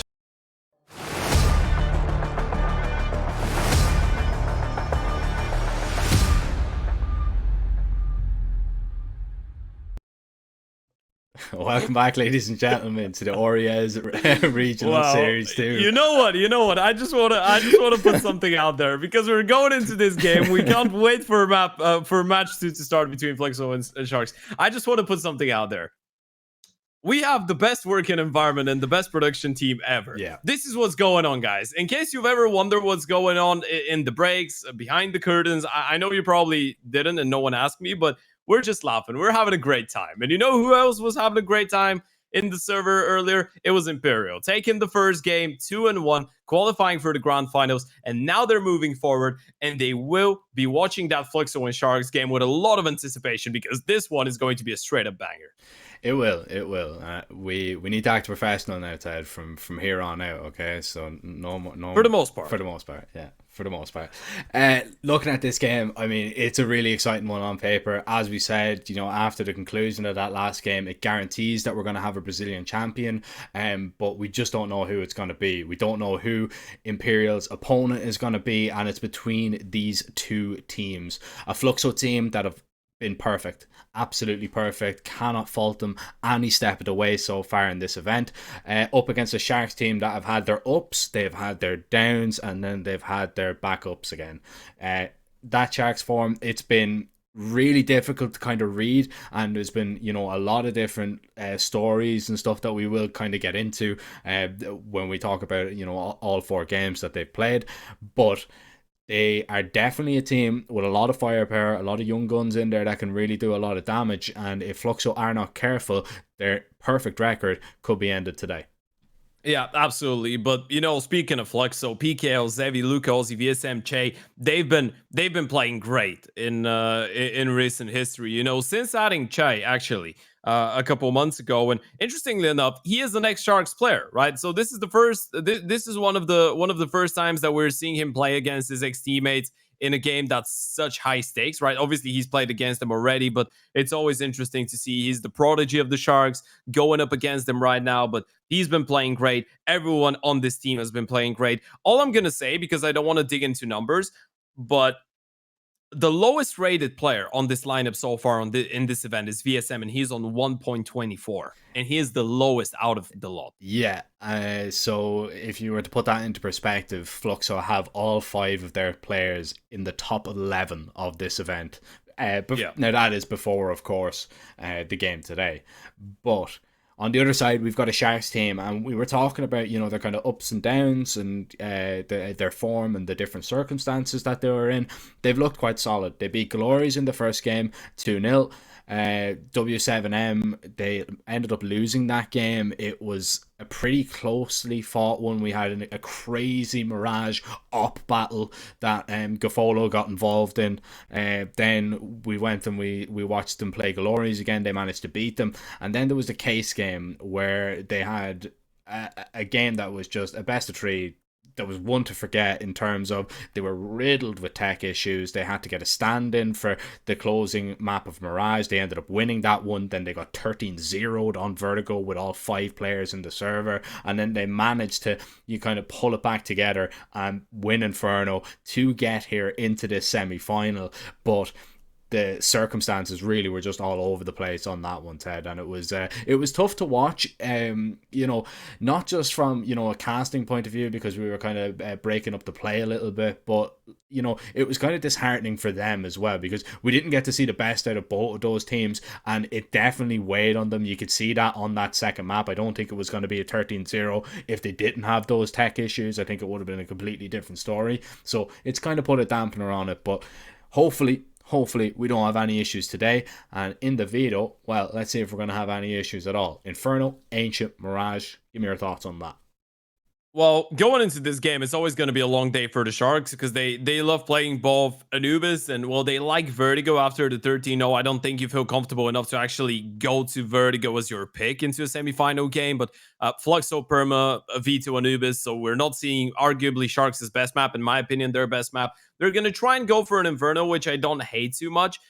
Because it's been working out for them recently. You pointed out that case game. The showing on Inferno was really solid. It was a 13-7 win. They haven't played Fluxo on this map as well, so we don't know really what to expect. The Ancient pick from Fluxo, I feel like it just straight up makes a lot of sense. They're a really good Ancient team and should be able to pick this one up. So to put that into perspective, if we go to a third map, I don't know what's going to happen. But if Sharks want to go to a third map, I think they need to get that Inferno. Well, there it is. Ted is, to put it short, Ted has dropped a hard prediction. Yeah, I think there is a big chance that we see a Fluxo 2-0 here if Sharks don't show their A game on Inferno. Good news is their Inferno looked incredible a couple days ago against Case. Yeah, we'll see if they are going to be able to replicate that one right here, right now. And as we see, it's a very slow pistol, but eventually there is going to be an apartments pop. Smoke over, flash as well. VSM gets completely blinded by it, but takes away a lot of the distraction for Luca Ozzy, maybe to begin to farm some with the Julies, but he's good for just a one. Taken down and sight control taken by the Sharks as Fluxo try and get a whole lot closer. And 3 players now going to be retaken from short before the bomb plant is even down. Yeah, they have no kid though, only one flash. They need to cross towards the bomb site with that flash, and Doc is going to be able to find the first one, but Zevi with a big double, and Gafolo needs to clutch it up, but the shots are just not connecting, and Zevi with a big triple kill to get the pistol round to go in favor of Fluxo. Zevi hasn't really been the star in this team because he's got 2 players in front of him, Luca Ozzy and Che, who are the first and highest second-rated players in the event, but Zevi has been, as I would describe it, Ted, the perfect complement to that dynamic duo. And we're seeing it here once again, not just on the pistol, but when he brings out that AWP, man. Well, I mean, we're gonna get to see it right now. I think it kind of fits him, by the way. I don't see Zevi. Obviously, I see him as a really capable oper, but I don't see him as an oper that's supposed to be your #1 star in the team. Yeah, I see him as a guy that's great fit to be the oper in a team that already has a couple star riflers, and I think this is where he thrives the best. He's kind of like the Brazilian OC. In my eyes, he's a really skilled oper, but has some consistency issues at times. Oh well, he's been consistent in this event, I can tell you that much for free, as everyone of Fluxo has. Yeah, that's the thing. When you're just winning 2-0s all of the time and everyone's above 1.2 rating, you are gonna be consistent. For sure. And well, a little bit of a caster curse there. But he's very lucky to still actually be alive here. Scroll with a jump and baiting maybe a play into Luca Ozzy. There's a compliment that I was talking about. And Sharks, they're going to have to try and sprint up short to try and get anything from this round. Che is going to be a nasty surprise waiting for them on the bomb site should they make their way on. Lovely headshot angle. Luca Ozzy from behind to collect that kill. And that is a Fluxo round for sure. That force buy from Sharks, well, that was dominated by Fluxo. Yeah, a straight up setup that just works out wonders, right? The fact that Zevi is able to actually miss 2 shots and still repeat and get a 3rd kill is mind-blowing, but he was just setting up the bait for Luke Ozzy, who's been one of the best players in this tournament so far, right? I mean, I'm saying one of the best because we don't really want to base that entirely on the rating, but he has been one of the most impactful ones in the lot, and he's also an ex-Sharks player. Obviously, that was a bit of a longer time ago. I think he left in August 2022. And he did play in the Sharks for 2 years, so this is where most of you might know him from. Obviously, the only one that he actually played with on that Sharks lineup that's still a Sharks player is DRG. It was already a part of the lot. Artie and Zao, Togs, Gafolo, and Doc joined up on a later date. Of course, Doc joined it in to replace Che after Fluxo signed him up. So there is some storylines going into this one. Obviously, the Brazilian scene is always going to have those, right? When you have 2 Brazilian teams facing off against each other, and it's not like we have an entirely new team full of up-and-comers, 18-year-olds. You're always going to have that element of history, especially with Sharks, which is one of the most emblematic Brazilian organizations. Even though it's been rebranded, and some of us might be missing that old logo, including myself.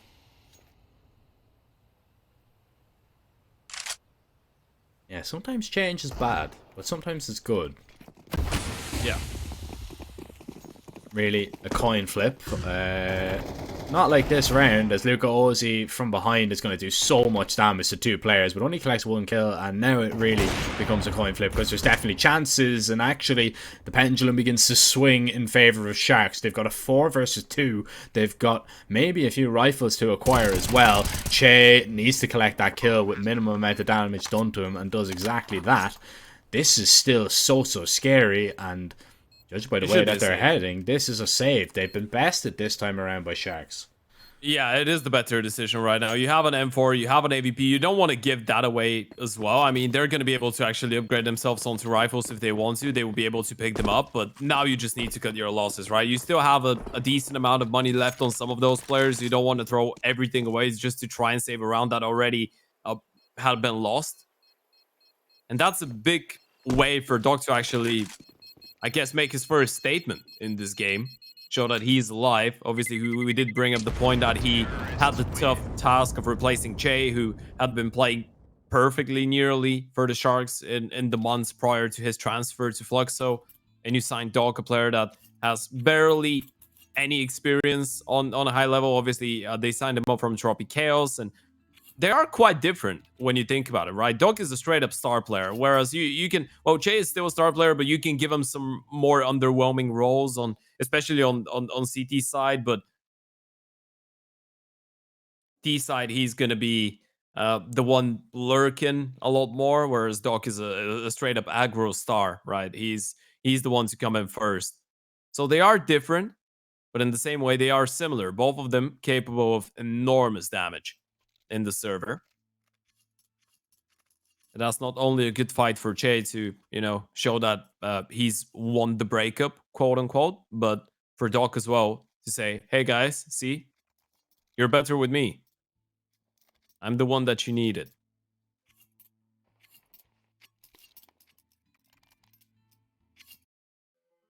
It's probably not the exact words that they use, by the way, just to put it out there. Yeah, probably not. Yeah, I get your point. It is the context. It has some pride behind it, right? It has that sense of knowing that you're playing up against the guy that you replaced on the team and showing that you can put up great numbers and help your team win the game. Surely does a lot for your confidence. Oh, yeah. I mean, you definitely want to do that. It's something that's there. You're kind of always thinking about it. Like, it's definitely in his head going into a matchup. I need to outperform this guy, just to let you know what I'm all about. Good flashes, VSM completely blind. Oh, lucky to get away here without any damage done to him. And actually, well, Zevi is going to come to his aid a little bit there. Collecting that kill. Zevi looking for a little bit more, a little bit of damage done, and well, Zevi peeks right into the waiting crosshair of Togs, who finds a second kill onto Jay, and I mean, that A-bomb site completely overwhelmed. Round is going in favour of Sharks. They've absolutely dominated the last 2 towards A, and I mean, not much of a defense put up there at all. Yeah, a moment of misfortunes, I'd say, as well for Fluxo in this round, because in the end of the round, Sharks had 4 people surviving, 3 of them were below the 30 HP mark. So a couple fights, the tag from the AVP, then the rifles doing a whole lot of damage but not getting kills. Togs getting that kill on Che, by the way, is absolutely mental. And Sharks able to reset the money early on, but as we pointed out, that's the thing. Fluxo, going into this game, is the best team in the tournament by far, and we're usually not people to just look at statistics, but I would just say T-sides from those guys have been nearly impossible to deal with. So when you have them down on the CT side, this is where you need to actually punch while they're on the ground. But just to dig into some stats to prove a point here, they are the best team in the tournament when it comes down to, first of all, individual performance. We already discussed that, but opening kills, so the amount of rounds in which they get the opening kill, 5v4 conversions, 4v5 conversions, their second, multi-kills their first.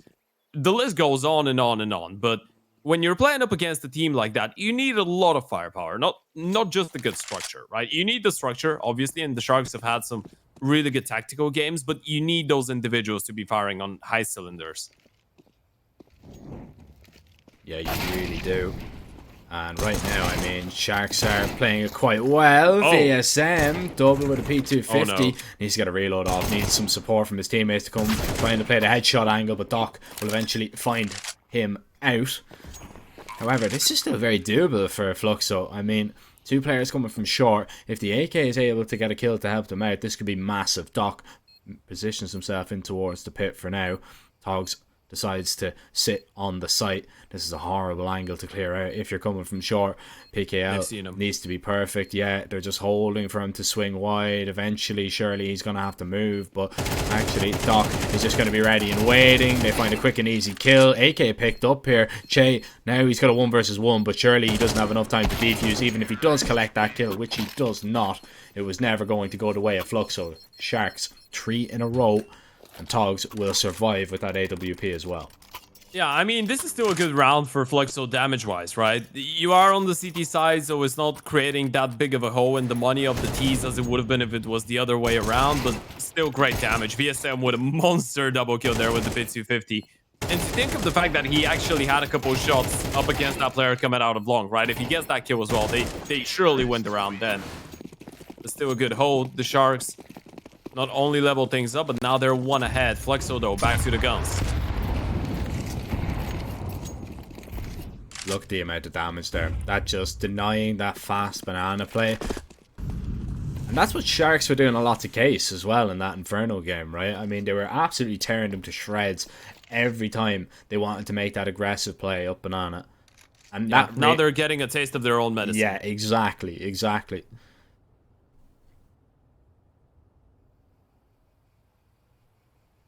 I don't know if they like the taste of medicine. I mean, there is some pieces of medicine that I actually quite enjoyed when I was a child, but yeah, most of them are quite awful.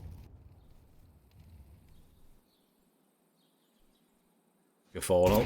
Looking for a peek in towards B. It's a risky jiggle from Che, especially when you're up against an op. He gets away with it. 40 seconds. Smoke down. Fluxo have 3 players now to defend. And I mean, do Sharks want to go through this with that kill? Yes, they do. Smoke towards CT. They are going to still continue to take their time. And Luca Ozzy going to try and swing out onto the site and get in front of it. Surely that's been heard. Flash from Che. Luca Ozzy back turn. Lovely stuff as they try and lock it down. Just the 2 of them. And it's us against the world here as Luca Ozzy now is the only player left. But Gafolo Fluxo might be able to get a bomb plant here. And he will.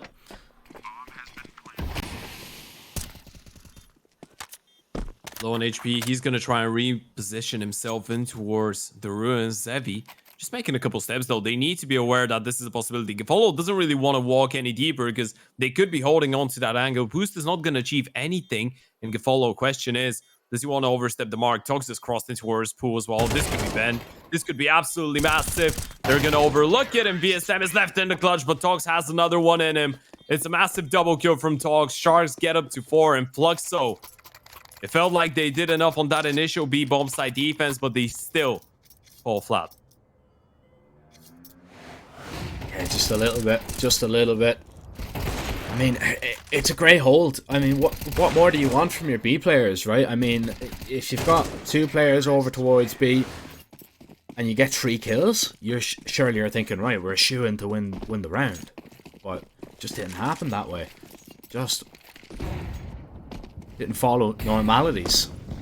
And, well, Fluxo, not back to normalities just yet. They're back on an eco. Just pistols. Yeah.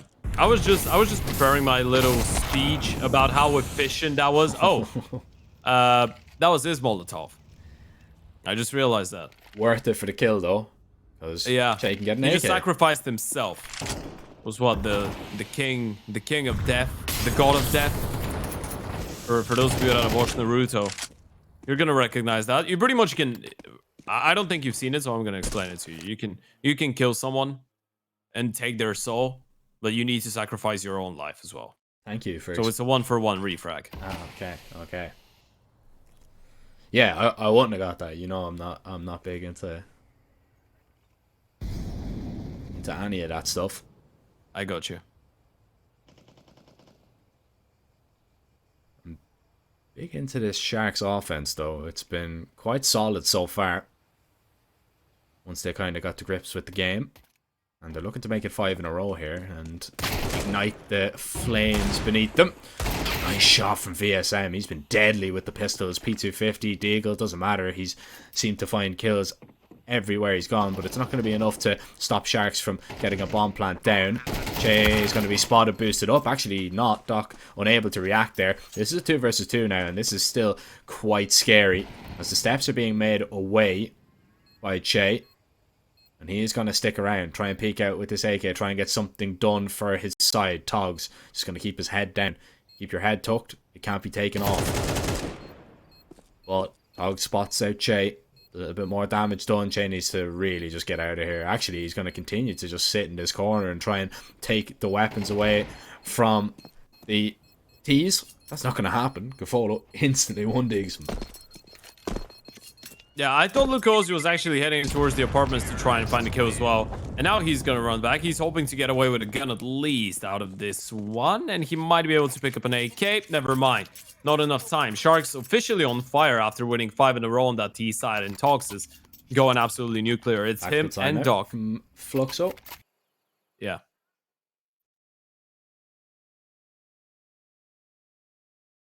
And this is the first time we've really seen a lot of pressure on Fluxo, right? I mean, we were speaking about, you know, how dominant they've been. For example, nobody has gotten more than 8 rounds against them on any map. They're averaging, conceding 6 rounds per map. And 6, I mean, if you're across 6 maps, averaging 6 rounds a map, that's all you're losing. That is incredible so far. But Sharks have nearly bested that, and we're, what, 7 rounds in? Very, very dangerous stuff.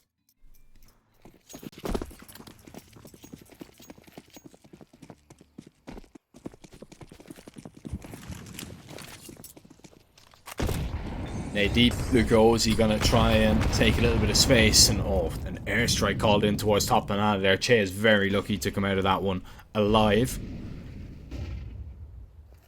We've got Sharks trying to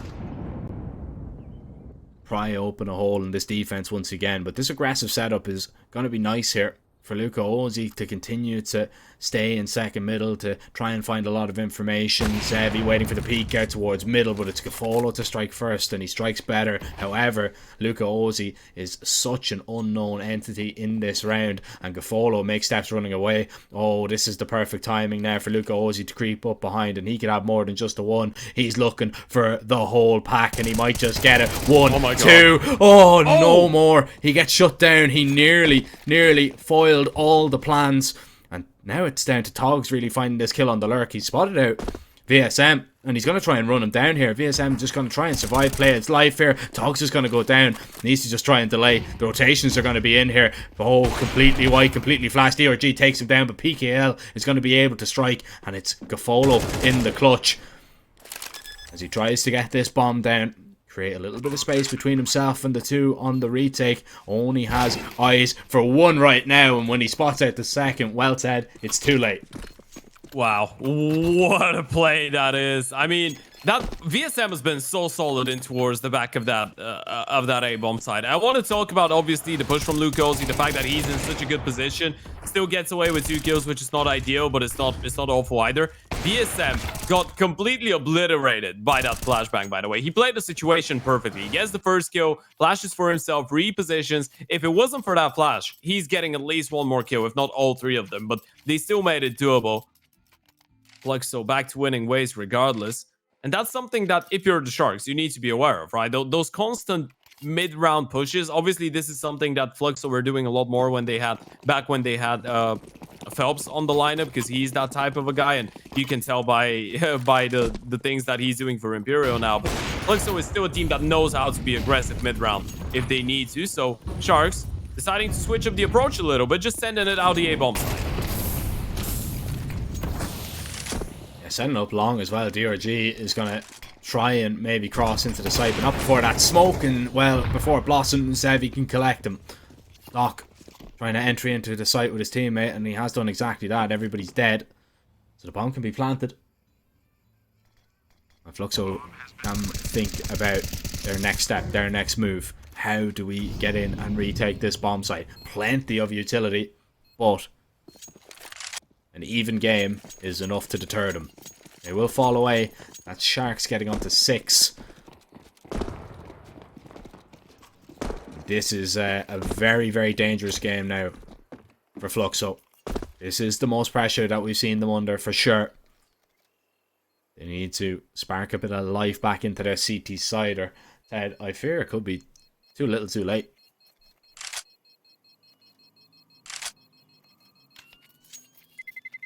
Terrorists win.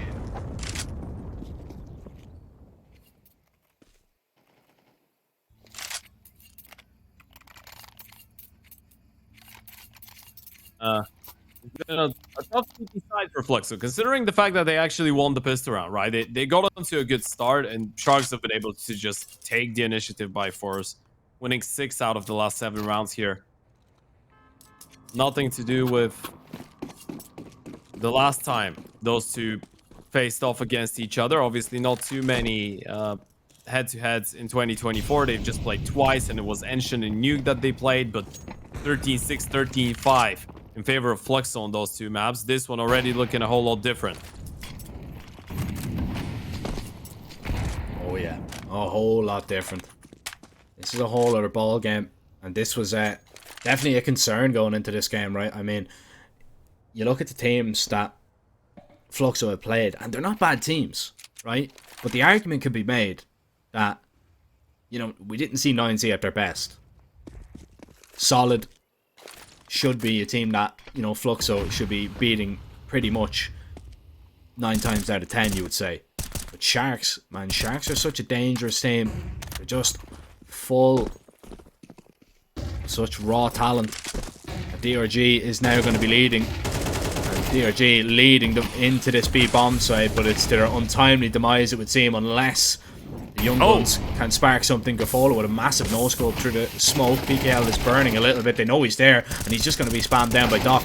They're continuing to find the kills. Doc just really being a bulldozer into this B bomb site. And it's Zevi and VSM now left in the 2 versus 3. Zevi is extremely close, but VSM is a million miles away. And Zevi, well, he has to try and get over to his teammate without making a step or a sound, or he will be found out, he will be dropped, he will be denied a save.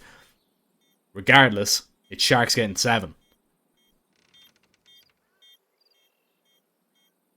Zevi gonna try and collect a couple kills on the way out. He doesn't feel safe enough to exit, so he kind of has to get into those fights, and he's gonna be able to get 1, but the refrag from Gafolo's AVP is gonna come through. That's gonna be 7 on the board for Sharks, and you know what? I just want to put it out there. That was probably the most unfortunate of rounds that Fluxo could have gotten here.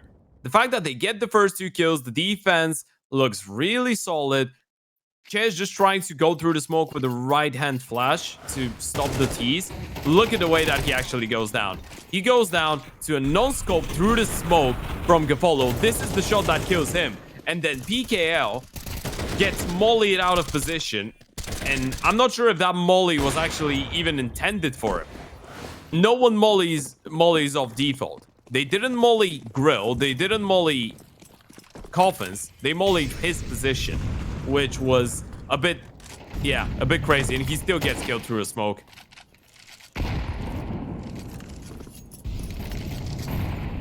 Happy accident.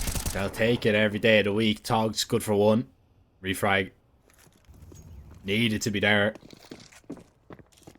if you're on Fluxo's side of things. Not much has been on their side as of recently.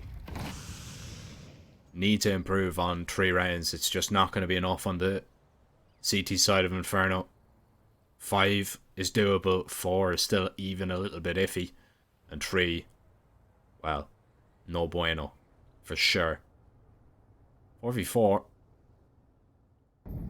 They're actually going to creep their way up towards apartments. It's not going to be an apps pop with any flashes. They're just going to use DRG as a human flashbang. Run and jump out. See what he can find. He sees absolutely nothing, but now they need to be a little bit concerned about short, especially hearing the steps. The smokes are going to go down, and it's not going to be safe to cross to the bomb site.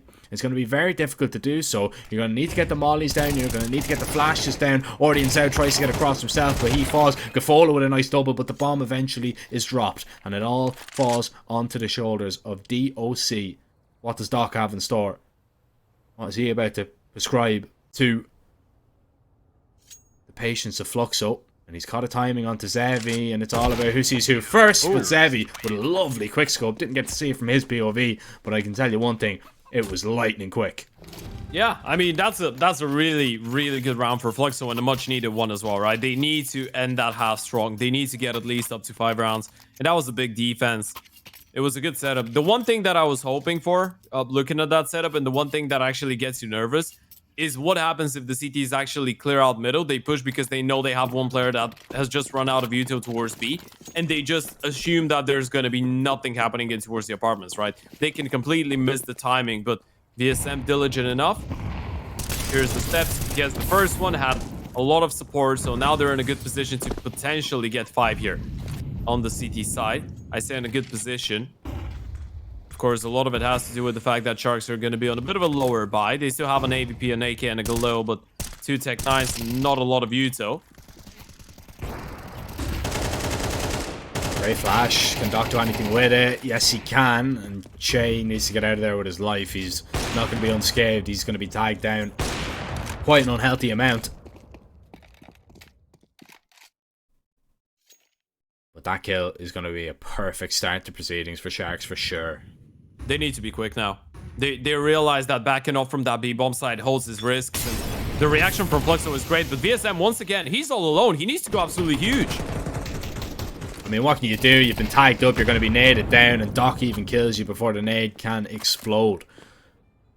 And Sharks, once again, really have kind of exploded onto that A-bomb site with nothing that Fluxo could do, because they've guessed wrong.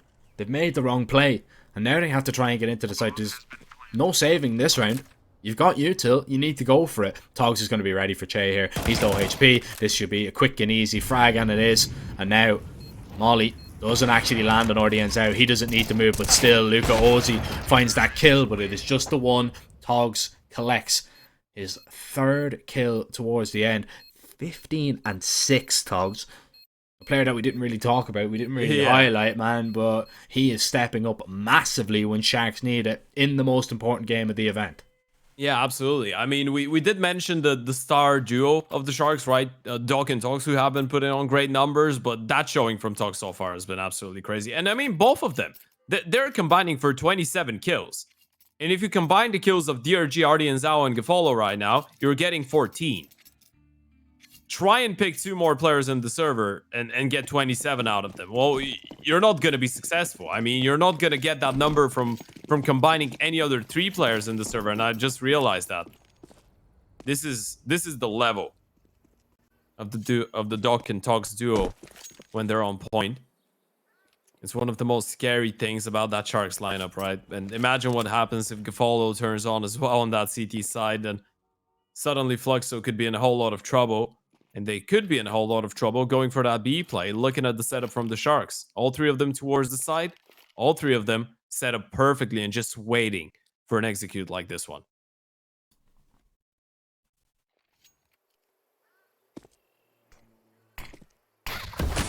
DRG going to try and block the smoke if he can. Unsuccessful. He doesn't really get too much of a gap. Doc needs to deploy that smoke and needs to get it down now. Does so. Flash goes high. DRG swings onto the site, but they're not really in yet, so nobody doesn't get blinded. Gafolo, nice little one tap. 2 players still alive towards the back of the site. It's going to be a big problem. They need to deal with them, and they have done exactly that. Togs and Audience out are close yet. And there's vision on the site. There's no bomb down just yet. This one could get out of hand very, very quickly. Yeah, re-smoke towards CT. That's going to give them some more security, but still, they need to be careful about Toxic. He's going to collect the first one. Spot ahead of the second. Bomb's going to get planted, but Lucas, he needs to try and make his way out of the bomb side. Looking for the second one, but VSM nails the shot. He's been impeccable on the pistols, and he is once again. And now this is a crossfire. This is incredibly hard to break. They need to miss the shots, and VSM won't miss. It's another one for him. VSM stands for those 3 kills. I couldn't come up with anything better that quickly, but Fluxo get a 5th.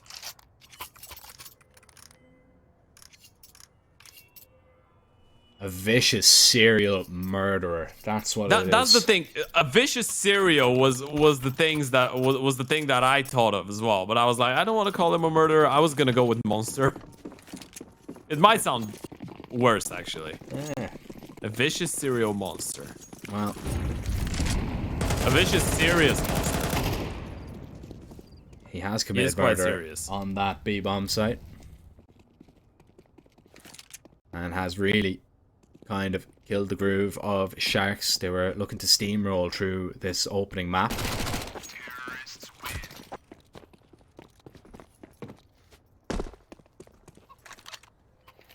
Now Fluxo, they're back in this game, and this is dangerous territory for Sharks, for sure. They have a decent buy. They'll sacrifice a little bit of their firepower for utility, of course, as to be expected with a map like Inferno. Especially those B players need your mollies, need your HEs, and your smokes for sure. But if Fluxo are successful in this round, we really have to consider maybe, just maybe, this one going down to the very wire. Oh, that's a big find. Artie and Zhao, I thought he had this one in the bag, but look how he manages to actually recover and get the headshot. This is a big opener. And they've actually gotten control over Banana without taking too much damage from Tiyuto. DRG's been left all alone. There was a massive gap left in towards that A defense, and Doc is going to move closer. Obviously, DRG is going to have some Yuto dropped over to him, but Fluxo showing some presence in towards Banana and looking like they want to fare a B execute here. DRG's all alone. He's run out of Yuto after using that smoke, and if they decide to play through that, the rotations need to be really quick for Sharks in order to help their captain. Oh, they need to get there so quickly, and well, they're going to try and offer some support in terms of utility, the flashes, but he's instantly taken out of Dark. That's a lovely find, and this is a save. You cannot go for this. You're close, yeah, but you weren't close enough, and that's the problem. You need to try and get away safely. You're making a lot of steps on the retreat as well, and those SMGs are going to be hungry for sure. Even the Galil of Luca Ozzy is hungry for a frag. But he's going to be starved at a kill as Togs takes him down. I'm actually surprised that Fluxo are sending so many players, but they do have a lot of money. Now I think Reason has spoken, and they realized that they can afford to lose just one more in that scenario and don't really care about it. VSM would have loved to have an 8 right now. Tox is so low on HP, and he's going to get blindsided. Surely the player from the back of the side is going to strike him down, and that's exactly what Gafolo does. So we're going to move forward with Sharks still having 3 guns to work with at least, and that's going to be enough to help them in monstering up a buy going forward as well. They're going to be able to drop a couple rifles to DRG and Artie and Zhao, but Fluxo with a big round. And they just made it look so simple, right? Lucosi goes for an early fight, gets that opening off of middle, and then they fall back, they group up, they execute quickly because they realize they're leaving the entire map, and this is sustainable. And you know, if you play quickly, if you give enough time to the Sharks, they can push down middle, they can have all the information. But still, Fluxo ahead of the stack, able to get that first kill onto DRG instantly with the flying Mac 10, who is fully flashed as well. So now they're just one behind.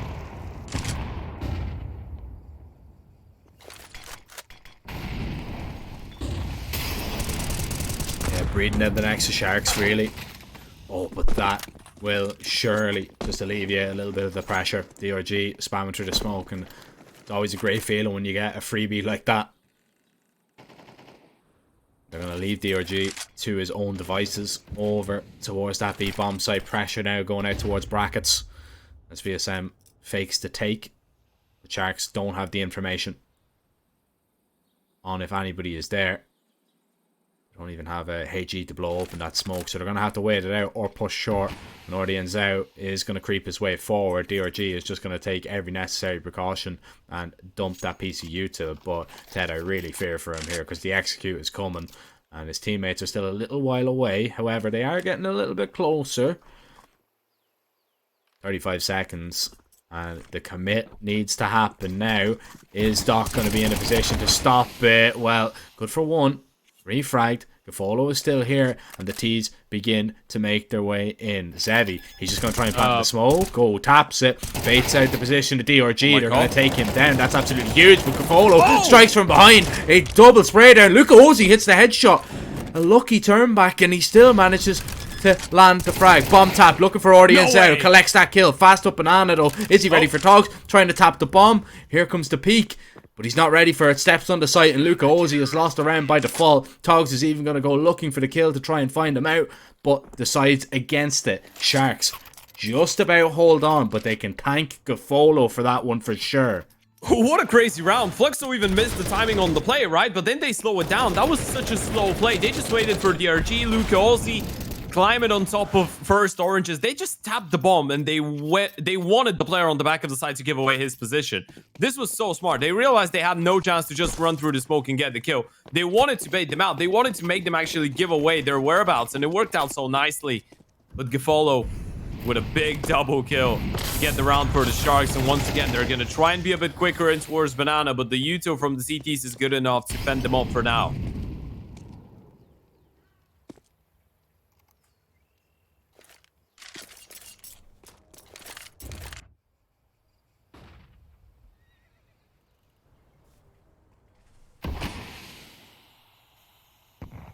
Yeah, slows them down for sure. Makes them rethink things and reroute things. And because there's nothing really being felt over towards B, right? They're going to rotate another player back over towards A. Still a little bit worried about what might be happening. Fluxo haven't really explored this part of the map yet.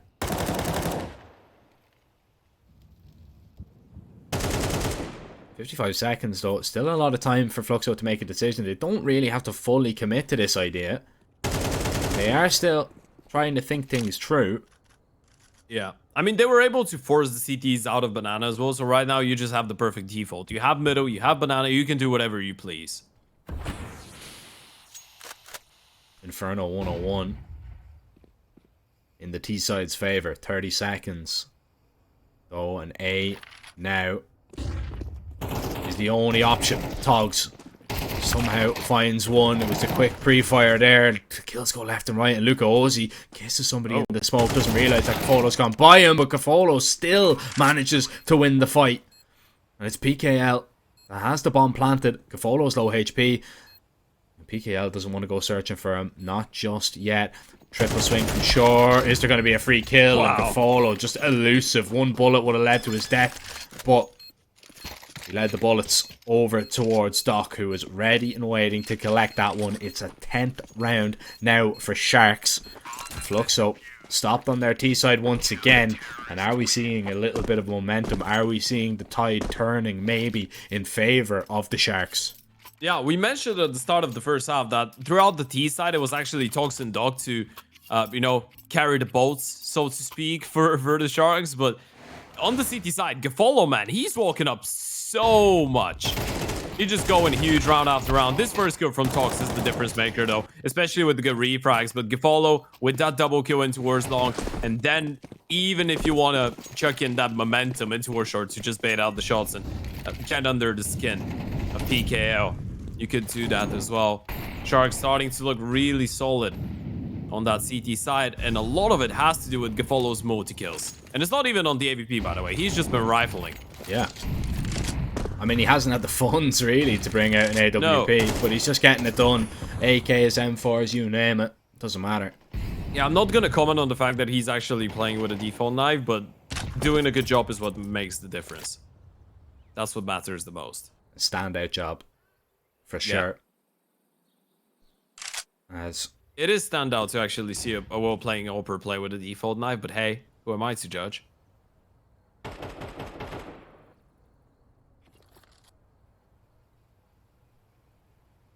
Follow.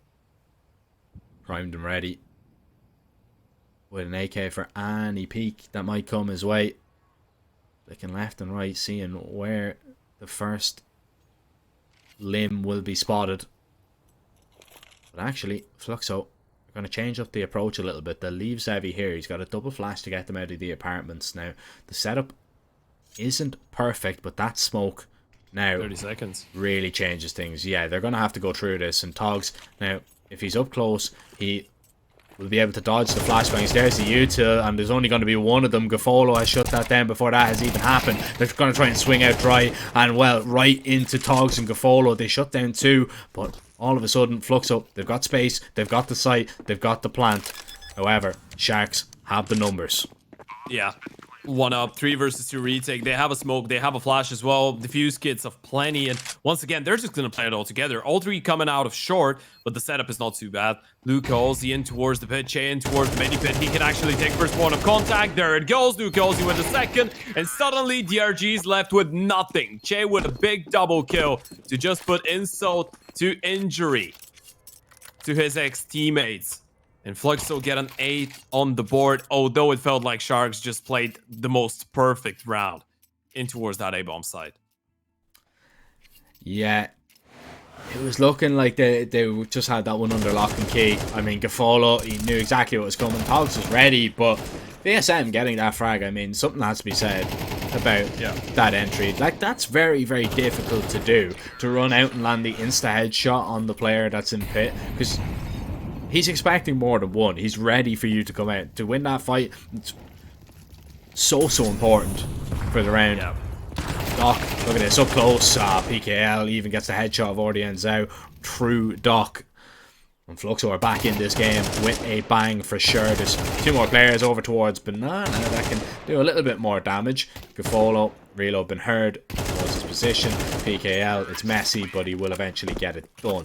Only losing 1 player. Fluxo have 9, 1 behind the Sharks.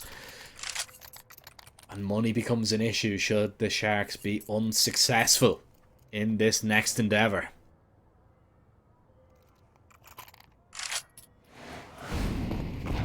This is what that round towards the A-bomb side actually started here for Fluxo, right? I mean, in the end of the day, if you end up losing your map pick and you're the Sharks, you're going back to those rounds that actually look decent, but you were unable to actually clutch up at the end.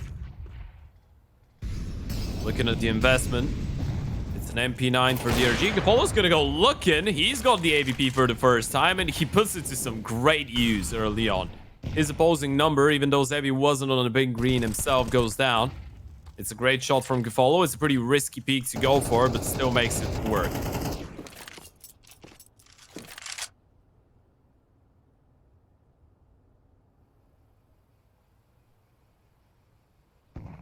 Still makes it work.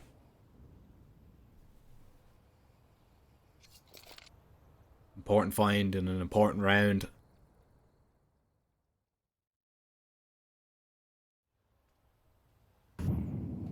As the ship of Fluxo is being steered towards A once again. Gonna walk into the top of the follow, not expecting him to be up close once again. However, VSM has got a timing out of the apartments. Never mind, Gafolo has that completely covered. Has it under lock and key, looking for the peak. Where's it going to come from? I believe he might be out of bullets in the off. Might have 1 more left. He's been spotted, and eventually it's just going to be taken down. Once again, Fluxo forcefully are going to take that A-bomb site, but this time it is only Che to defend. SMG on DRG. Molly goes over. DRG straight into the smoke. Oh, but Che with the spray down. It's Christ-like from Che Jesus as he holds on. 10-10 Fluxo, and when they need a clutch, Ted, it always seems to be him. Why does it always seem to be Che Jesus? I think back to that ace that we seen from him on the B-bomb site on Mirage. Look at this one. Monstrous spray down, stops both of them, and that just changes the dynamic of the game completely.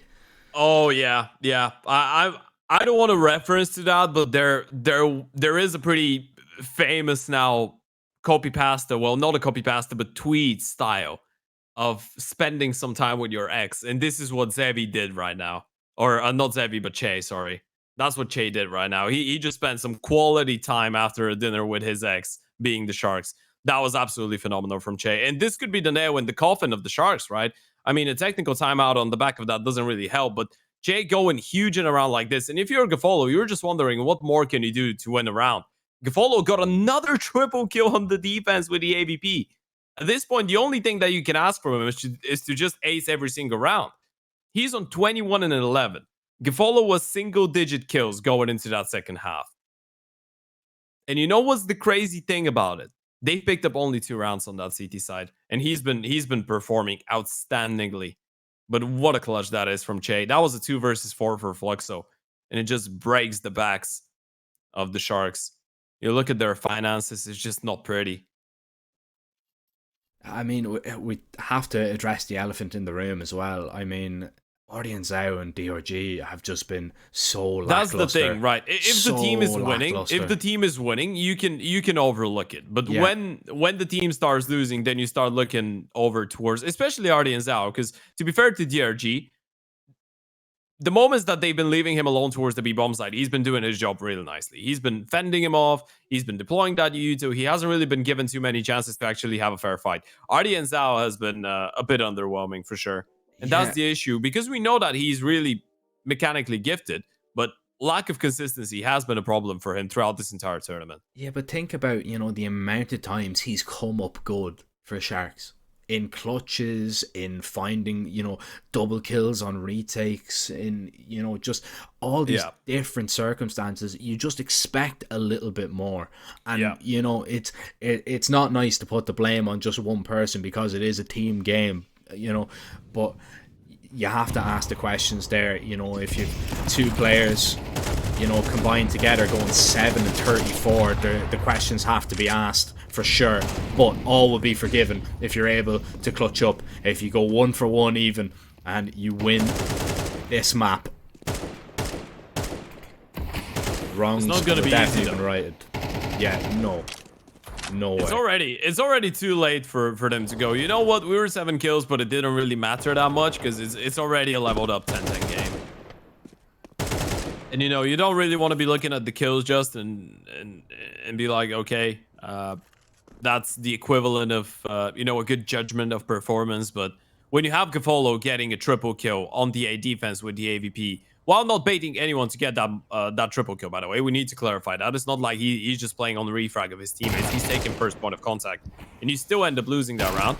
You got to start bringing up the point of maybe not getting enough support from your teammates. Ardian Zhao this time finds 1 kill, and it's not a bad one. It's actually going to make the T slow things down a little bit. Issue is, his entire team is on just the pistols.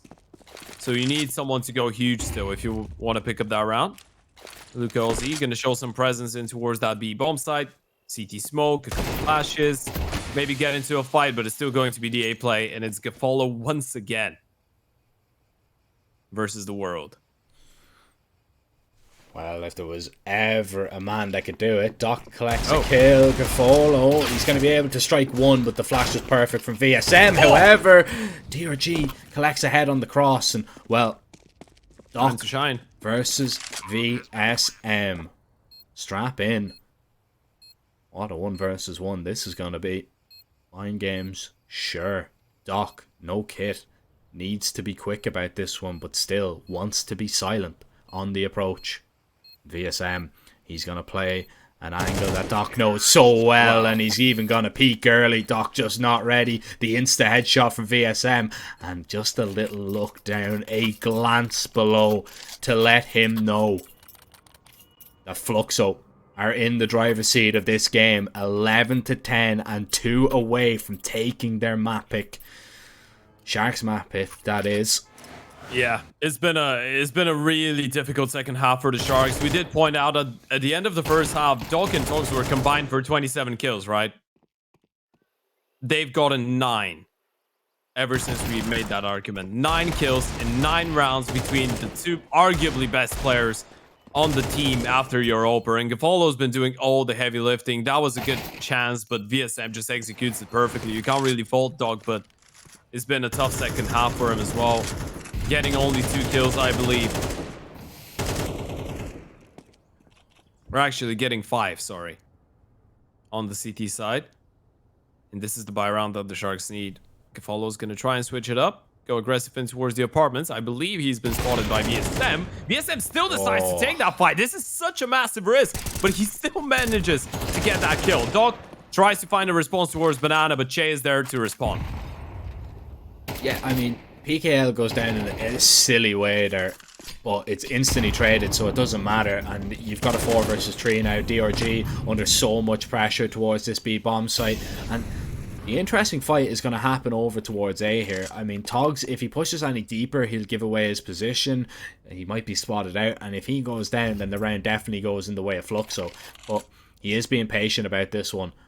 And Fluxo, well, they're just gathering up. They're grouping up. They're just going to hit this site with an execute. DRG is going to be just the only man stood on the site for now. Ordian Zhao has to take a little bit of a risk if he wants to go through. Coffin smoke.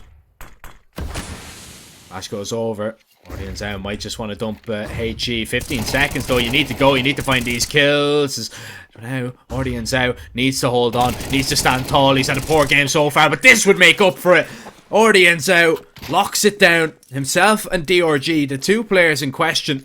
We speak about them, Ted, and they come to life. They give Sharks a chance. Yeah, talk about quality over quantity right now. This is the definition in the dictionary. RD and Zhao. So quiet throughout this entire map. Underwhelming, if you wish.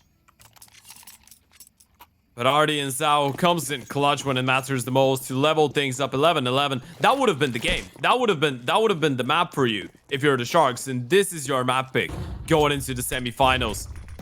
And he comes up clutch. Fluxo still have a lot of money, but Tox is going to start it off nicely. PKL with a good refrag. They're putting up the pace. Follow. Oh my god. He's missed a chance. A massive chance to drop Che. And now it's a 3 versus 3. Wherever Fluxo want to go, they can go all the way back if they wanted. They don't have to commit in towards A. And Che is going to be patient here. DRG is going to walk in. SMG, crouch, and Che is just going to take him down. Gets the information on the second as well. That's absolutely massive. Ordian's out. Alone. And he's just going to re-aggress. He has to. He sees nothing. If he walks into the apartments though, PKL surely will take his life away for free. And yes, he will. Ordian's out, down. And it's down to just Doc. That's a save. I mean, you're just sitting on the back of the B bomb site and you're praying that they come towards you, but it's not gonna happen. Fluxo just walking out, and all of that hype that we had for RD and Zhao because of the previous round is just gone right now. It's not his fault, but it's just gone because Fluxo just end up winning the next round on the board. And now Sharks, you look at them, they have no money left. It's just that one rifle in the hands of Doc to fight with going forward. They're not on the maximum loss bonus anymore even. They're on the 2,900, which is not too bad. I mean, Doc is going to be able to actually drop one M4 over, so they might have 2 premium rifles going forward. But this was such a perfectly played mid-round by Fluxo. They get the refrags. Follows after that type of a genius CT side that he's had, he's going to hate himself for not getting that kill. But the moment that they get that 3 versus 3, they just pause. Just wait for the CTs to get nervous and start pushing. And as you pointed out, they really had no choice. They had to go looking for those fights. Yeah. And it's fights that they end up losing, sadly, for them. 12-11, Fluxo with a map point here on the map pick of the Sharks. And as we said, the CTs don't look great financially going forward. No, they don't. Not at all. And like, Gafolo, 22 and 14, it doesn't matter. It doesn't matter that he's had such a good game, because that is the kill. That's the moment in the game that's going to come back to haunt him if Fluxo take this map. That's the one going to be playing on his mind over and over. And I can tell you one thing, he'll be thinking about that one now when he goes to bed tonight, for sure.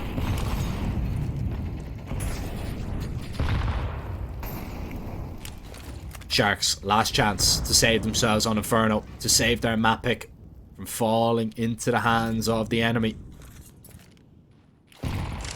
Double nade towards Boiler. Gathers nothing. Just information for the CT side. This setup is looking so deadly right now for the Sharks. They have a 4-man setup, and the bomb is headed here as well. They're going to make contact any moment now, but the Yuto might actually undo it.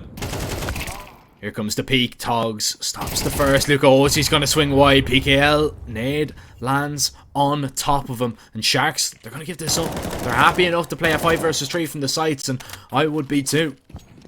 For sure. They've done their job. They've done the damage. They've found the kills. And now Fluxo have to find a way in. Yeah, it's not gonna be easy. PKL's down to 42 HP as well. They have 2 smokes, 1 molly, 2 flashes. They need to be absolutely perfect on that B take though. Entries, and they need them to be clean. They can't really afford to take too much damage at all. The smokes are going to go over. You've got 1 Molotov, you've got 2 flashes. Gafolo up close with the SMG though. He's going to be chomping at the bit now to try and collect the kill, to try and collect this 12th round for Sharks. But in comes Che. Flash goes high. Doc looking for it. Oh, and they're perfect. Ordian's out falls as well. They can't stop it. B topples. And Togs like this. and DRG.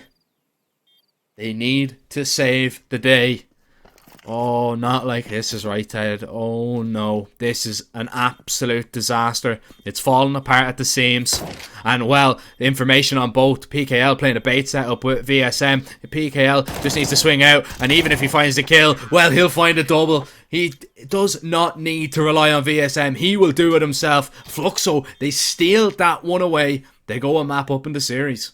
Absolutely mind-blowing. The way that they make this one work out in the 3 versus 5, that was just destined to fail, right? They even had a smoke for the Molotov in towards new box, so Doc had the timing to go for the peek, but they just win both of the fights.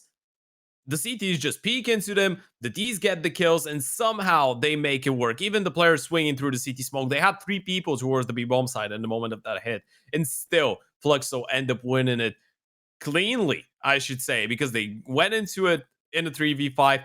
They go away without losing a single player out of that situation, Jack. And after all those really close rounds, I guess you can just make one question. Can the Sharks bounce back mentally? We saw that happen in the quarterfinals after losing their map pick in a 13-0 fashion.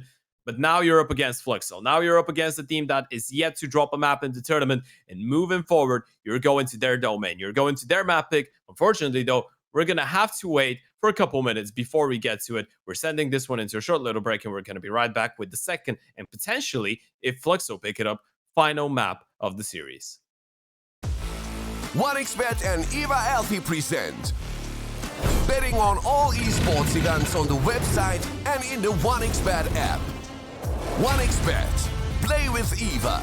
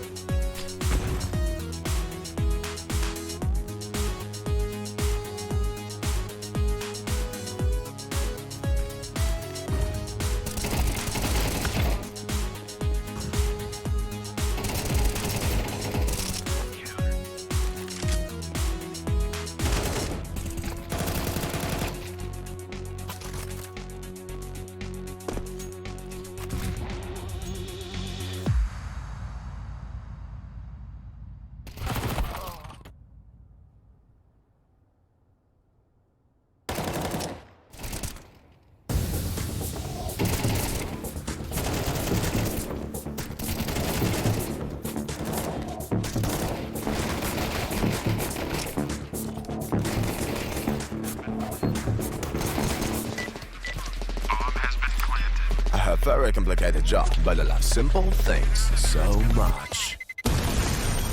One move. One push.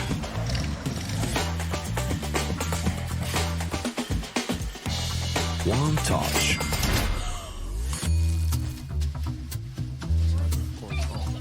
One love. One click. One XBet.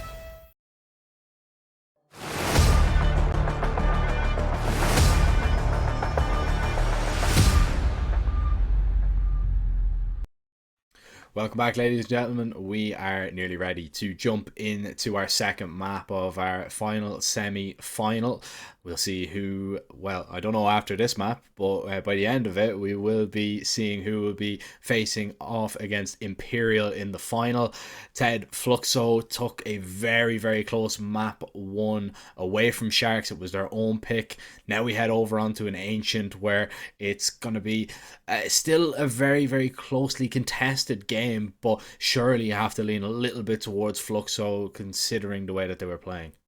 Yeah, absolutely. I mean, going into this game, I did make a point, and I'm actually going to stand behind it. I feel like Inferno was a bit of a win condition for the Sharks. I think I was going to say Mirage, because if we go to a Mirage, I actually am giving this one a 50-50, right? I feel like the Sharks can back themselves up in terms of the firepower department, which is what Mirage is all about in the end of the day. But going into that engine, after seeing those scrappy rounds on Inferno, after seeing how underwhelming some of those man advantage scenarios that the Sharks had to convert and weren't able to convert were, I'm really not that hopeful. I guess going forward, what we're hoping for right now is to at least get a competitive engine, right? We know that the Sharks have had some good games on this map recently. Only issue is that the only time they've played Ancient so far this year against that opponent, they got completely blown out of the water. And the last time the Sharks were able to actually best Fluxo on Ancient was in 2023. It was back in November. So it was a long time ago. It was, yeah, I guess both teams were in different shapes. Both teams were playing differently. And now, considering the circumstances, considering the context of this game, the importance of this map as well, Sharks, they need to be absolutely perfect. And one interesting thing, they've actually decided to start things off on the T side. Oh, no, okay. They're just reversed. They are on the CT side. So no confusion. No confusion just yet, for sure. And Sharks now will head over towards B, where it looks like the majority of the stack is going to be. Pretty standard pistol out from Fluxo as well from Sharks. Pretty predictable. But they actually are going to slow it down. It's going to be the cave plate by the T's. And well, Doc needs to be ready for this one. Flash in. Doc looking for it. And well, it's going to be a complete shutdown by the Sharks. PKL now left scrambling to try and get Fluxo back into this round. That is looking increasingly unlikely. Yeah, I mean, at this point, you're just hoping to get a couple more kills. If you, well, you're not getting a bomb plan out of this. Ooh, okay. That's a nice start to it, PKL. That was a crisp shot, and now he's going to make sure he's not getting flanked. I mean, thankfully for Togs, he was diligent enough to actually back off, because he was given another 1v1 to PKL towards middle otherwise. They're going to try and go for the double peek. Now it's actually a triple peek. He's landed another goosh onto Togs, but still goes down to the Julie. So a lot of damage, actually a nice try there from PKO. If he gets that second kill, then he surely is in with a chance, but Fluxo falls short in that pistol round. The Sharks with a great play, good stack, phenomenal call, and, well, the best part, I guess, was the flash towards cave.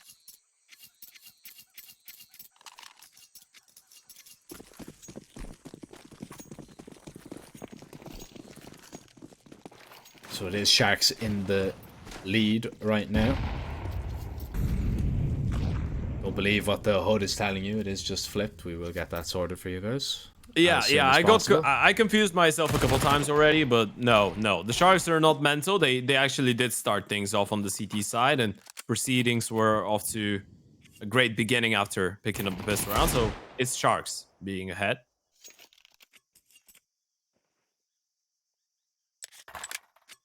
You know what that does, though?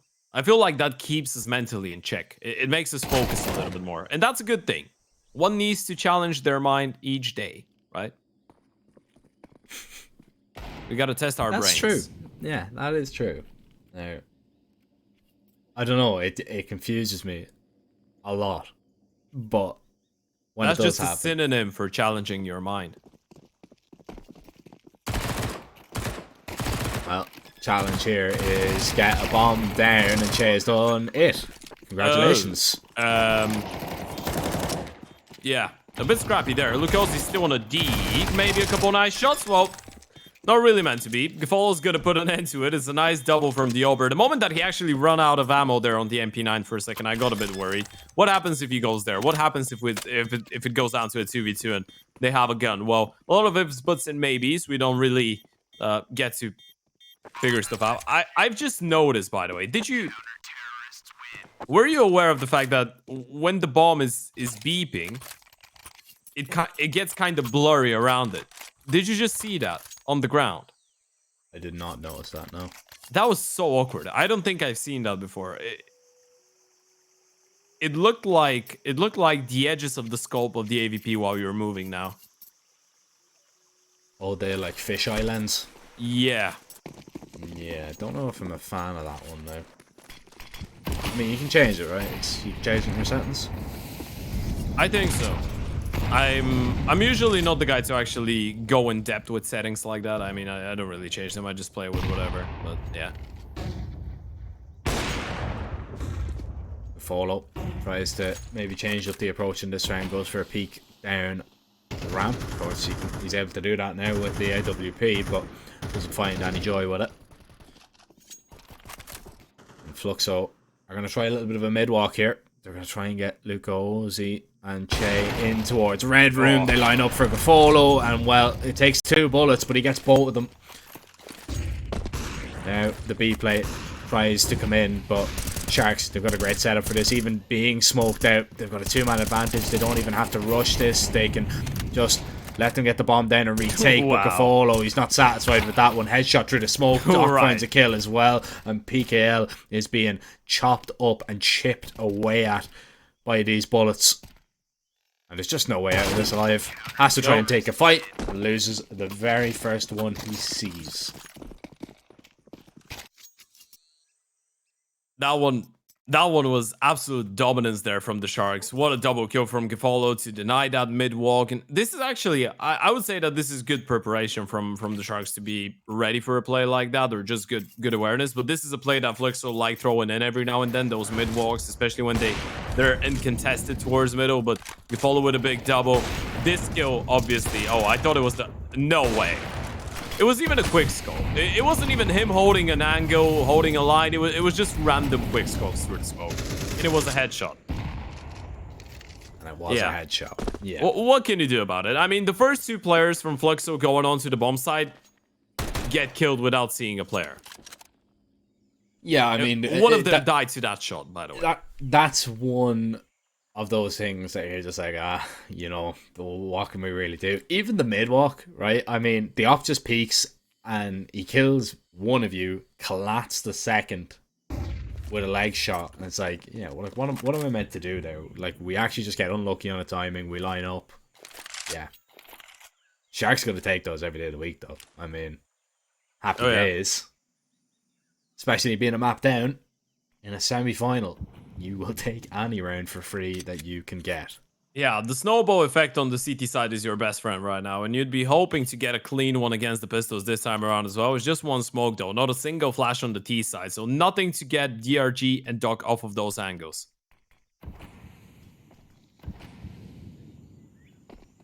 Well, Doc's not on that angle anymore. PKL is up close, and Doc wants to open up the distance a little bit. Gonna give up that bomb plant. However, mollies go in, so VSM cannot get it down safely. And the retake is gonna happen now. DRG with a lovely spray down. Doc helping out as well. The Pistols trying to have any success at all. And Zevi eventually finds a little bit, but it is only a little bit and not a whole lot. 4-0 Sharks. No bomb plant for Fluxo. A tough start to proceedings on their map pick. Yeah, and unfortunately in that situation, Fluxo didn't really need just a little bit. They needed, well, they might have needed a little bit of this and a little bit of that, but in the end they got a whole bunch of nothing out of this round. Just one kill from Zevi. And a nice 50 cent reference. If that makes you happy, I mean, that's good enough. First buy round, though. The Sharks onto the perfect of stars here. But now they need to show us that they can pack a punch against the guns. And the start is not the best one ever. Luke Ozzy with a great opening kill. Ardian's out goes down, but Doc is looking for a challenge. Yes, he is. Zevi, though, he finds Gafolo. Doc is now going to peek out. Luca Ozzy just ready this time around as well. And oh, this is a lot better from Fluxo. They are into this ancient map with a bang for sure. Togs should be caught on the rotation as he tries to make his way back. I mean, he's not even going to try and go over towards B, but if he even considers it, Zevi should have him under lock and key. This should just be the save. And if you're Fluxo, I mean, you would like to get this rifle out of his hands, but you can't really afford to just send everybody there. You might send one or two just scouting, but not a heavy search. And yeah, keep 5 alive. I think you take the blessing, yeah. Just put Zevi on an angle. If Togs peeks into him, Zevi goes down straight away. Okay, that's not the outcome I was actually setting up for. But yeah, you can respect him now. Unless he pushes through the smoke. Then Che is going to be in with a free kill. But no, Togs will stay alive. Holding on to the AK. If you're Fluxo, you're more than happy with how this round went. And I was going to use the word discouraging. I feel like it's just one round, so we shouldn't be throwing ourselves at those conclusions. But the fact that the first buy round is that clean for Fluxo is a bit worrying. If you're the Sharks right now, you're just like, okay, you know what? That was a one-off. We just need to make sure that doesn't happen again. If they win back-to-back buy rounds with that amount of ease, then you can start getting worried early on, even though you're still technically in the lead. Yeah, you're definitely going to be just a small bit concerned, for sure. Need to make sure that you kind of just gain a little bit of the momentum back, even if it's only 1 or 2 kills in this round. Just make it a little bit more competitive than the last. That's the main aim of the game. VSM gonna walk through that smoke. DRG is gonna spot him out. Oh, VSM tries to react, and actually it's gonna be Doc to collect that frag. As we see Sharks in control of this one for now. Flux, we're going to try and walk towards middle or the inside, just playing in front of the donut here. Might be a nice off angle, nice enough to maybe catch somebody off guard, but no, the high-low is perfect. Togs is going to peek out, try and line them up, and gets completely blinded, but still manages to find a kill. Luca Ozzy, very lucky to still be alive here. He's going to die to the nade, surely. No, he doesn't, just about. Stays alive. Togs still somehow not being taken down through that smoke. He's 5 HP. How has no bullet even connected? He runs right through. PKL falls. Luca Ozzy eventually drops him, but Doc now has a 1 versus 1, and Luca Ozzy's 5 HP. This is completely gone awry. Oh, he's going around the world. This is such a smart play from Luca Ozzy, by the way. He's just gonna go all the way in towards A main and back in towards the A-bomb side. He's outmaneuvered Doc completely. You can tell Doc's actually anticipating the mid push, but he's not ready for that kind of a repositioning from Luke Ozzy. He's gonna get away with the bomb plan here. Doc is gonna start realizing what's up.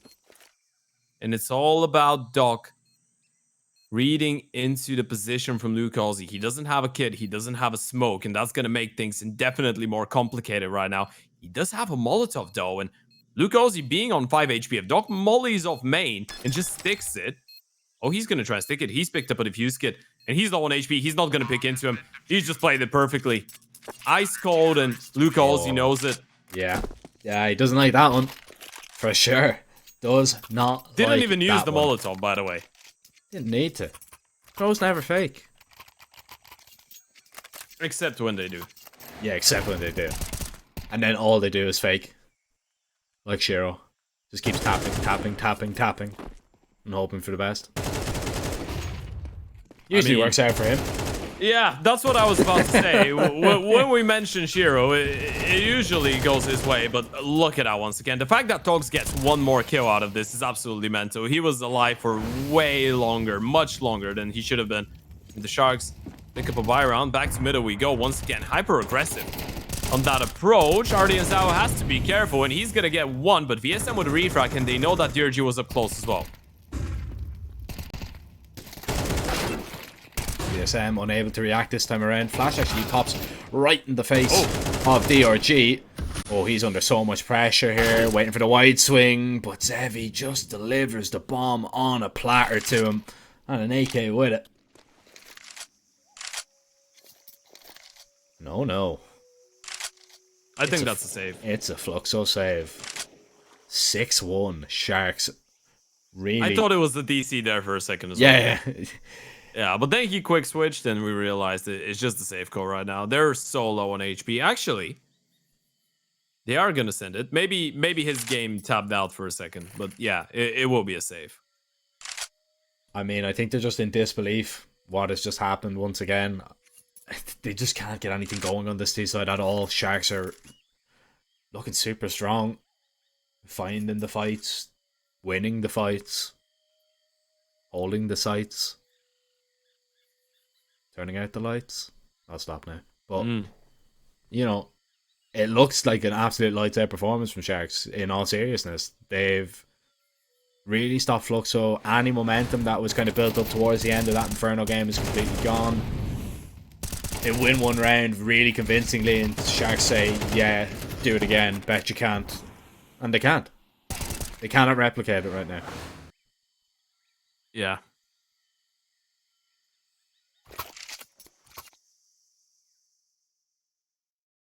I was actually trying to come up with another rhyme, but I couldn't. I knew it. I knew you were silent for a reason. Yeah, no, I was thinking about it. I wanted to actually line it up with I wanted to use nights because those games have been taking a long time, you know. Playing up till long nights, but late nights, but yeah, doesn't sound that well.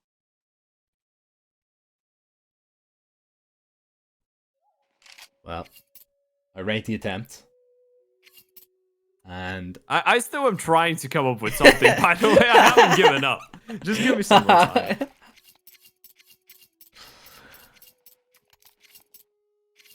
For Fluxo, it is not alright. Oh. Yeah. Turning off the lights. Look at that. Look at the candles. Yes. This is why we've got the best I feel like, production in the world. Yeah, I think you know what that was? I think that was just the author trying to I guess symbolize or use a metaphor for Fluxo praying that their T side goes well. With the calming music as well. Yeah, praying for some T side success right now. It must be pretty desperate. They are hoping and wishing for something to go right.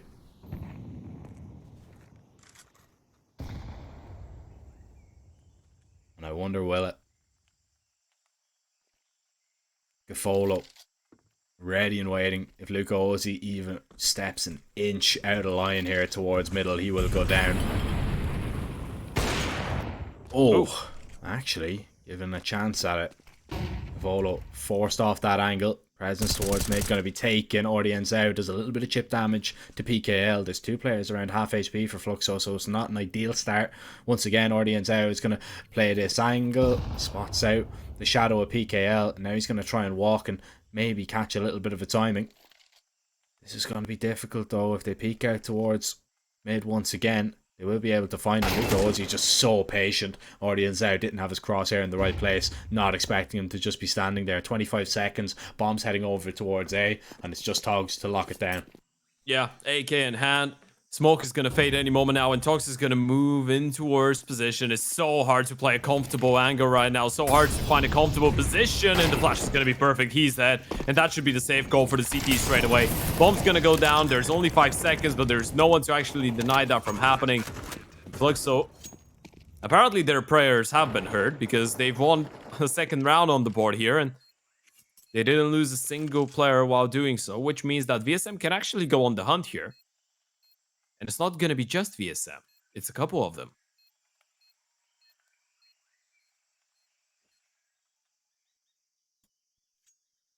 Oh, there's a couple of them, all right. Not too often you see sharks being hunted. But we're seeing it here. And this really could sting. The CTs, if they're not careful, they've lost their leader. Now need to hope that they are not going to be found out. VSM falls, Che as well. So a little bit of damage done to the T economy, not ideal. But you do take one weapon away at least. You confirm there's an op in the round in Gafolo. What he's saving, but probably information that you already had. Just trying to find some kind of positives there. But I suppose the main positive, Ted, is Fluxo have another round. Yeah, I mean, the main positive for the Sharks is that they're still up 6-2. The main positive for Fluxo is that they're finally starting to get some momentum on the board. It's a miracle that this kill doesn't register. And Ardian Sal's still going to be alive. They're going to molly him off, and finally they get the kill. But Tox has actually moved into position to get that onto PK. But look at Ozzy. He knows he's got the timing. He's going to push right through. Tox is aware of the possibility. Does he read into the play, though? And right now, Ozzy's not going to move forward. He's just going to wait for his teammates to make the next move, and then he can activate. Tox is the only resistance in towards that B bomb site directly, with Dog being so aggressive in towards Cave. So I assume this is where Ozzy actually starts making his move. Quick and easy kill. They're going to be ready for it. They're going to clear it. Oh no, they're not. They go away. It's heavy. He's going to get that bomb down, but doesn't matter. Gets his gun up in time. Instant headshot. Is there a doctor in the house? Not anymore. You know what? While playing the game, I'm not really paying that much attention to the blurry effect in the scope, but while watching, yeah, you can see it. It's awful. Yeah. I usually am quite optimistic for most of the updates that we're seeing, especially cosmetic updates. You know, CO Bob being back. This is something that a lot of people wanted to see in the game, but this right here, and I'm not only talking about the well, I'm actually talking about both of them. This was terrible. Terrible of an update for the Opers, and terrible for Gafolo to actually go down and lose his big green in that scenario, because now the Sharks have been fully reset, and this is starting to look like Fluxo's map pick a little bit more.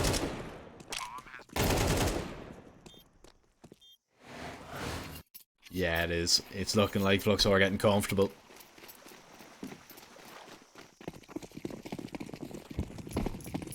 Yeah, and you know what?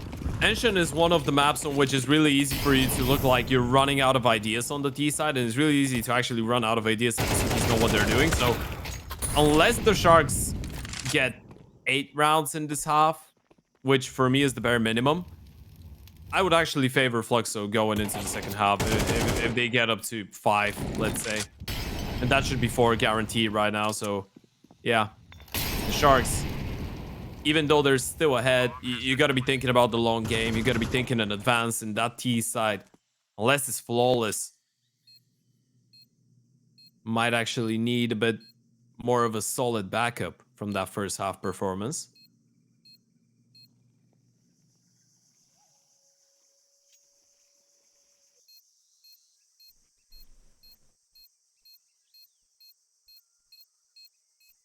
It is a waiting game right now.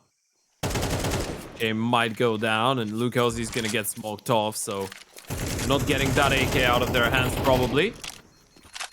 Probably not. Follow on the hunt. Does he get anything? Probably not. Yeah, he's just gonna go down to the C4. So 1 AK saved up. It's not too bad of an outcome for the Sharks, considering what they had going into this round as monetary investment turned into weaponry. But still, letting Fluxo pick up consecutive rounds is far from ideal, so you gotta start getting active on the board once again. And Gafolo doesn't have the finances for an AVP once again, so he's gonna be downgraded to the Oak. You need to make this one work. Yep, need to make this one work.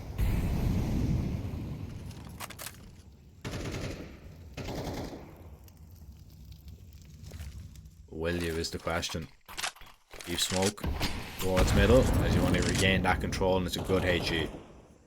Puts Ozzy really in his place. Keeps him back for a moment. VSM is taking some damage, I believe, on the spam. Yeah. Ordi and Zhao is in a great position towards Shelf here to really do some damage, but it really just comes down to this 1v1. Actually, it's going to be a 2v1. They're going to peek out. PKL looking to try and spam and connect, but it's Doc with a double. And the Sharks now with a slender advantage. Zevi thinking about walking through that. I don't recommend it. They haven't spotted the bomb though, so it's really easy. It would be really easy for the CTs to just assume that the Ts were forced out of position and back towards that A bomb side. And I feel like this is what's going on right now. They're just giving it up. And this is great for Fluxo. They can collect the bomb. They can close out the distance. Obviously, Zevi doesn't know it right now, but he's been given a lot of space because they're so worried about middle and A being a possibility right now.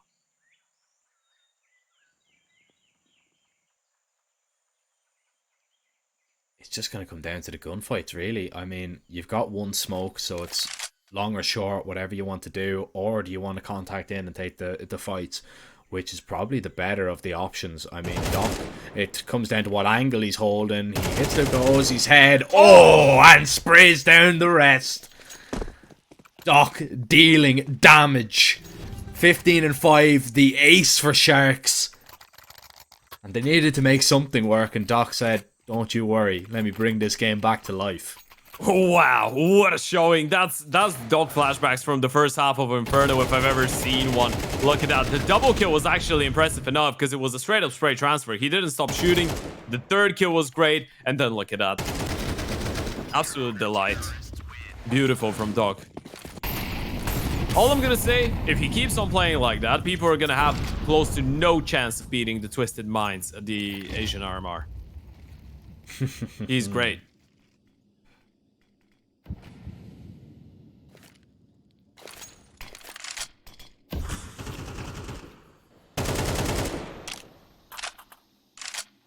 Lots of damage done to VSM there. That's an unfortunate way to start this round for Fluxo.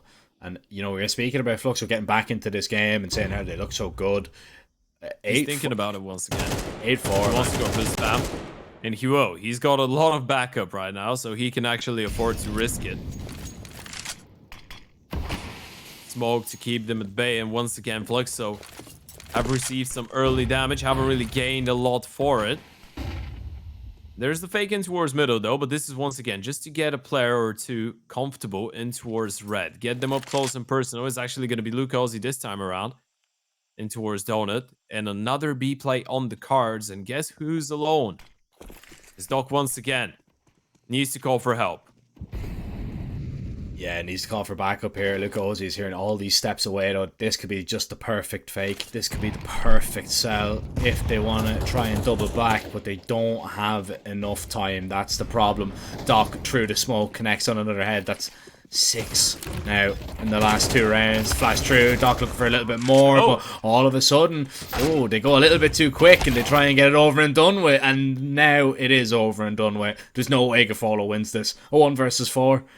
And so many different angles for him to consider. Now he's going to creep up short. VSM is going to be holding, but Gafolo doesn't even get to shoot a bullet.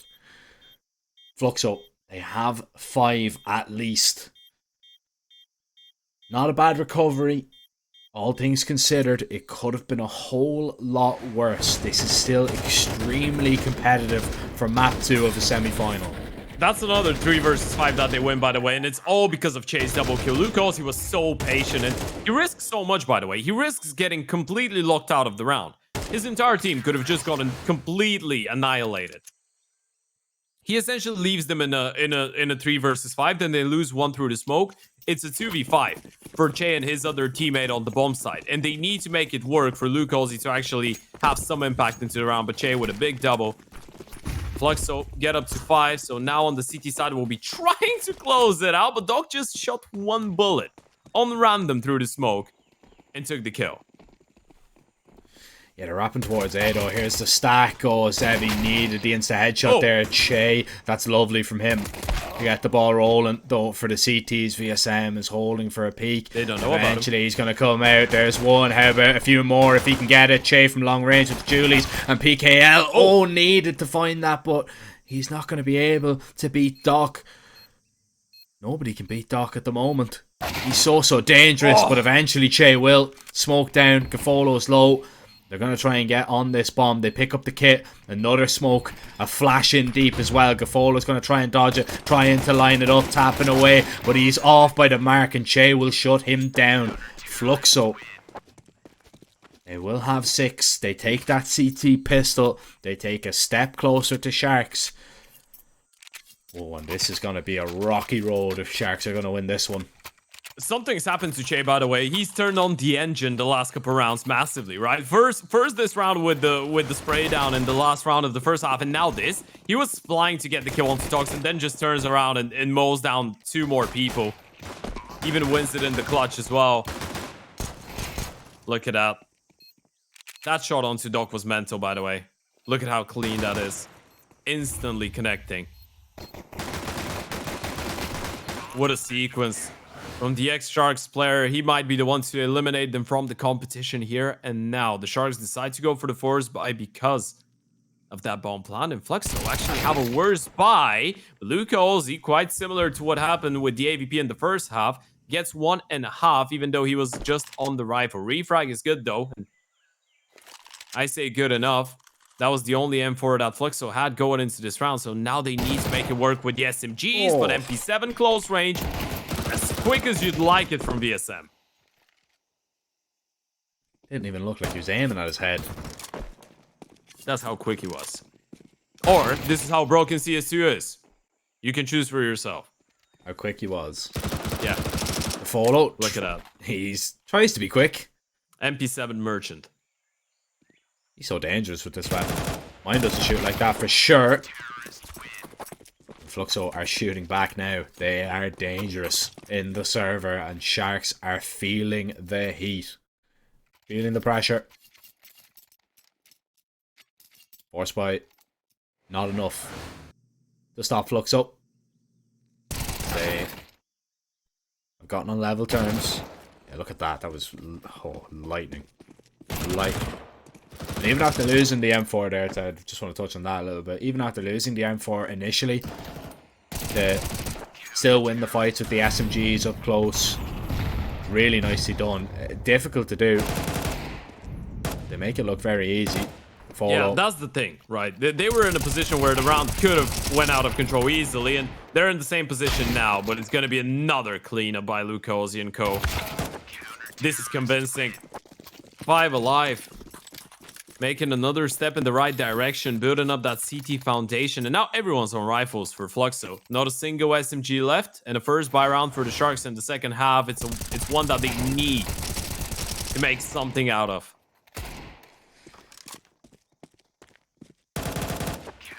Yeah, this is where they need to start providing us with some kind of hope. Providing us with just any argument that this game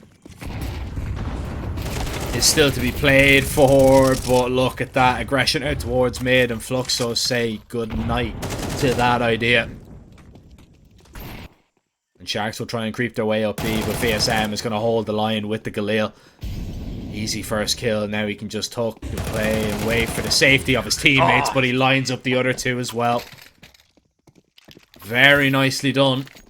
Fluxo, they have themselves a 9th round, 4 in a row on the CT side. And now what? Look at that. For By the way, a Sharks. nice little detail. VSM gets that first kill. He moves forward on shift, and the reason they don't clear him out is they didn't hear the steps. They assumed he was playing behind the second wall, right? And if you're playing there, you're probably just tucked in and waiting for your teammate to make contact. So, great little detail there for VSM, and his teammate obviously opens up a lot of space. But early on, you just get completely shut down towards middle. And that could just bring in a massive mental barrier for the Sharks. We did mention during the first half, it's really easy to feel like you've just run out of options and ideas on the T side of Ancient, especially if the CTs are just playing that up in your face aggressive style of CS. Where the tech lane's gonna go? That's the question. They dodge all the spam, luckily for them.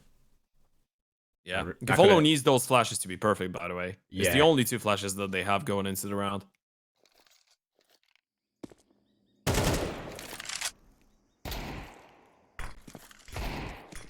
Doc's gonna be spotted. Smokes are just going to be dumped here.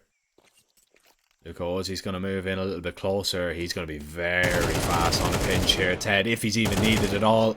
PKL eventually going to be taken down, and Luke Ozzy spots out the bomb here. Doesn't want to risk it.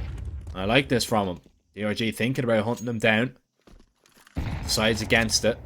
There's a rifle to be acquired if they get close enough, but VSM is trying to make sure that doesn't go into the hands of the enemy, but wants to play it safe in the meantime as well. They will pick up that AK. 20 seconds, Molly onto default. Oh, this is looking very undoable. They don't have a smoke to put that out. They're going to have to wait. They're going to have to take their time. And as they creep out, DRG finds a nice shot.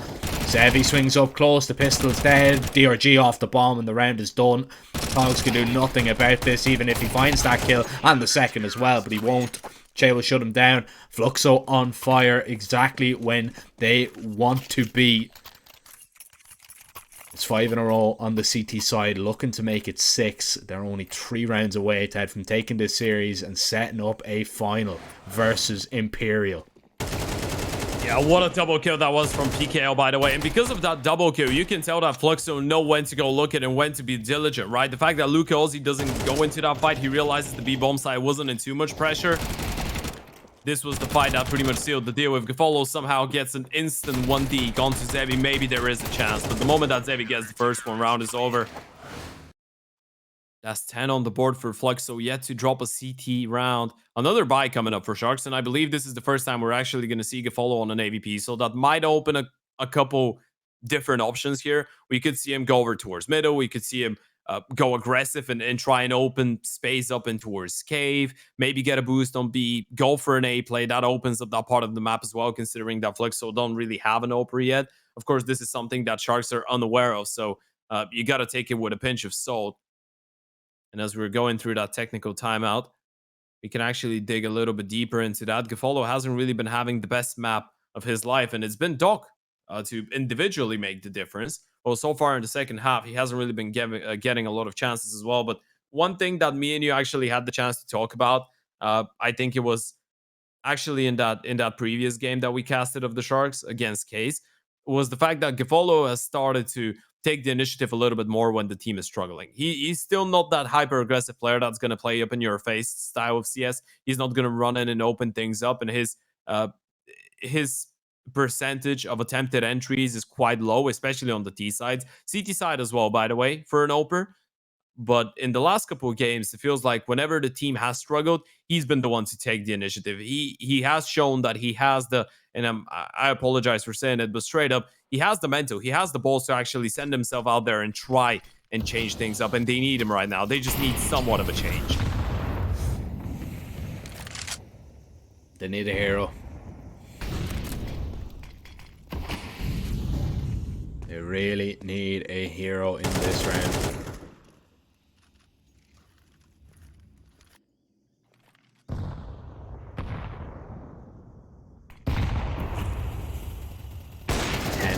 Approach from both sides to try and set up Gafolo for a little bit of success, boosting him up on top of the box, but the smoke obscuring his vision. Can find nothing and gives away that there is an op in the round with it. Luka Ozzy really needs to be cautious about this one. The molly down, Doc might try and beat it, but right into the waiting arms of PKL. The flash is perfect, DRG is down, and they're trying to just trade out here, but Ordi and Zhao haven't said his name very much at all throughout this series. Collects a double. Settles Sharks for a moment.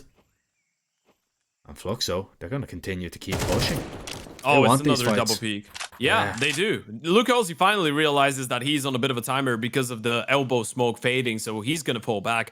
But that sets up the bait really nicely for Zevi, right? You've gotten 2 kills of players swinging out of cave. You've spotted Luka Ozzy, who's falling back right now. You might not be ready for Zevi to be in that position.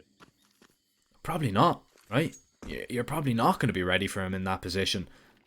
Luka Ozzy's here as well. Yeah, this is going to rain over. Oh, Zevi's got the perfect timing. He's going to try and peek. Gafolo connects on that shot, but the bomb, it's been caught out. Luka Ozzy takes him down. And now Luka Ozzy can just play his life here.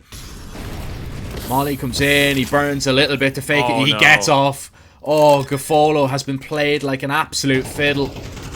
And there just isn't enough time. He has to try and survive. If he goes down here, it's disastrous, which he will. No money. $200 in the bank account. And Gafolo won't be picking up the bill for dinner tonight. Oh no. Oh no is right. That was just the Evo genius of Luca Olsi, by the way. Look at the replay. PKO getting the first one, following a flash coming in from Che on the support. Great effort by Yardi and Zhao, but that mid-rounding from Fluxo has been just expert. Zevi going for the fight. They're not ready for the repeat from Luca Olsi. And even the audacity to just step in the Molotov to make the Oper get off of the bomb. That was the point of no return. Even gets the kill after time. Sharks in a whole lot of trouble. They send it with one last final investment. A couple rifles, an A play on the cards. The bomb site should fall quickly. But Fluxo, they have the entire map on their disposal. This is going to be a straight up 5v5 retake. And Che is already up close. Now he's realized that they have already made their way out. He's got a lot of support, but he's going to lose his teammate and his life included. Ardian's out with another refrag. Bomb's going to go down. And the Sharks have made a round out of this one. Yeah, they needed to make a round out of this one, and they have done exactly that. Oh, and this is the save by the looks of it. Unless VSM finds a kill here for free, they won't go for this. And they're not going for this. The money isn't fantastic on a few players here, and I don't mind this at all. But what I love more... They're just playing for the exits. Yes, they are taking these weapons with them, for sure. PKL, wide swings, he's nothing towards CT. VSM now knows they're going to be making his way to him. He collects a quick and easy frag. Doc is down. Or Doc is the last one standing. It's Gafolo to fall. And that is going to break the banks of Sharks, for sure. They're going to have little to no money. Doc can drop over an AK, yes. But look how light they are going to be on utility. Yeah, you've just set yourselves up for success if you're Fluxo right now. You pick this round up. Sharks are not on maximal loss bonus anymore. If you don't give them a bomb plan, they're going to be broke for the final round of competition. This could work out so nicely for the CTs, but they just need this one round. If the Sharks pick it up, we have a game on our hands once again.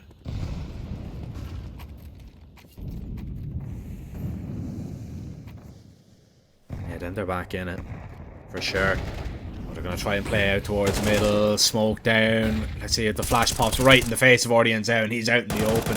He is going to be gobbled up by Luca Olsi, who's looking for a little bit more, and he will find exactly that. They come out on top in the trades towards middle. They have all that control. At this time, they've got Zevi on an AWP towards A. Oh, the leg spots out the head, and he cannot take it off. But Togs, he's just going to get out of there.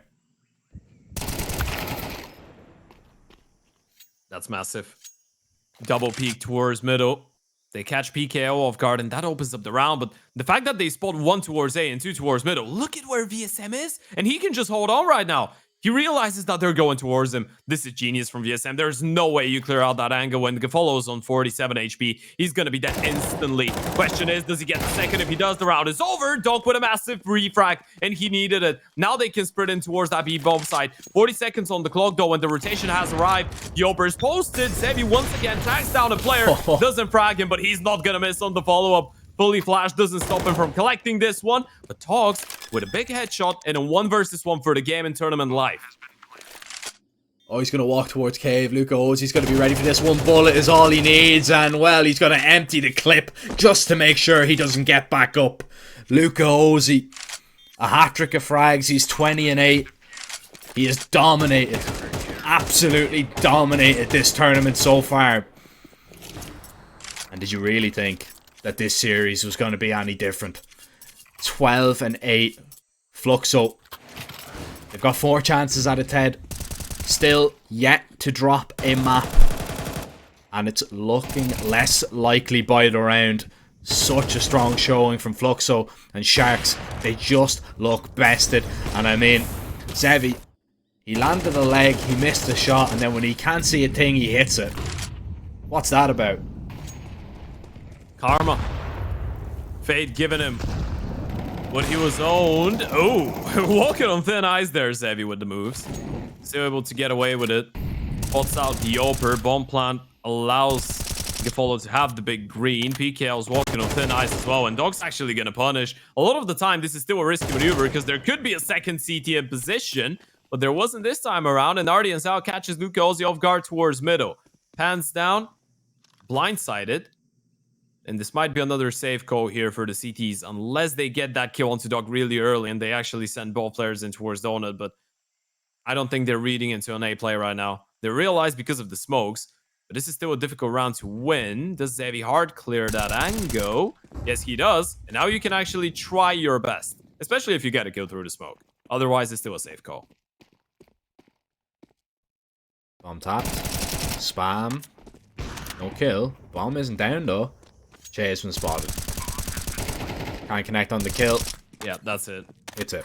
Call it a day. You will play another round.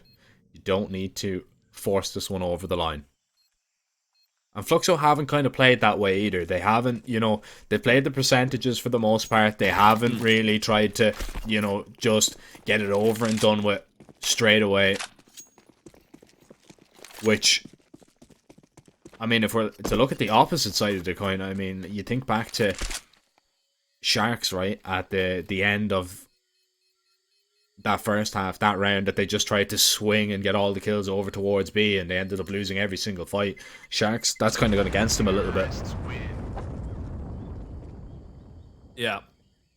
It feels like Fluxo were a lot more diligent than you would expect them to be, and I'm saying that with the best energy possible, right? I mean, they've always been a really on the edge type of team in the speed that they carry, and I guess we already did make a point about this, but I feel like not having Phelps on the team actually helps with that, because you did sign some players that are a bit more composed, I guess you could say, but even in some of the micro decisions of some of the individuals, you can tell that they want to make sure they're not giving too much away. With that being said, though, Gapolo will get aggressive, and PKL's going to pick that fight up, still wins it because of the missed shot. Ardian's out with a refrag, but he needs to be careful because there is another player that's up close, and this could be the end of it all.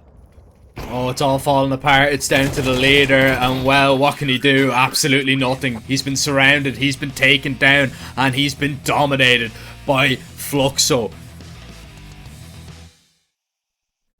Ted. Yeah. They are looking in tip-top form going into this final versus Imperial, man. They're yet to drop a map. We've seen, of course, the closest series today that we've seen from them, as to be expected in a semi-final. But, man, is there anybody that can beat this team? Yeah, I mean, it's looking like a tall order, right? The Sharks were able to put up a fight, especially on map 1. A lot of disadvantageous positions that Fluxo were able to overcome, though. And I can't really help but think that the Sharks are going to be feeling a little bit hard done by this. Is because you look at the work that Doc was doing early round, especially on the T sides. He was actually opening up a lot of bomb sites and a lot of rounds for them. And in a lot of those situations, when you would favor them percentage-wise to actually come out with the round, they were getting bested. And, you know, in a round like that, a round like that, meaning the semifinal round, in a game like this, with that much magnitude, with that much on the line, against a team that hasn't dropped a map in the tournament yet, you just need to be able to convert your 5v4s or 5v3s or 3v1s or whatever. When you have the advantage, you need to be able to take it over the line. Otherwise, you will get punished. And the Sharks, unfortunately for them, they got punished by a really well-playing Fluxo that is going into that grand final looking for their first really big victory of the year against a really well-playing Imperial, but an Imperial that we've seen so far in the tournament is not unbeatable. True. That is very, very true. I mean, it's just such an exciting matchup, and it's such a shame that we have to actually wait until tomorrow to actually see it reach its conclusion, where we will, of course, crown the champion, the first champion of the ORES Regional Series Latin America. And, well, Ted, until then, that's all I have to say. Ladies and gentlemen, I'd like to thank you very much for joining us. I hope you've enjoyed the show. I hope you've enjoyed the games. Commiserations to both teams that got eliminated, and congratulations to Fluxo and Imperial as they move on. We will be seeing them play in that final tomorrow. It will be taking place at, I believe, 9 p.m. CET. Myself and Ted will be there, and, well, we hope you will be too. Ladies and gentlemen, good night, take care, and we'll see you guys tomorrow for the grand final. one chance, one dream, one match, one energy, one fight, one aim, one action, one hope, one expert.